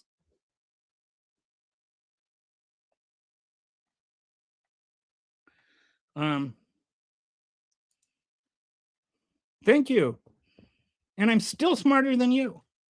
I can care less if every drug trafficker sinks to the bottom of the border. No, it wasn't wide open. I don't care if you live in Oklahoma. Oklahoma is not a border state. The border was not open. Can you tell me that you drove over the Texas-Mexico border without a single person being seen? Like, don't lie to me. Don't lie to me. The border was not open.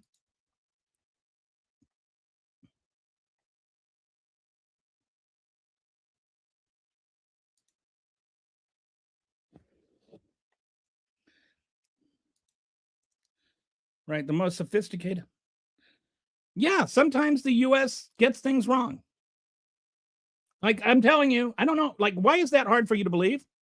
25% of the time, according to the Coast Guard, when they thought they had drugs on the boats, they were wrong.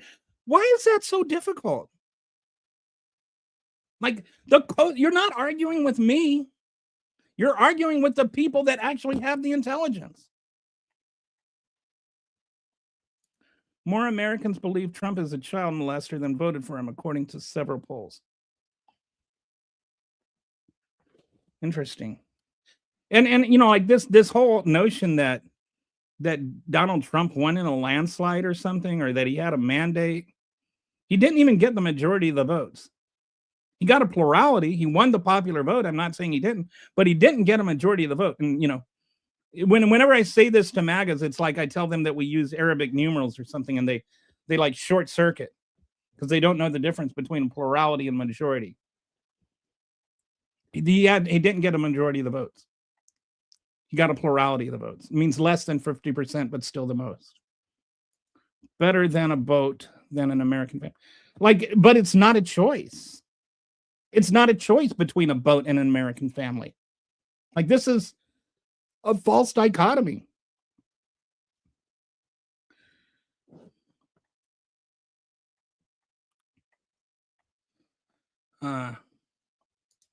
It is common knowledge that Venezuela has been a narco state. It is not accurate entirely.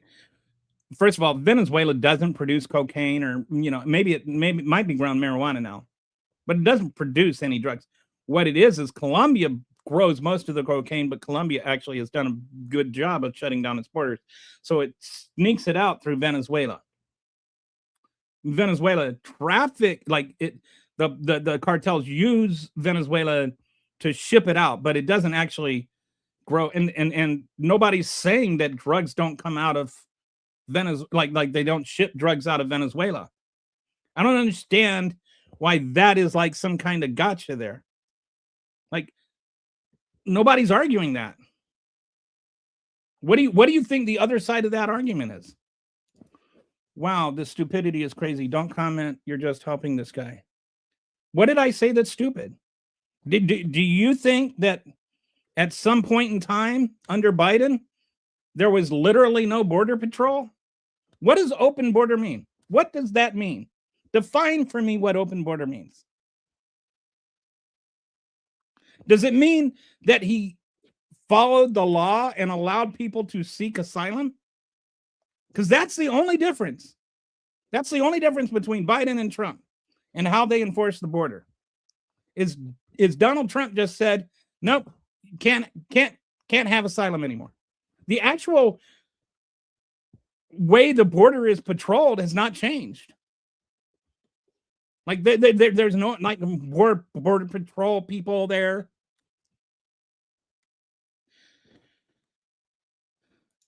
There's not 100,000 fentanyl deaths a year.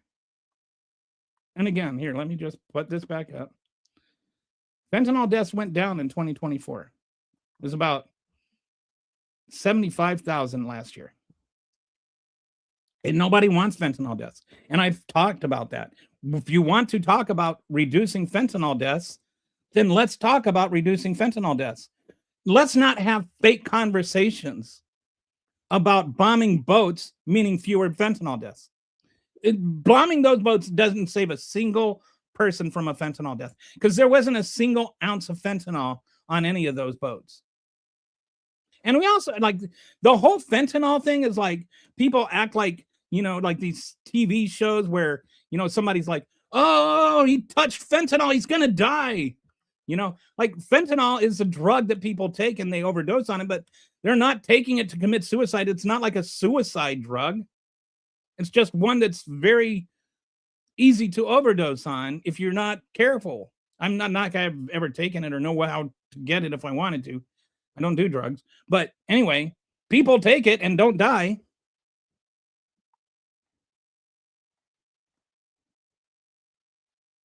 Do you know how big tuna is? They're going to put it on. All I know is that they do. No one thinks what? No one thinks what? That we had open borders? I honestly don't know what you're talking about. What do you mean nobody thinks that? The cartel makes them. I don't know what the relevance that has to anything. Yes, cartels make drugs. Nobody's arguing that drug cartels don't make drugs. High-speed boats go to go out fishing. Yes, they do. They actually do. Far left and far right should be deported. I don't even know what far left and far right is anymore. Like, what is far left? I never understood that. Like, what's the difference between far left and center left? And what's the difference between far right and center right? We like, to me, we get, this is, again, I wish we could have conversations that are not binary, like open or closed borders. Like, I think that's stupid. I think just the whole thing is stupid. The whole conversation is stupid. And doesn't get anywhere. It just gets people driven further apart. Far left, far right, far, like it just, as though throwing the far in there makes you wrong about something. Like, we need immigration reform. We need to talk about a fair and equitable tax situation to where we're not overtaxing the rich, but we're also not overtaxing the poor. Like we have, like, under this new tax bill, made a massive shift from poor to wealthy in terms of the wrong wealth transfer. We need to have honest conversations about things and about the issues, about the the actual things. We need to have an actual conversation about healthcare and not have a conversation about the Affordable Care Act. We need to have a conversation about immigration and not have a conversation about open borders. We need to have a conversation about taxation and not a conversation about,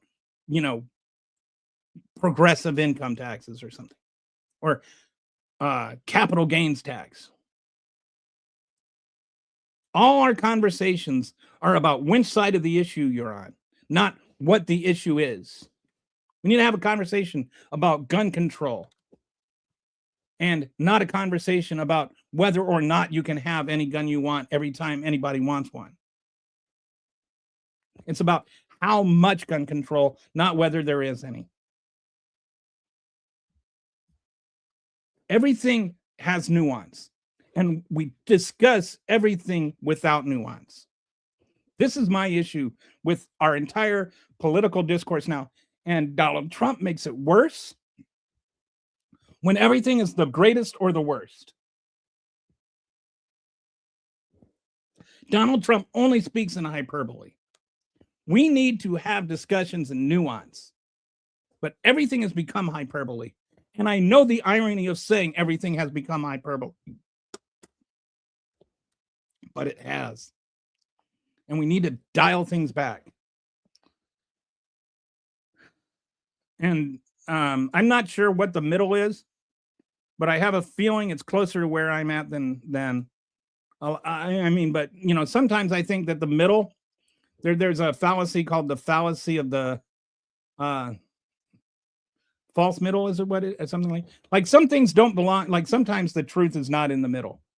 Like if you were to talk about slavery, it wouldn't be like, well, he's against slavery, I'm for slavery, so let's go with indentured servitude.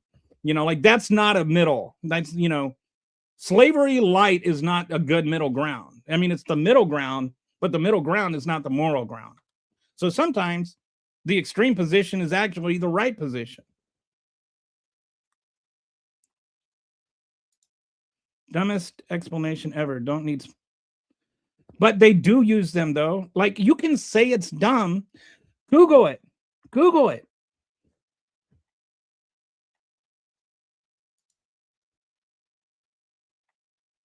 Okay, Google it. Google it. Google, do fishermen use the high-speed boats? They do. Do you really think that boat manufacturers build those boats just for drug runners? Why do you think they build those? Sorry, I didn't understand. Oh, Google didn't understand. Until now, it's going 2026 Venezuelan, don't know who's on that boat, no registration. Oh, you're talking about the cargo boat that's being chased down right now?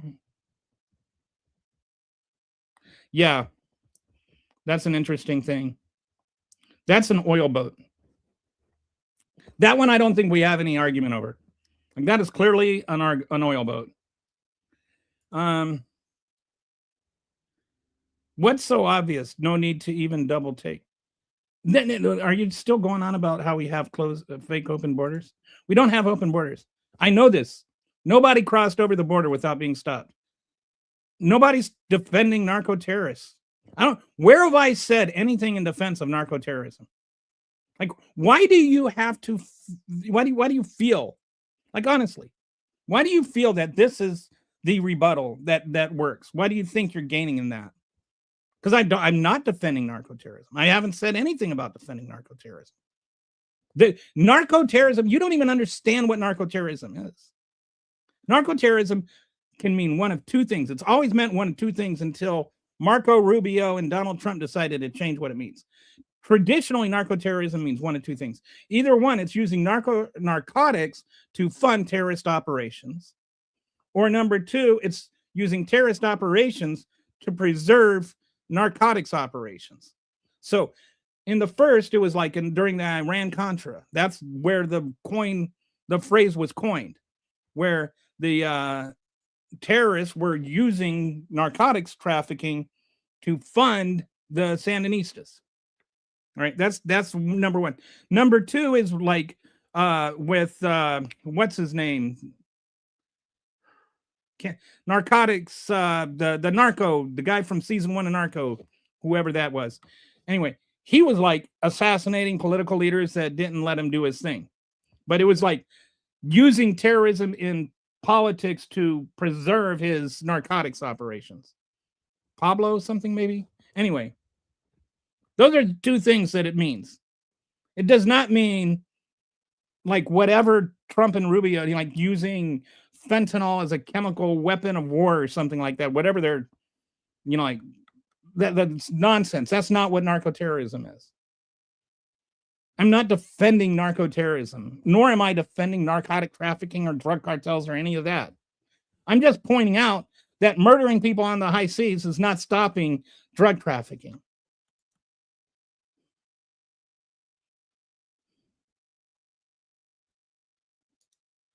They build speedboats for that. They don't build the kind of these high five board things that they're using to smuggle the drugs for smuggling drugs, and they don't use those for sport.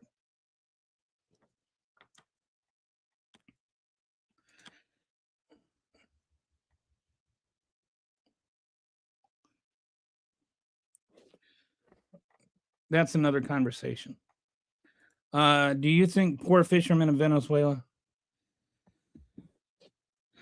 Again, I don't care if they're fishing boats or drug boats. It's illegal to kill them either way. I don't know why you guys are so fixated on whether or not they're fishing boats. Boats are sold and motors are sold when you have 4 high-speed. Yes. Again, I don't know what side of history is the wrong side of history. Oh. Like, I'm not going to get into a Second Amendment debate right now.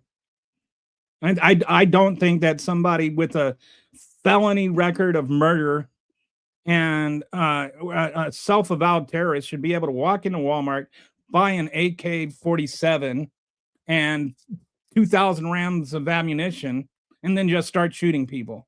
I think that I don't think that he should start breaking the law once he starts shooting people. I don't think he should be allowed to get the gun to shoot the people. I think that there should be at least some reasonable limit on what people can buy and who can buy them.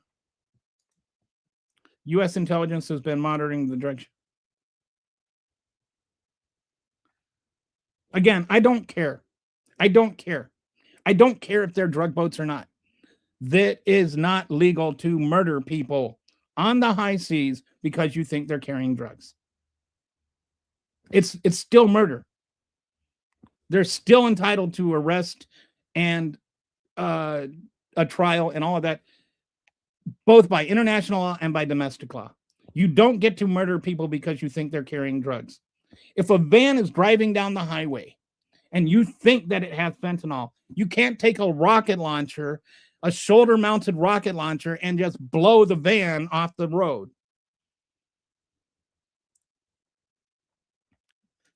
Stop getting your information from Stormfront. I don't know what Stormfront is. And I don't know, are you talking to me or? It means terrorists pushing narcotics. No, that's not. What is a terrorist?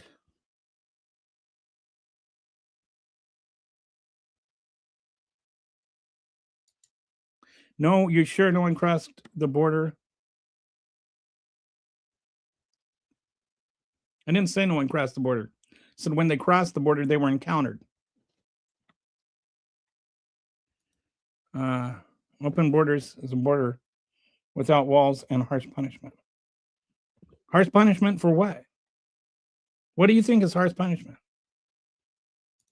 How is the punishment harsher now? What is harsh punishment? What punishment for? What does that mean? Look up Minutemen slave catchers, friends. You're wrong, militia. Use arms.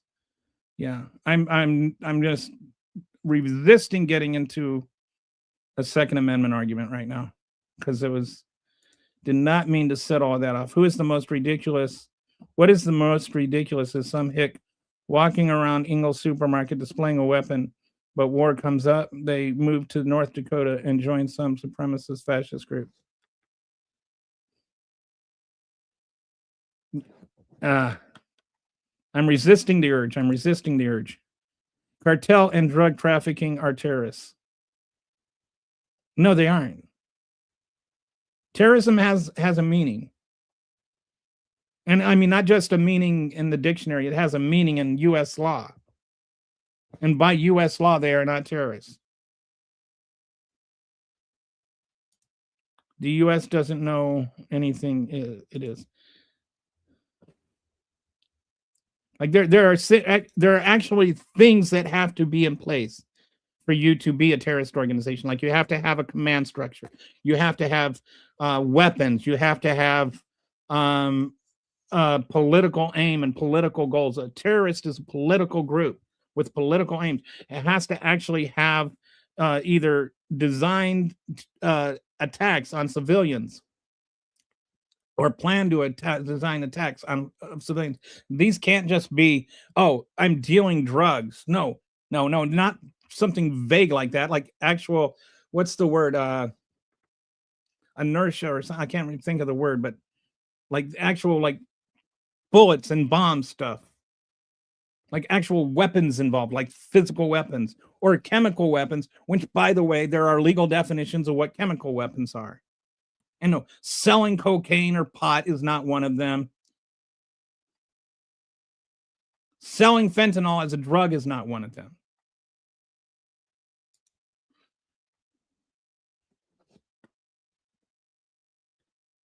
They were encountered a lot, but Border Patrol said don't arrest or detain them. No, that's not true. That's just not true. Again, denying they may be smuggling drugs. Nobody's denying they may be smuggling drugs or they may not be smuggling drugs. Whether they're smuggling drugs or not is not important in terms of whether or not you kill them. If they are smuggling drugs, and by the way, if they're smuggling drugs to the United States, not going somewhere else, which most of them appear to have been, you interdict them and you arrest them. Like there's not like kill or, just ignore them. Those aren't the only two options. This is, again, what I'm talking about. We need to talk about nuance. We need to have, not everything is Trump's way or the wrong way.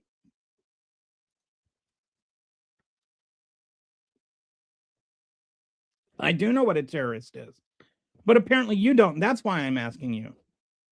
Because you're sitting there saying terrorism is the thing that it's not that it's not.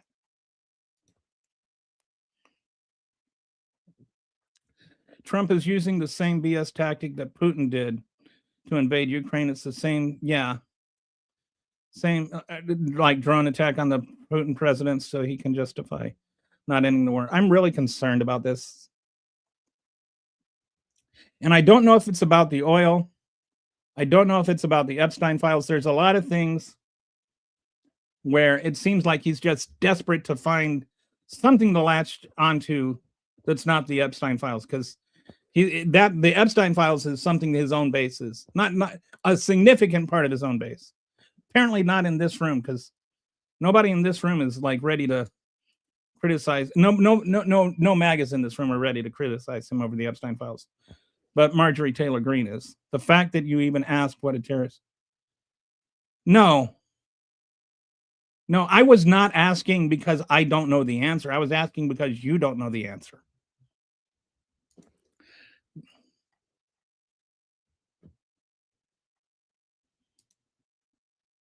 I didn't actually ask what is a terrorist. I asked, do you know what a terrorist is? Schumer passed a bill in the 70s that made it illegal to stop drug runners in international waters. Okay, did he make it legal to kill them? I mean, I think you brought this up before.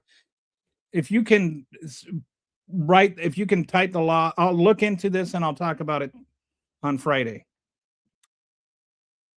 I know I said AK-47. I meant AK-47.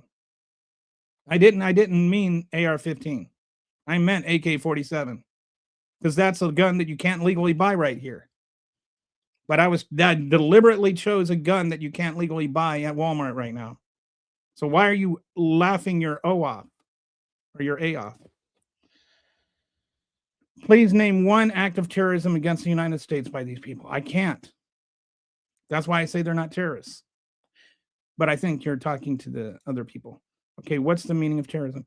Terrorism, as I said, is a political organization that tries to make a change in a political in the political part of a country or organization. It's a political movement. It's not a, like a cartel is a criminal organization. It's not a terrorist organization. It doesn't have political aims. It doesn't have political goals. Terrorism has political goals. It also has an organized command structure.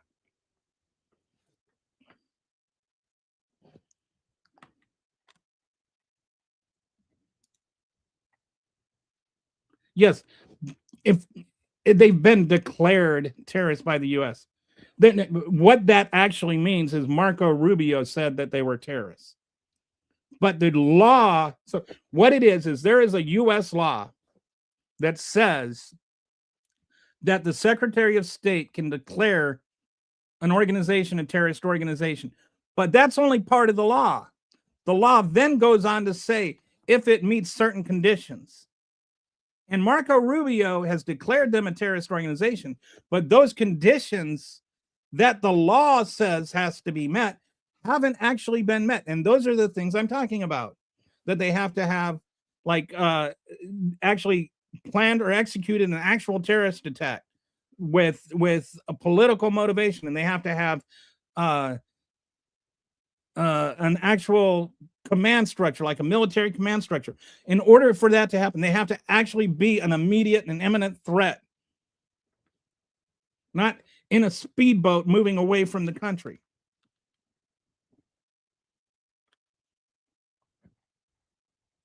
So, yes, he declared them a terrorist organization. That does not mean they're a terrorist organization. They're not even following the law that allows him to declare them a terrorist organization.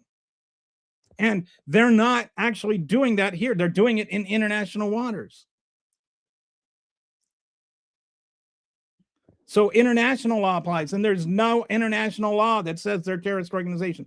By our own treaty with the UN that declares what is what. Cartels are considered criminal organizations like the mafia or the Yakuza. They're a cartel, they're a criminal organization, and they deserve to be arrested and prosecuted and sent to prison. But they deserve to be arrested and prosecuted and sent to prison. They don't deserve to be just executed summarily because Donald Trump decided he has having a bad day. But you can't actually engage with me on content. All you can do is make ad hominem attacks. If I am that stupid, then be smarter than me.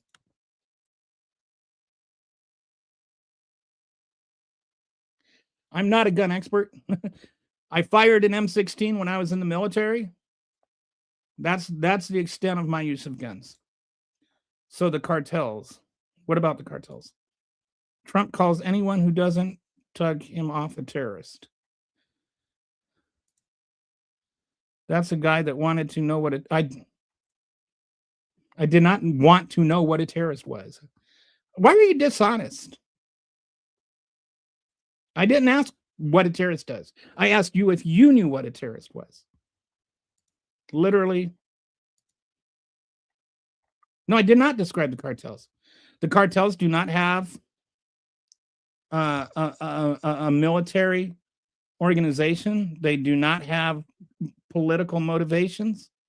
They have not carried out or planned any attacks on Americans. No, I did not describe the cartels at all. That is not remotely. What do you is the difference between the cartel and the mafia? How is the cartel terrorist but the mafia isn't? Or the Yakuza?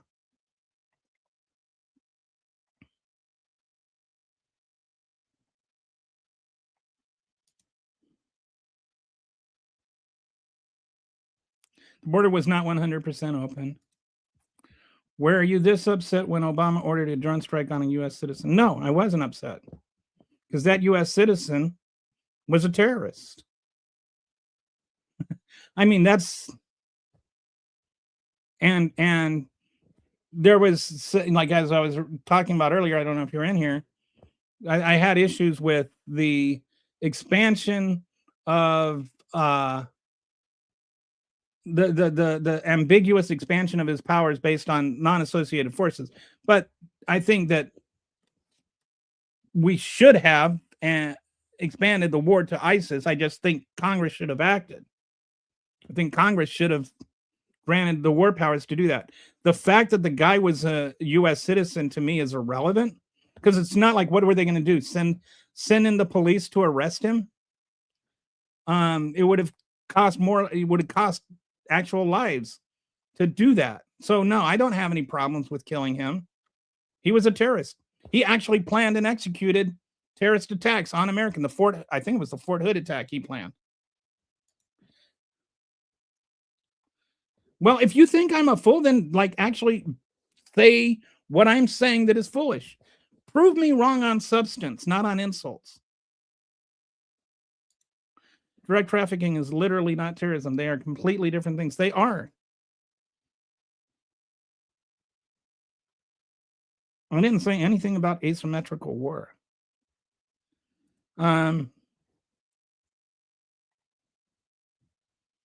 Remember when Obama gave, I don't know what Cartella firearms. I don't know what that means.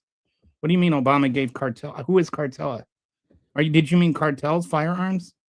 Are you talking about the one gun trafficking thing where they were trying to track gun traffickers or whatever?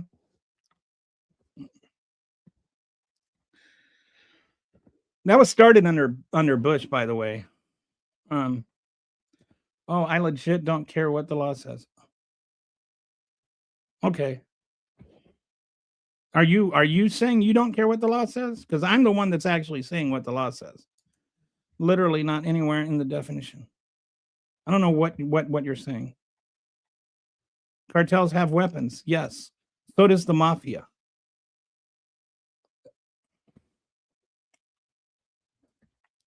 That does not mean that they're trying to overthrow the United States. Remember when Trump gave the Taliban a bunch of money? Yes. Remember when he let 5,000 of them out of prison? Like, remember when he wanted to have them over to Camp David? You guys aren't going to win this one because he's actually right on this one. The cartels would not legally be able to be designated a terrorist organization if Trump had broadly misinterpreted the laws. This is like, yeah, I mean, this is not like really no lawyer is going to, like, they actually like had to get rid of lawyers to get to this. Like, they were firing lawyers for telling them the truth. They had to go through lawyers to get to someone that would actually sign on with their thing that it's so ambiguous.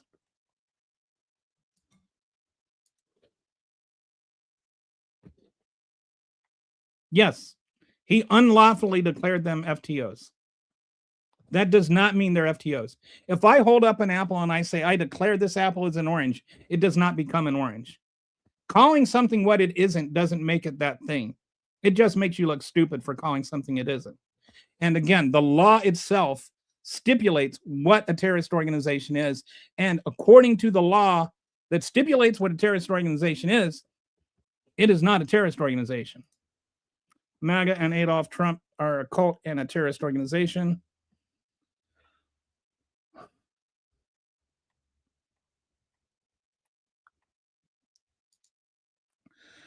RJD might be difficult to listen to things you don't agree with, but giving up immediately is a sign of a weak mind. Cartels and drug dealing is okay if they're brown. What a weird thing to say. What I still haven't heard anybody tell me why cartels are foreign terrorist organizations, but the mafia isn't. Look, at the USA is not a party to international law, but we have never agreed to. Yes, it is a party to international law. And it's not about giving up our legal sovereignty. And these things didn't happen in the United States. They happened on international law, on international waters. So no, none of the things you're saying, Boxer, are true. We signed on to international agreements. Like we signed on to international agreements. Do you know that?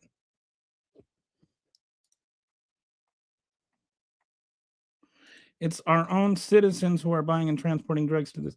Yes, I think it's 92 or 93% of the drugs that are trafficked into the United States are trafficked in by United States citizens.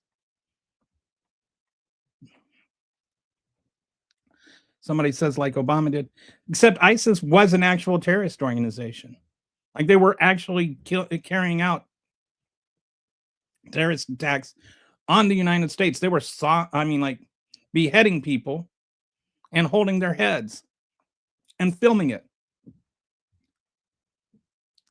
ISIS was a terrorist organization. So Obama calling them a terrorist organization is not like some reach. Religious or social goals often beyond the intimidation to advance an ideology. I don't know what you're quoting. Sorry. It looks like you're continuing a comment, and I don't see the first part of the comment. My cousin was a border agent in Casa Grande, Arizona. So they got ordered to let them be in the U.S. with an order to appear into. Yes, if they were seeking asylums, if they're getting an order to appear, that means they requested asylum. That is the law. Like if people come, what happens when we're actually honoring the human right to seek asylum is people cross the border and they have an initial hearing where it's called a credible fear hearing, and they sit down with somebody that they tell them why they think that they are going to get killed if they get sent back to their own country. And then that person, based on what they say, decides whether or not they're going to be granted a full asylum hearing. And the waiting list for that is 2 to 3 years. If they pass that credible fear hearing, then they're allowed to stay here on parole while they're waiting for the hearing. But then they are here legally. They're allowed to be here to seek asylum. That is the U.S. law, and that is also a recognized international human right to seek and request asylum. Donald Trump ended that human right. Like you can no longer seek and request asylum in the United States. We offer no slights for that. Unless you're a South African farmer. A white South African farmer. Okay, international laws. Okay, I'm not going to refute the same thing over and over again. It's interesting that Obama droned the hell out of so many FTOs when Trump is more transparent. Because what Obama was doing, ISIS is a terrorist organization. He was actually attacked. Would you have rather that Obama didn't respond to ISIS? Because I seem to remember that people were really upset that he wasn't doing enough to stop ISIS. ISIS was terrorists. ISIS was not a drug cartel. The point is not whether or not you can respond to terrorist organizations. The point is whether or not cartels are terrorist organizations. Do you get that? So, yes, more than one thing can happen at once. I don't know what that has to do with anything. Why didn't Biden release the files? Why would he? I mean, number one, he couldn't because the Maxwell hearing was still going on. Or the Maxwell appeal was still going on. And so there was, but he was also he was not making promises that he would. He didn't interfere with the Department of Justice. He kept a wall between the things. He never made promises that if you search for his comments on the Epstein files, there aren't any. He just did not involve himself with the Department of Justice. We have satellites and can see a quarter of on a sidewalk, but we can't see drug. Well, it's getting. I gonna go through. I don't know how many times I have to say it. 25% of the time that the Coast Guard pulls over a boat suspecting they have drugs, there are no drugs on that boat. Number one. Number two, it does not matter if there were drugs on the boat or not. Either way, it's illegal to kill them. Ukraine's tourism comes mainly for prostitution. Their entire government is corrupt. Somebody had to regulate them. Well, that's a whole lot of stupid. I'm sorry, I shouldn't say stupid, but that's stupid. That's just stupid.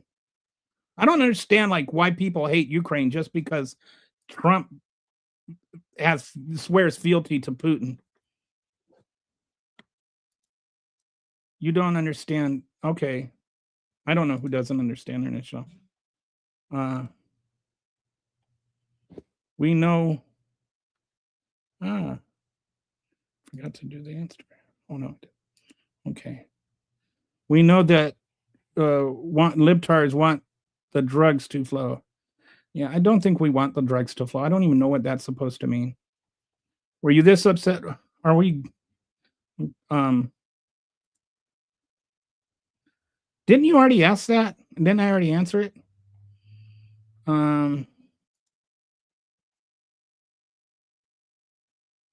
Yeah, no one wants to actually fund immigration. They just want the easy way out and hurt innocent people because they're entitled to it. Entitled literally is you can't deal with the complexity. And the thing is immigration benefits the country. And I just truly do not understand how people do not understand that. America was built on immigration. American culture is because of immigration. I mean, just think of food. Think of how boring our food would be without immigration. What's your favorite food? I guarantee you, your favorite food is from another country. I don't know what all that means. I don't even know why you think why you think I care if you care. Actually, it was 1986. What was 1986? 1986. It was the year after I graduated.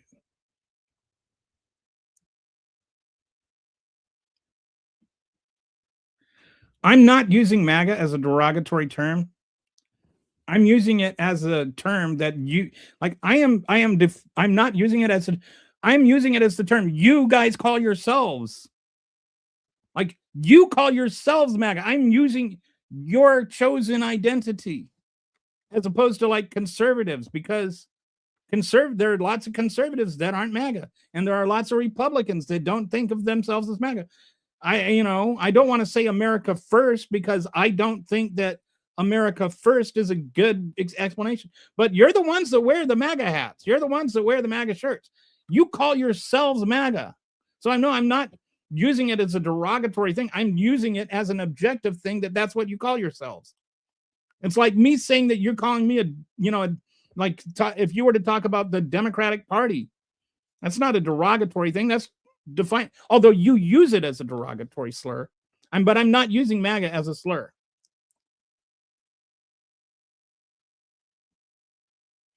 That's how I feel with everyone attacking Trump all the time. He did this and that, your mom and that, but nothing ever happened. So kind of that nothing. I mean, he was convicted of crimes and he was indicted for crimes. The reason that nothing happened is he won the election. But that doesn't mean he didn't do anything. And it doesn't mean that criticizing Trump is bad. Like, we're allowed to criticize Trump. I don't understand why people act like if you criticize Trump, you're being unreasonable. Trump does a lot of things that are worth criticizing. I'll look up the 1986 Schumer bill, but I'm pretty sure there's nothing in there that says it might be saying you can interdict votes on international waters, but I'm pretty sure it doesn't say you can blow them up. And it wasn't happening. I thought Trump was the no war president. We are at war with Venezuela. We practically are. Okay, but my point about this is not whether it's illegal immigration or not. My point is that we need to have immigration reform to make more forms of immigration legal, so that people that, like these farmers that need immigrants to stay open can stay open.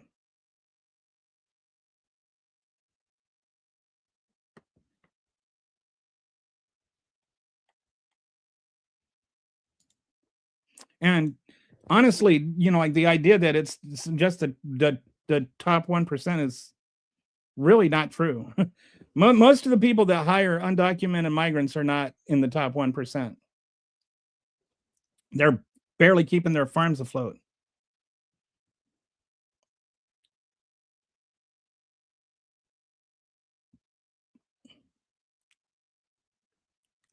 When a country starts stealing or confiscating oil tankers of other countries, that's bad. That's war. Technically, they're not stealing the oil tanker of other countries because it's a flagless ship, and so they can confiscate, like according to international law, if you're not flying a flag, then any country can board you. But when you start embargoing other countries, that's an act of war. When you start bombing docks in other countries, that's an act of war. When you start bombing citizens of other countries, that's an act of war. Like, there are all kinds of acts of war that the United States is doing against Venezuela. The irony is the one thing that you're pointing out is not actually an act of war.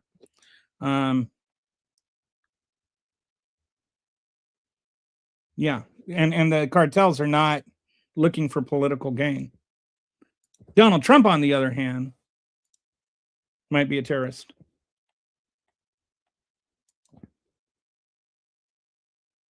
No, this guy was never defending Somali fraud. You guys have such a weird take on things.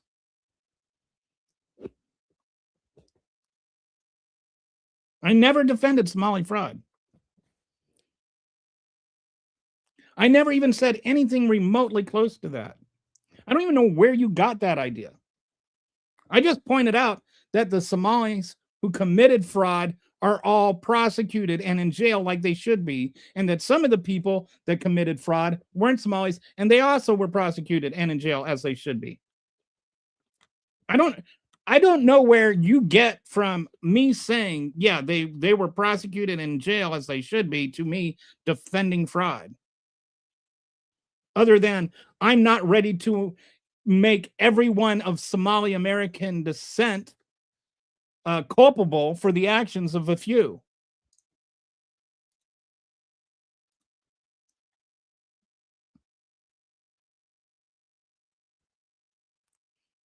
I don't know what that means. I don't know who, but generally speaking, can we just not use illegal as a noun?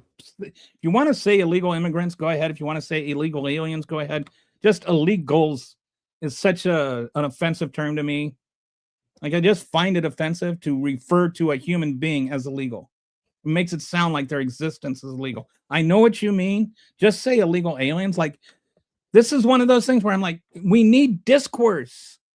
And deliberately being offensive is not a way to have conducive. It's not conducive to discourse.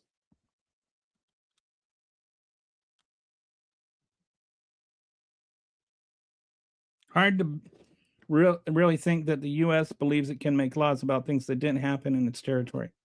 It really is. And it's not even like they were coming over here for the most part, which makes it even weirder.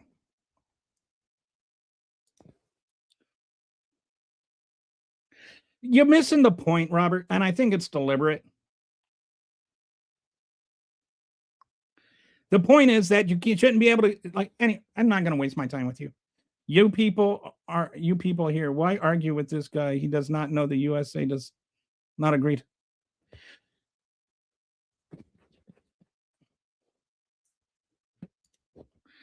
And using MAGA derogatorily is a typical, I didn't use it derogatorily. Again, when I say MAGA, I am referring to what would you like to be called as a group? How do I identify the group? I will use whatever word you want. I'm not using MAGA derogatorily. I'm using MAGA as your chosen identities. You're the ones that call yourselves MAGAs.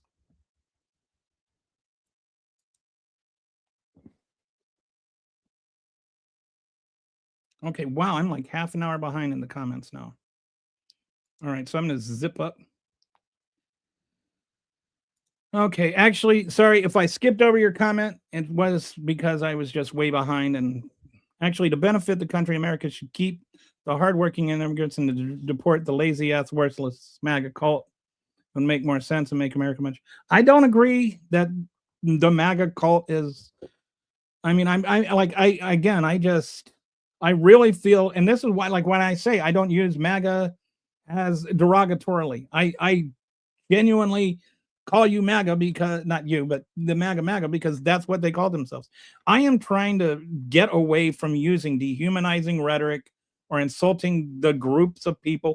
I want to have real conversations. I want to have honest conversations. And I feel like when all we do is just dive into insults and things like that, it's not conducive. It doesn't produce solutions. It doesn't produce answers. It just produces hostility. And I'd like to get to where we could have real conversations. Like, how can we solve immigration? How can we solve fentanyl overdoses? Instead of just making it about, like whether or not it's like okay to murder people. Like murder is bad. I don't understand why we can't just all agree murder is bad.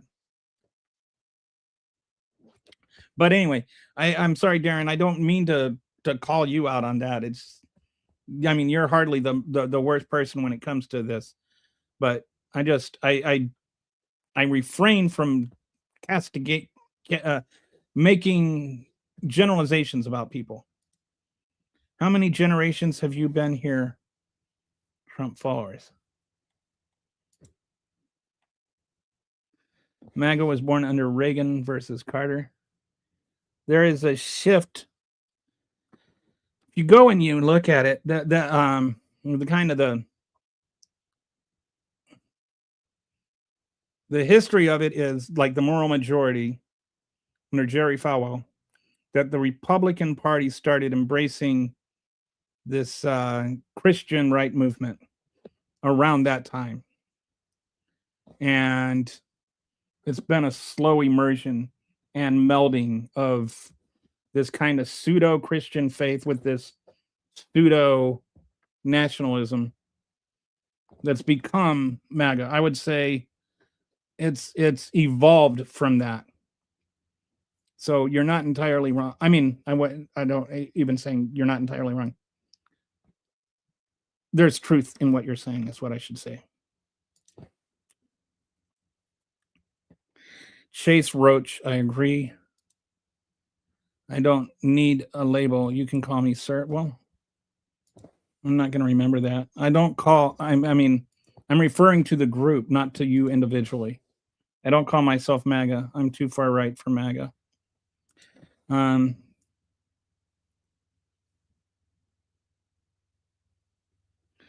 That's the lie. Those drug boats have to hit multiple islands before they reach the United States, where drugs are handled off from the ship to a known tactic. It's been known since the 60s.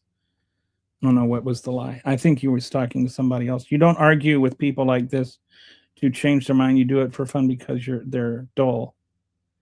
No, I'm actually trying, like, my whole reason for having this show and for like everything that I write on my Substack and everything. By the way, if you're watching and you're not already subscribed, I'm always terrible about this. I never tell people to subscribe, but if you're watching right now and you want to subscribe, that would be swell. But the reason I do all this is I really do want to have conversations.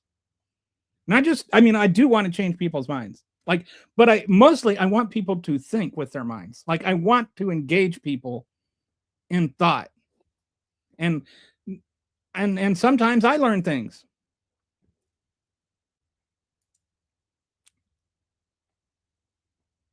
There weren't fentanyl boats, dude. There weren't fentanyl boats. And even the people that even the Coast Guard says they weren't coming over here. Like nothing you said was true. Except for the part that you're proud to be MAGA. He can use it derogatory, just like but see, I don't like the word libtard either. And I also don't like any use of the word tard. And I don't like magatard or anything like that. I don't like using somebody's disability as a slur. Like this is, I mean, I don't know how many ways to say, why can't we just have conversations as people? Why can't we treat people as people? Like, why can't we do unto others as we would have done unto us? And it's funny how many Christians don't live by that. No, you say you're not, but you 100% are. Remember, you can't just say it and have it be true. I agree, you can't just say it and have it be true. But you can't just say it's not true and it's not true.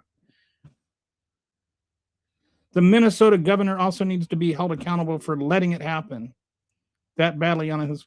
Why does he need what does he need to be held accountable for?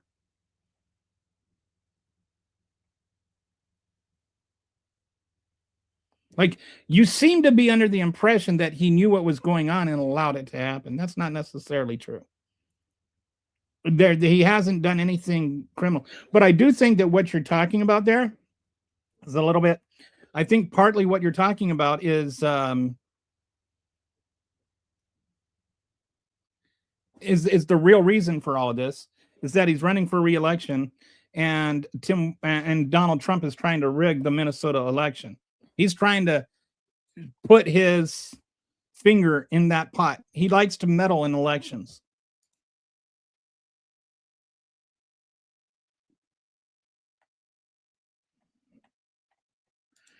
They wear hats that say MAGA. They wear hats that say MAGA.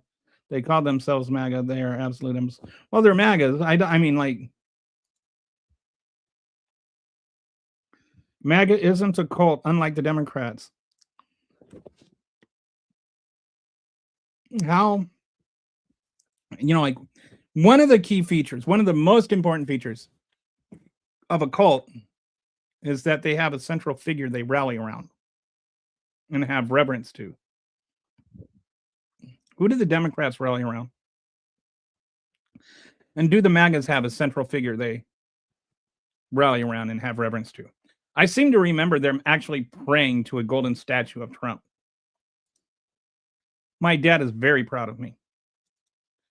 And I'm actually very proud of my dad. It's not a lazy boy. It is a recliner.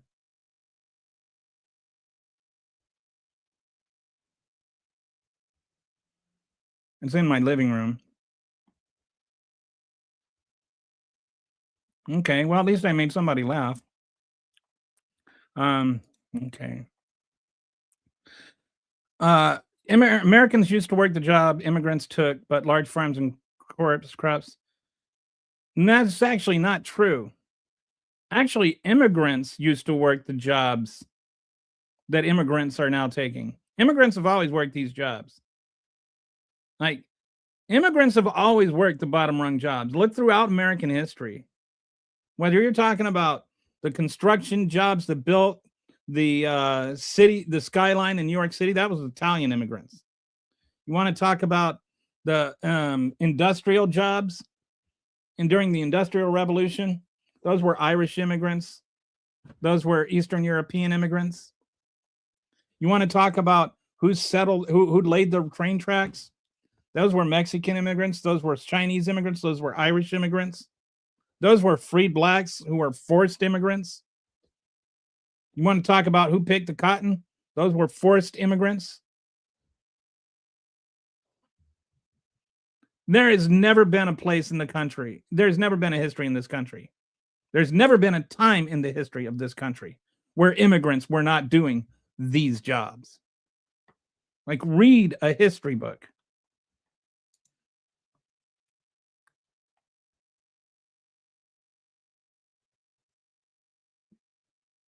I don't know what speech I am dictating, but it's funny.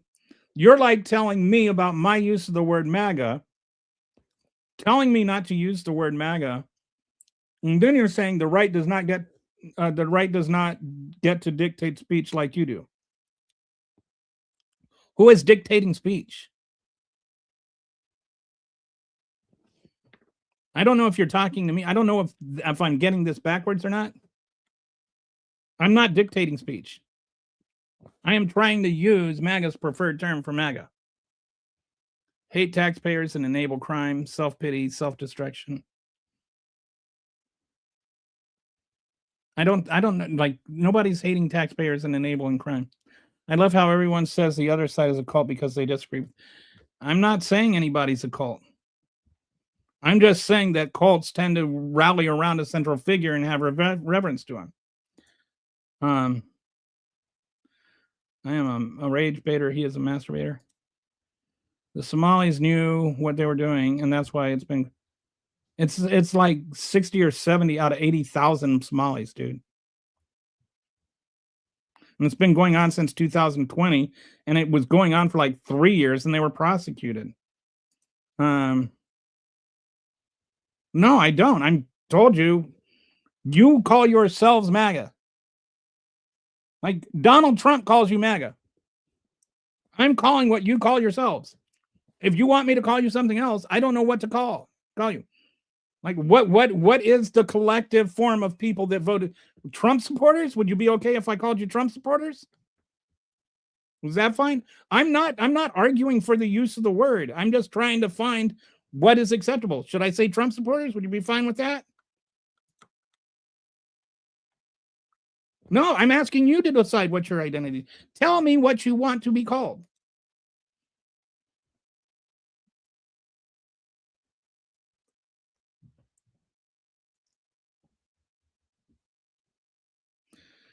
Illegal, okay, they want the word illegal from immigration because it would confuse people. Illegal immigrants are completely different than immigrants. Yes. So call them illegal immigrants. But don't call them illegals. Don't leave the word immigrant out. Immigrant is the noun. Illegal is the adjective. I have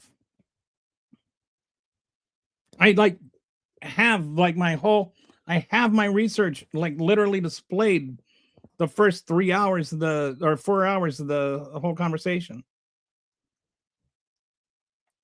I don't know why you keep saying that. Nobody does. I pay taxes. I do not enable crime. I don't have self-pity, and I don't know what all that means. This is just the kind of mindless shouting that doesn't help any conversation. Why did Obama invite Qatar, Pakistan, Libya, Syria, Yemen, Afghanistan? Why did he didn't invade those things? He didn't invade them. He carried out drone strikes of ISIS in them. Like, you guys need to learn what the word invade means. Like, use the words the way that they're supposed to be meant. How funny that the left is all tied up with. I'm not the one tied up in identity politics. I just trying to refer to you as you want to be referred. I'm all about my country and don't care who likes it. We have laws like we other countries, and they don't pay illegals to have. Okay, so which laws are you okay with breaking? You're all about your country and you don't care what it like. We have laws just like other countries. I agree. You should obey the law. And they don't play illegals have to enforce our laws. Other countries have a law too.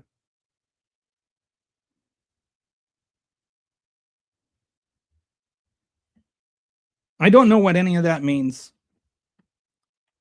I just, partly because it's all kind of run together into this weird run-on sentence, and I can't figure out what you mean. But it seems like you're trying to say that illegals, you have to enforce our borders, which nobody is saying we don't. I'm just saying they don't stop becoming people. Call them illegal aliens. Call them illegal immigrants. Just don't call them illegal.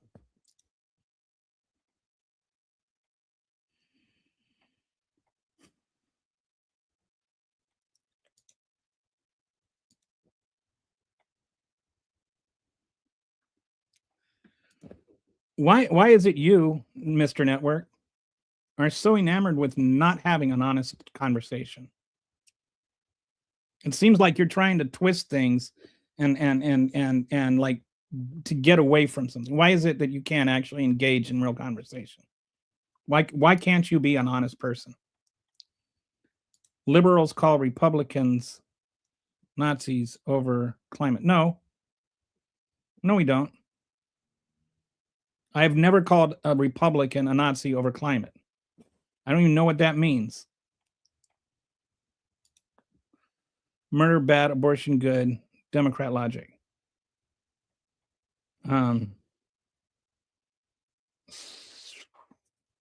Abortion bad, murder good. Your logic. Republicans hate immigrants more than pedophiles. Ice, baby. All you anti-American losers are shameful. I don't know what that's supposed to mean.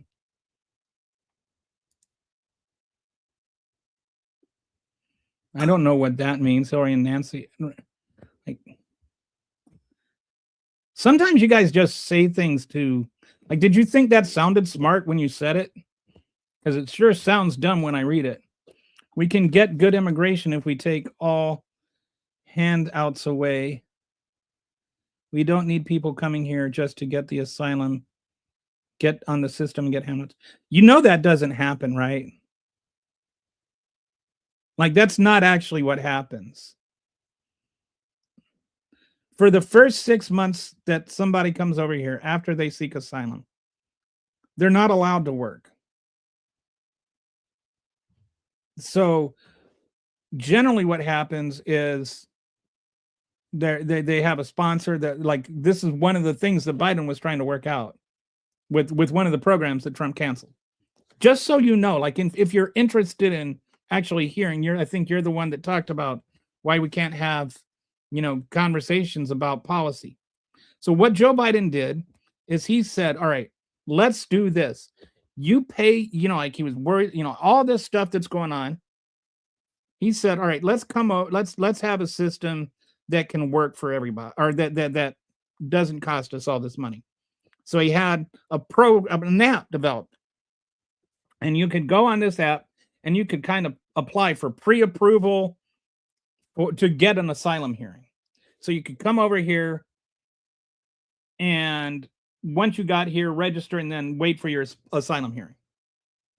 Because you have to be here. You actually have to be in the country to apply for asylum, But your pre-screening could happen. And so, but you had to fly yourself over here on your own dime.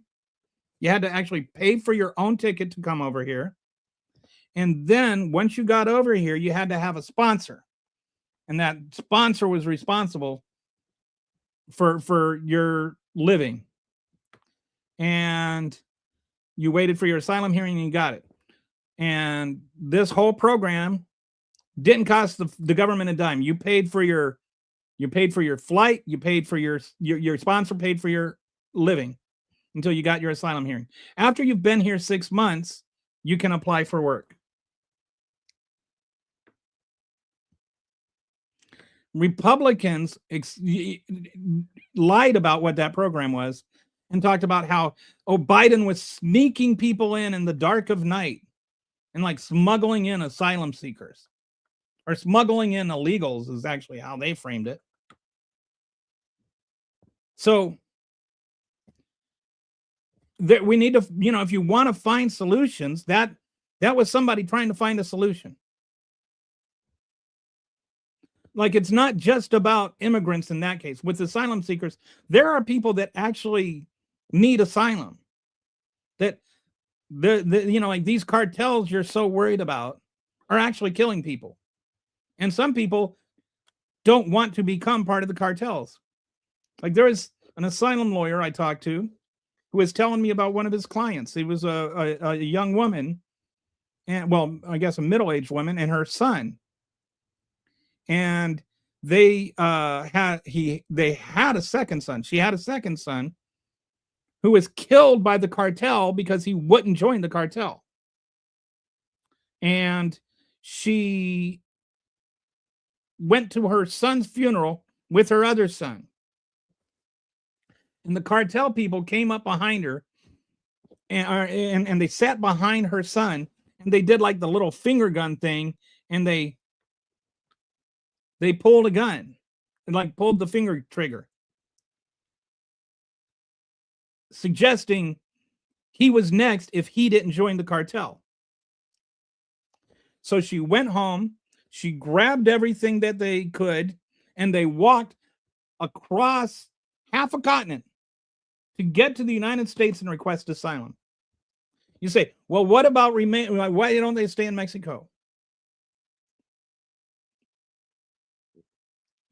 Like 80 to 90% of people that are in of the Central American immigrants in Mexico that are trying to get asylum in America are victims of crime, like violent crime, by the Mexican gangs. And so you're actually just trying to steer them towards illegal immigration, because they're going to try to sneak over the border instead of try to come across legally to where they can request asylum. Anyway, so she got across the border and requested asylum. Do you think she had a credible fear? Do you think that the people that already killed her first son would have a second thought about killing her second son and her? Like, it's like, it's not just they want to have a better life and they want to live off of free food or something. They just don't want to get murdered. That's a pretty good reason to want to leave. They don't walk across the country because they're going to get a free lunch.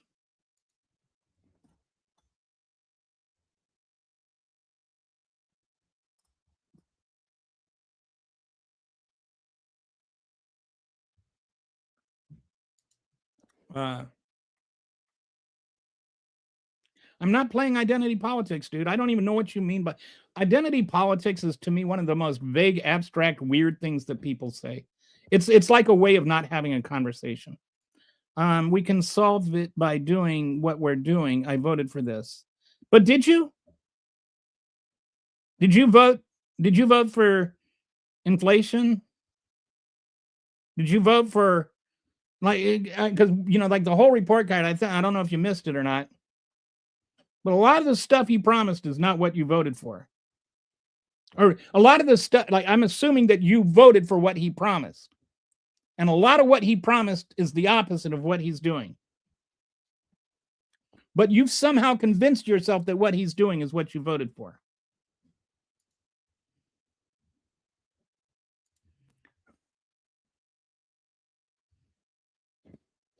The agreements work and pay taxes, and most of MAGA live in double. Well, I'm not, I mean, I've made enough double wide jokes, and they barbecue raccoons and all that kind of stuff. So I shouldn't be too, I'm trying to become better at that. My wife tells me not to be mean, so I'm trying to listen to my wife. But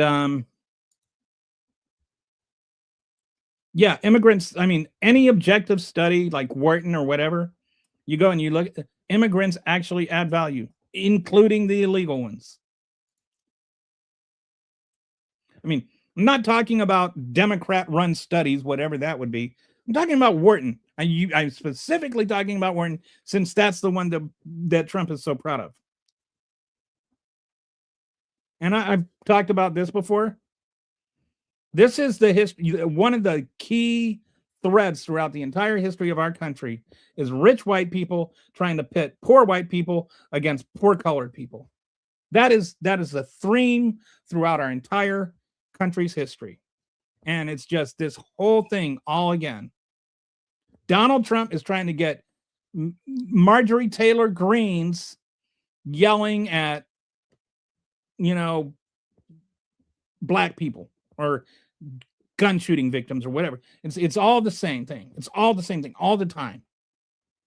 And this guy is like going all on about identity politics. No, the identity politics is what MAGAs do. not MAGAs, I should say. That's what Donald Trump does. He tries to get one identity to a war with the other identity. I have literally not dictated anybody's speech.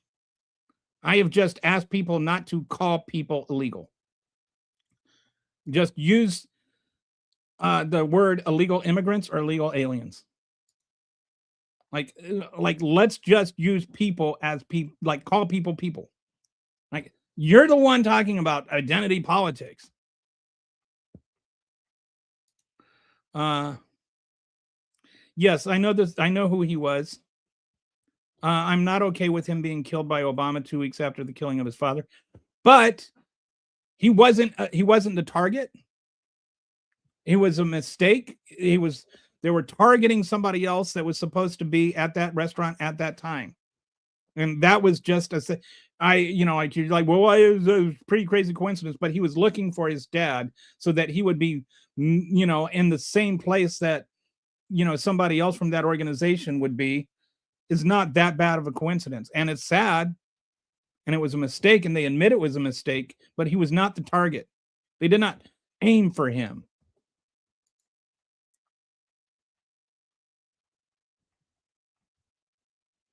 Okay, actual Americans and legal citizens voted. Yes.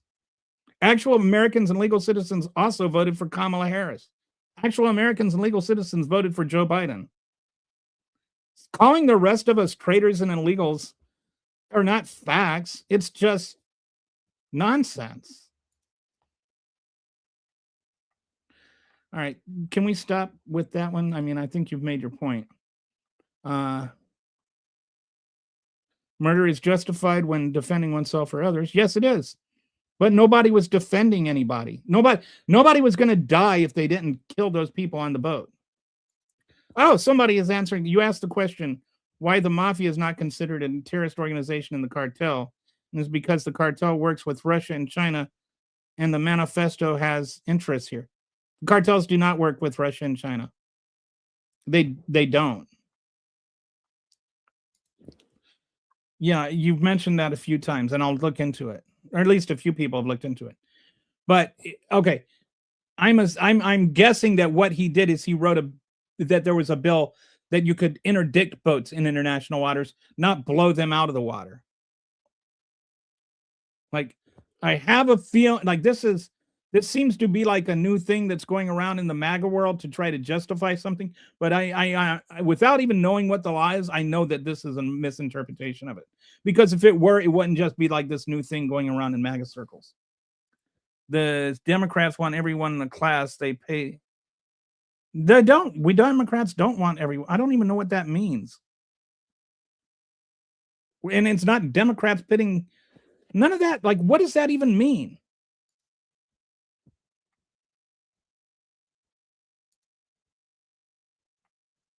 MAGA rage over gossip.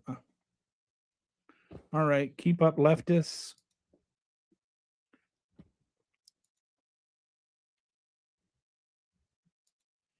Sorry, I'm just checking something out here.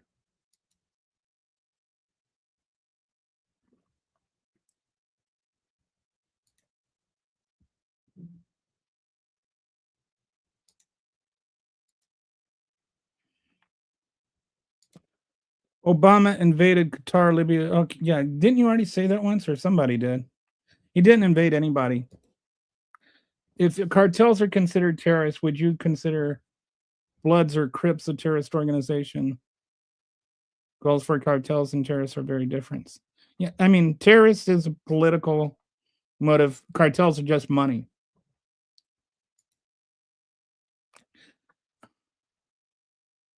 I don't know what that.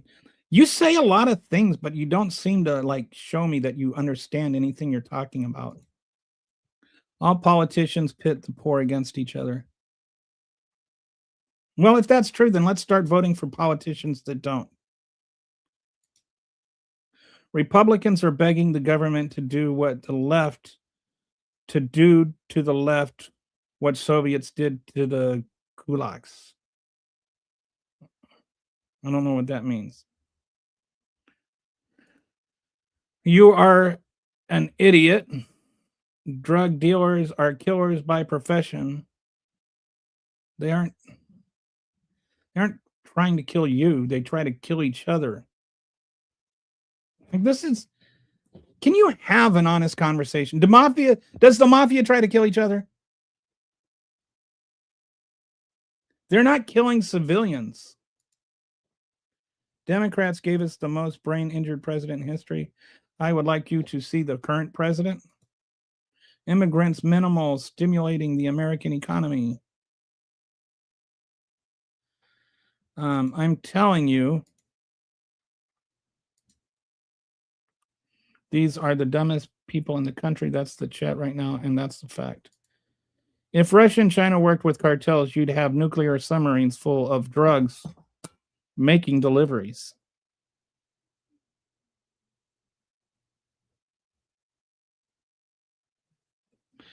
Yeah, I don't even know. Like, he's right. I mean, like, it's just they just say things,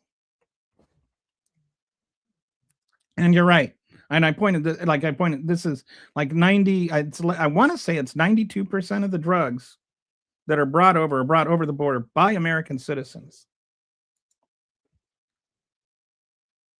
No, Obama did not invade Qatar, Libya, Syria, Poca. He did not. He did not invade any countries. Is there anybody above the law, including 8 U.S.? I don't know what is 8 USC. Oh, I can't copy and paste that.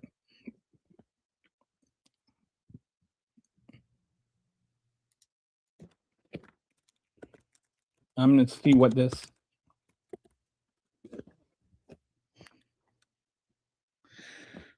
Oh, that's the one that makes improper entry the sneaking over the border, basically.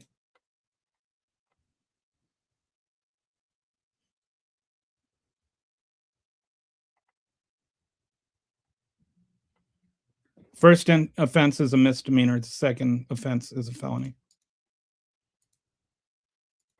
Not sure what the point of bringing that up was.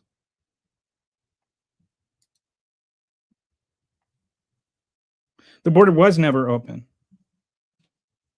And crossing the border illegally is not a criminal offense. It's a civil offense. Like, I mean, you're saying that I said things. Yeah, I said a bunch of things that are true. Except I never said drugs are good. And I didn't say we shouldn't kill terrorists. But yeah, the border was never open. Illegals, undocumented immigrants aren't necessarily criminals. The cartels aren't terrorists. I never said drugs are good and we shouldn't kill, and I never said we shouldn't kill terrorists. Okay, Obama bombed those places. Yes, but bombing and invading are not the same thing. And I never said we shouldn't deport anybody. Why does it have to be? Like, what is the point? Why are you talking about these things? Why are you arguing against things I never argued for?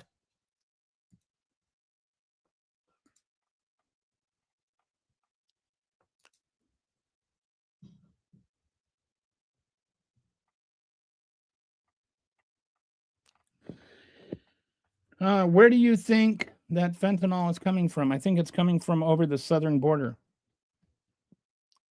I don't think it's coming over on fishing boats from Venezuela.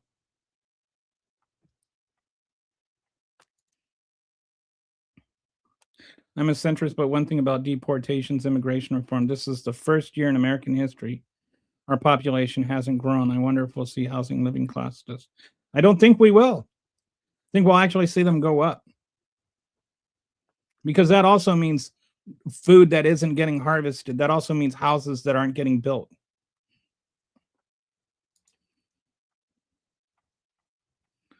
Obama didn't invade any countries. Why don't you ask it what to define invade? According to the law, you need to allow your children to die at the hands of foreigners. We don't want to. Why are you putting quotes around that? Who are you quoting? Who said that? Why are you putting quotes around something like that? Are you quoting somebody? Whoever you're quoting is wrong.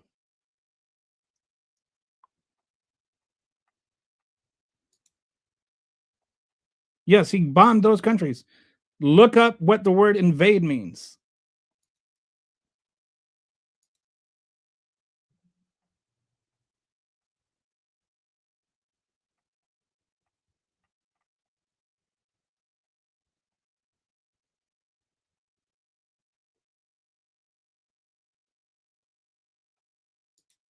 I don't know what all this means.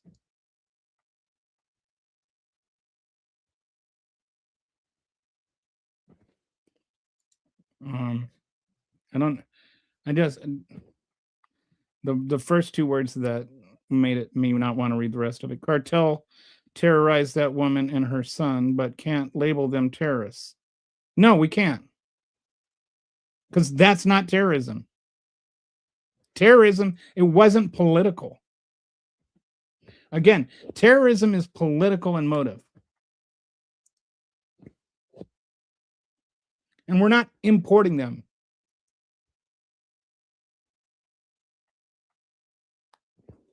And actually, immigration helps on like when we have more immigrants, we actually have more jobs. I know it's counterintuitive, but immigrants also use things. They buy houses, they buy food, they go to movies, they spend money, which means all that money they're spending is in the economy, which means that produces jobs, it generates jobs, which means it actually helps the economy. More people is good for the economy, whether they're born here or not.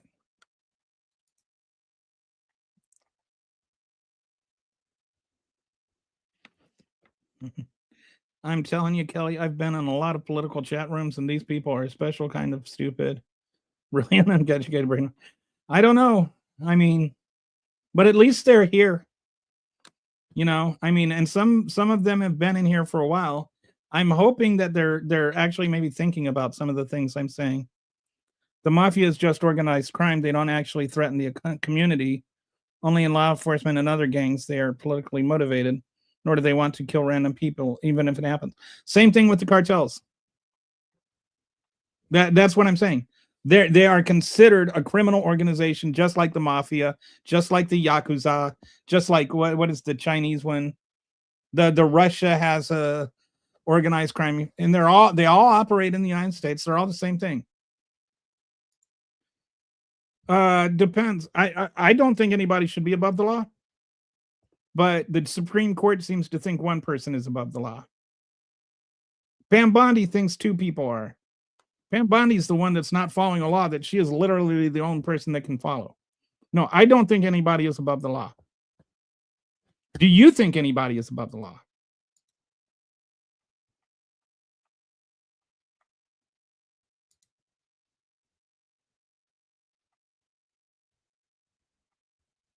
That's awesome.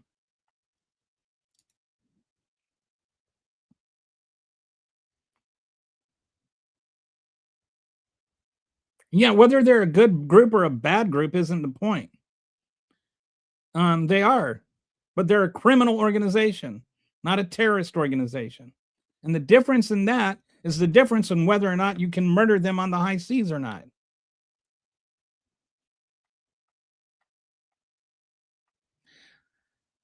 I do not believe I am dishonest, and I don't believe you can say anything I've said that is not honest. I don't know where I said I don't like democracy. You guys, like, Donald Trump's the one that tried to overturn the election. And like MAGA and liberals don't like democracy. Oh goodness, I didn't read that. Yeah, sorry. Keep your anti-Semitism to yourself.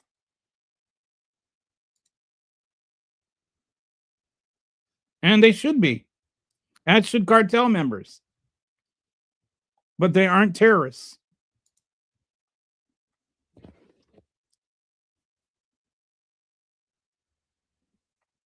The only one that's like saying that cartel members shouldn't serve their sentences is Donald Trump for pardoning them. No, the border was never open. I mean, that's a fact. The border was never actually open.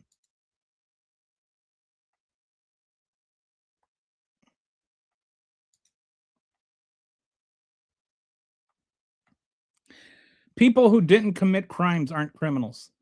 Immigrants are here because of Mossad republics. I have no idea what that means. Oh, you're the anti-Semite guy.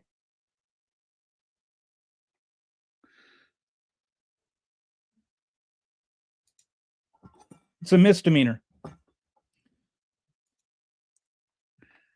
I read the part where it was a misdemeanor too. Did you not hear that? And that's also very different than people that cross the border and turn themselves in. This is the law said that they're trying to sneak there, that they're trying to hide. There's a difference between that and somebody that crosses the border and seeks asylum, turns themselves in right away. Like, don't talk about things you don't understand to somebody that does understand what they're talking about.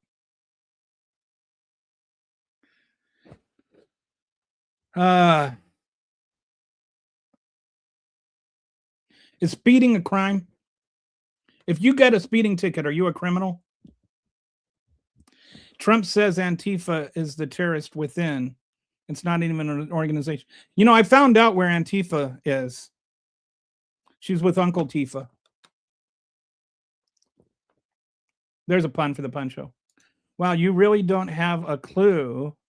Now we all know. Speak on things you don't know about. That's wrong with this country. You need to get some respect for what you could lose. Okay. I'll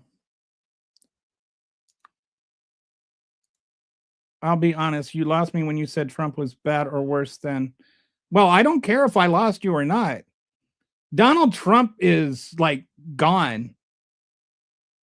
And Joe Biden was never diagnosed and still has not been diagnosed with dementia. It's not obvious to anybody except for the people that want him to be obvious to.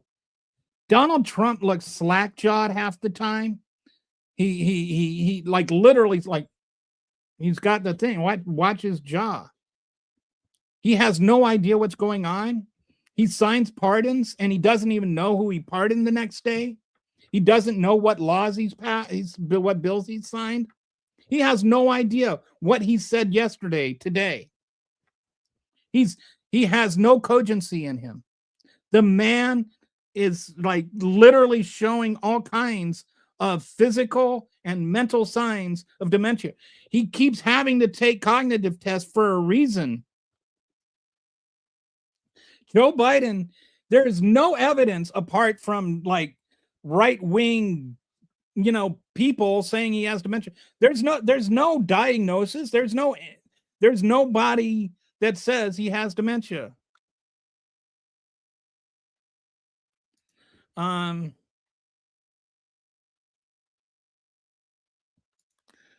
So is Trump gonna stop diddling kids? That's a New Year's resolution. I think he's a little late in the game for that. You can go dark web right now and order fentanyl. It comes from China. I don't even know how to go to the dark web.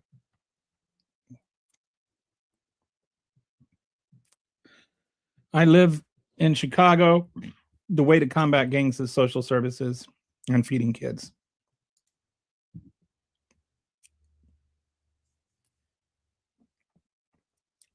If we're going to talk about it, and like if you're going to talk about inflation, use the same measure of inflation as what was used under Trump or under Biden.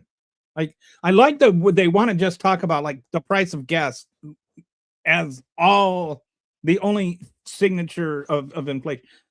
If you measure inflation, if you measure apples to apples, inflation is about 3%, which is roughly the same as it was under Biden the last year. Like it was coming down. It had been coming down for a long time. It was they want to make it sound like it went from 9% to 3% the day that Trump got inaugurated. It was actually 2.7% in December of last year.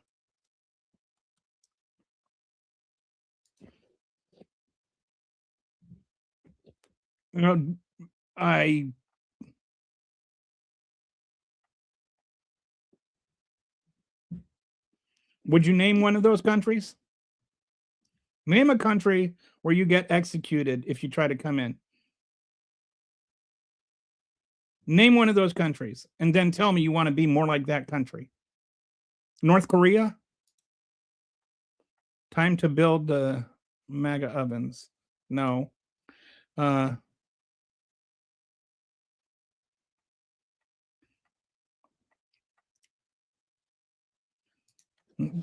Kelly, you have the patience of. Okay, I'm going to tell my wife you said that because my wife told me I was being too mean. I was getting riled up a little bit earlier. You probably think more immigration like Biden's 4 years would lower costs, no rise of demand and costs. I don't know what that's not even an English sentence. I don't think that immigration under Biden is the numbers that you probably think it is. And I don't think that immigration had any negative impact on inflation. So no, I would agree with your statement. And I do think that unemployment went way down under Biden. I think that because it's true. I think it's gone up under Trump, and I think that because it's true. I don't think that mass deportations and self-deportations, as he has advertised, I don't think that has helped unemployment because it's true. It is objectively, factually true. Unemployment is higher because jobs beget jobs.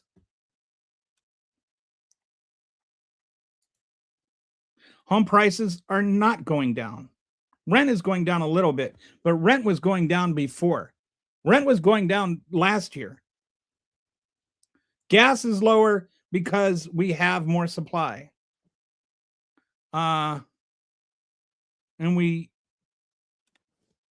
ones who build the homes are being deported. There's only so many homes 11 million people can occupy. We have a population of like 320 million people.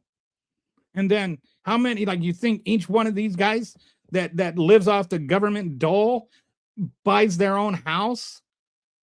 How many homes do you think they have? Like you're not thinking. You've got this thing in your head, but you're not actually processing information and thinking critically. How many homes do you think 11 million people have? And that 11 million people, by the way, there were people that have been here longer than 4 years. It all didn't start under Biden. It has nothing to do with housing prices. There aren't enough undocumented people here to have an impact on housing prices. But 30% of construction workers are undocumented workers. So it will have an impact on new homes. The problem with housing prices right now is it's the price of houses because there aren't new homes being built. And that has two reasons. One, there's not enough people to build them. And two, the bigger problem is housing regulations in local communities and zoning laws and things like that. We need to trim the tape on it. This is one of those things where I say we've got to talk about the issue instead of just using random things as weapons about our favorite talking points. Like, I agree we need to do something about the price of housing. But it's not because a few million immigrants like have a place to live. Health insurance is in a few more hours, health insurance is going to go way up.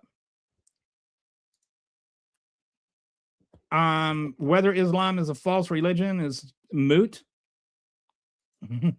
Time to build them. And yeah, please stop talking about ovens. It's not like, I don't think that we need to talk about executing people. It's not Trump's fault if you have expensive insurance. Well, it actually is. The expense, are you talking about housing insurance?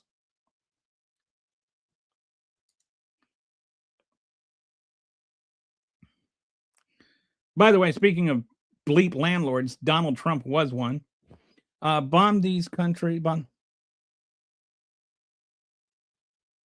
I think he's talking about when Obama authorized zone strikes against ISIS in those other countries like Yemen and whatnot.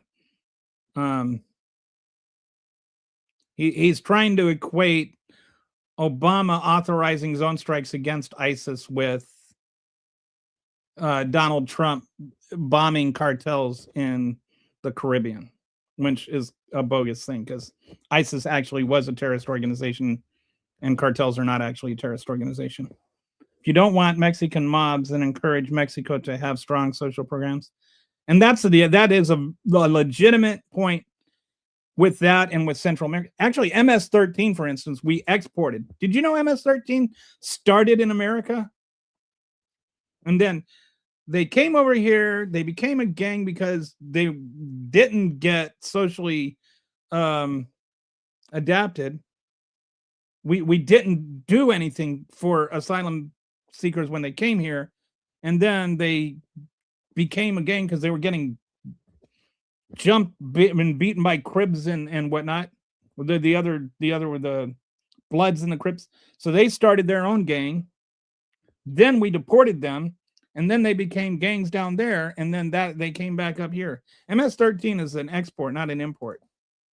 This dude will cut on your grammar when he gets called out for foolishness. What a tard. Yeah. And your use of a disability as a slur makes you a good person. We deport Tel Aviv Democrats and MAGA Republicans along with immigrants. Oh, I don't know why I keep accidentally clicking on your things. I don't like anti-Semitism. Can undocumented people buy houses? Generally speaking, no.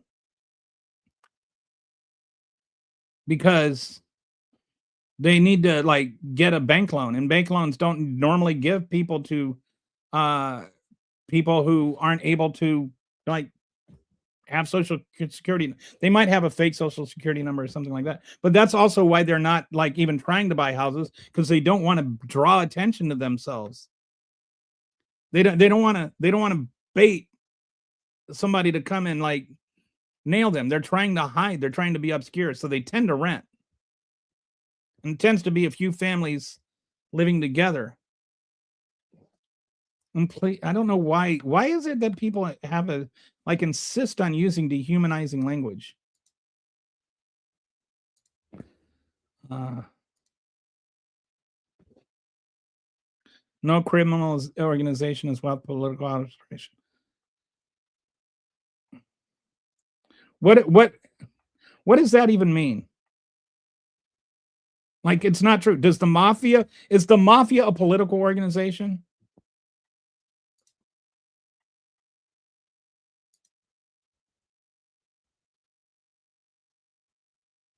Do you genuinely think the reason why people can't afford housing is because of immigrants? No, I do not. I genuinely do not think that is the case. I'm unless you're talking to somebody else. But I genuinely think that the reason that people can't afford housing is because there aren't enough houses. And I think that the reason that people are having trouble buying new houses is because you have people that are, what was it? It's can't remember what the percent was, 50%. They break housing into different groups, and there's something they call starter homes, which are usually the housing that families buy when they're getting their first home. And half of those nowadays are being bought up by corporations or people that are just buying rental homes. And because those have more money, they usually outbid the families that are trying to get their starter home. And I think that's a big issue with it. That's why a lot of people have trouble buying new homes, and that's why you have rental prices going down, but it's also why you don't have people being able to buy new homes.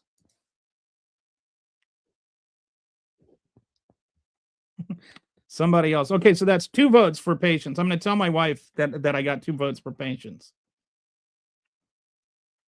She might forgive me.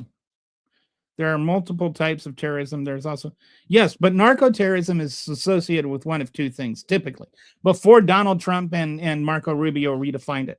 Narco-terrorism is either A, using narcotics to fund actual terrorist activities like the Sandinistas in the 80s. That's when Ronald Reagan invented the term.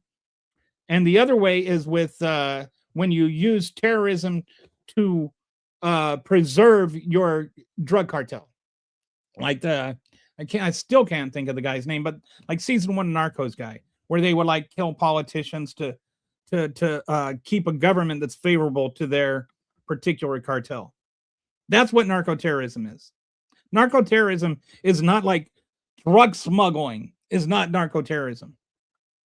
There's not like some super secret plot by cartels to get people in America to overdose on drugs so that they can like kill people or something. Like that's not what narco-terrorism is. Trump said on day 1 he would bring prices down. That's why he got an F on that in his report card.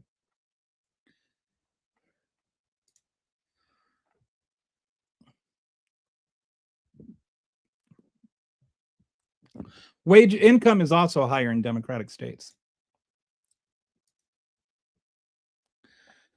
Immigration causes inflation and low wages. Actually, it doesn't. I don't know why you guys keep insisting on pushing this narrative, but it's objectively not true.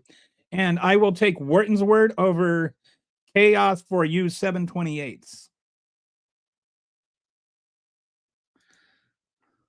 Illegals are illegal.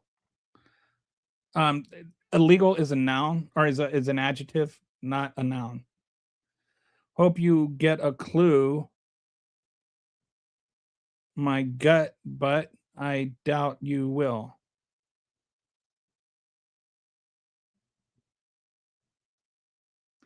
Terrorism just isn't.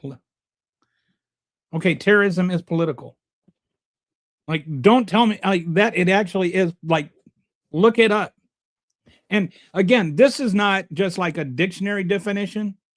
This is the legal definition by U.S. law that allows the Secretary of State to declare an organization a terrorist organization. This is not just my spin on it. This isn't just me saying what political means. I mean, it's actual thing in the law that Marco Rubio is supposed to be using when he declares them a terrorist group. They don't meet that legal definition of terrorism. Okay. Wow, 5 hours. All right, terrorism. Okay,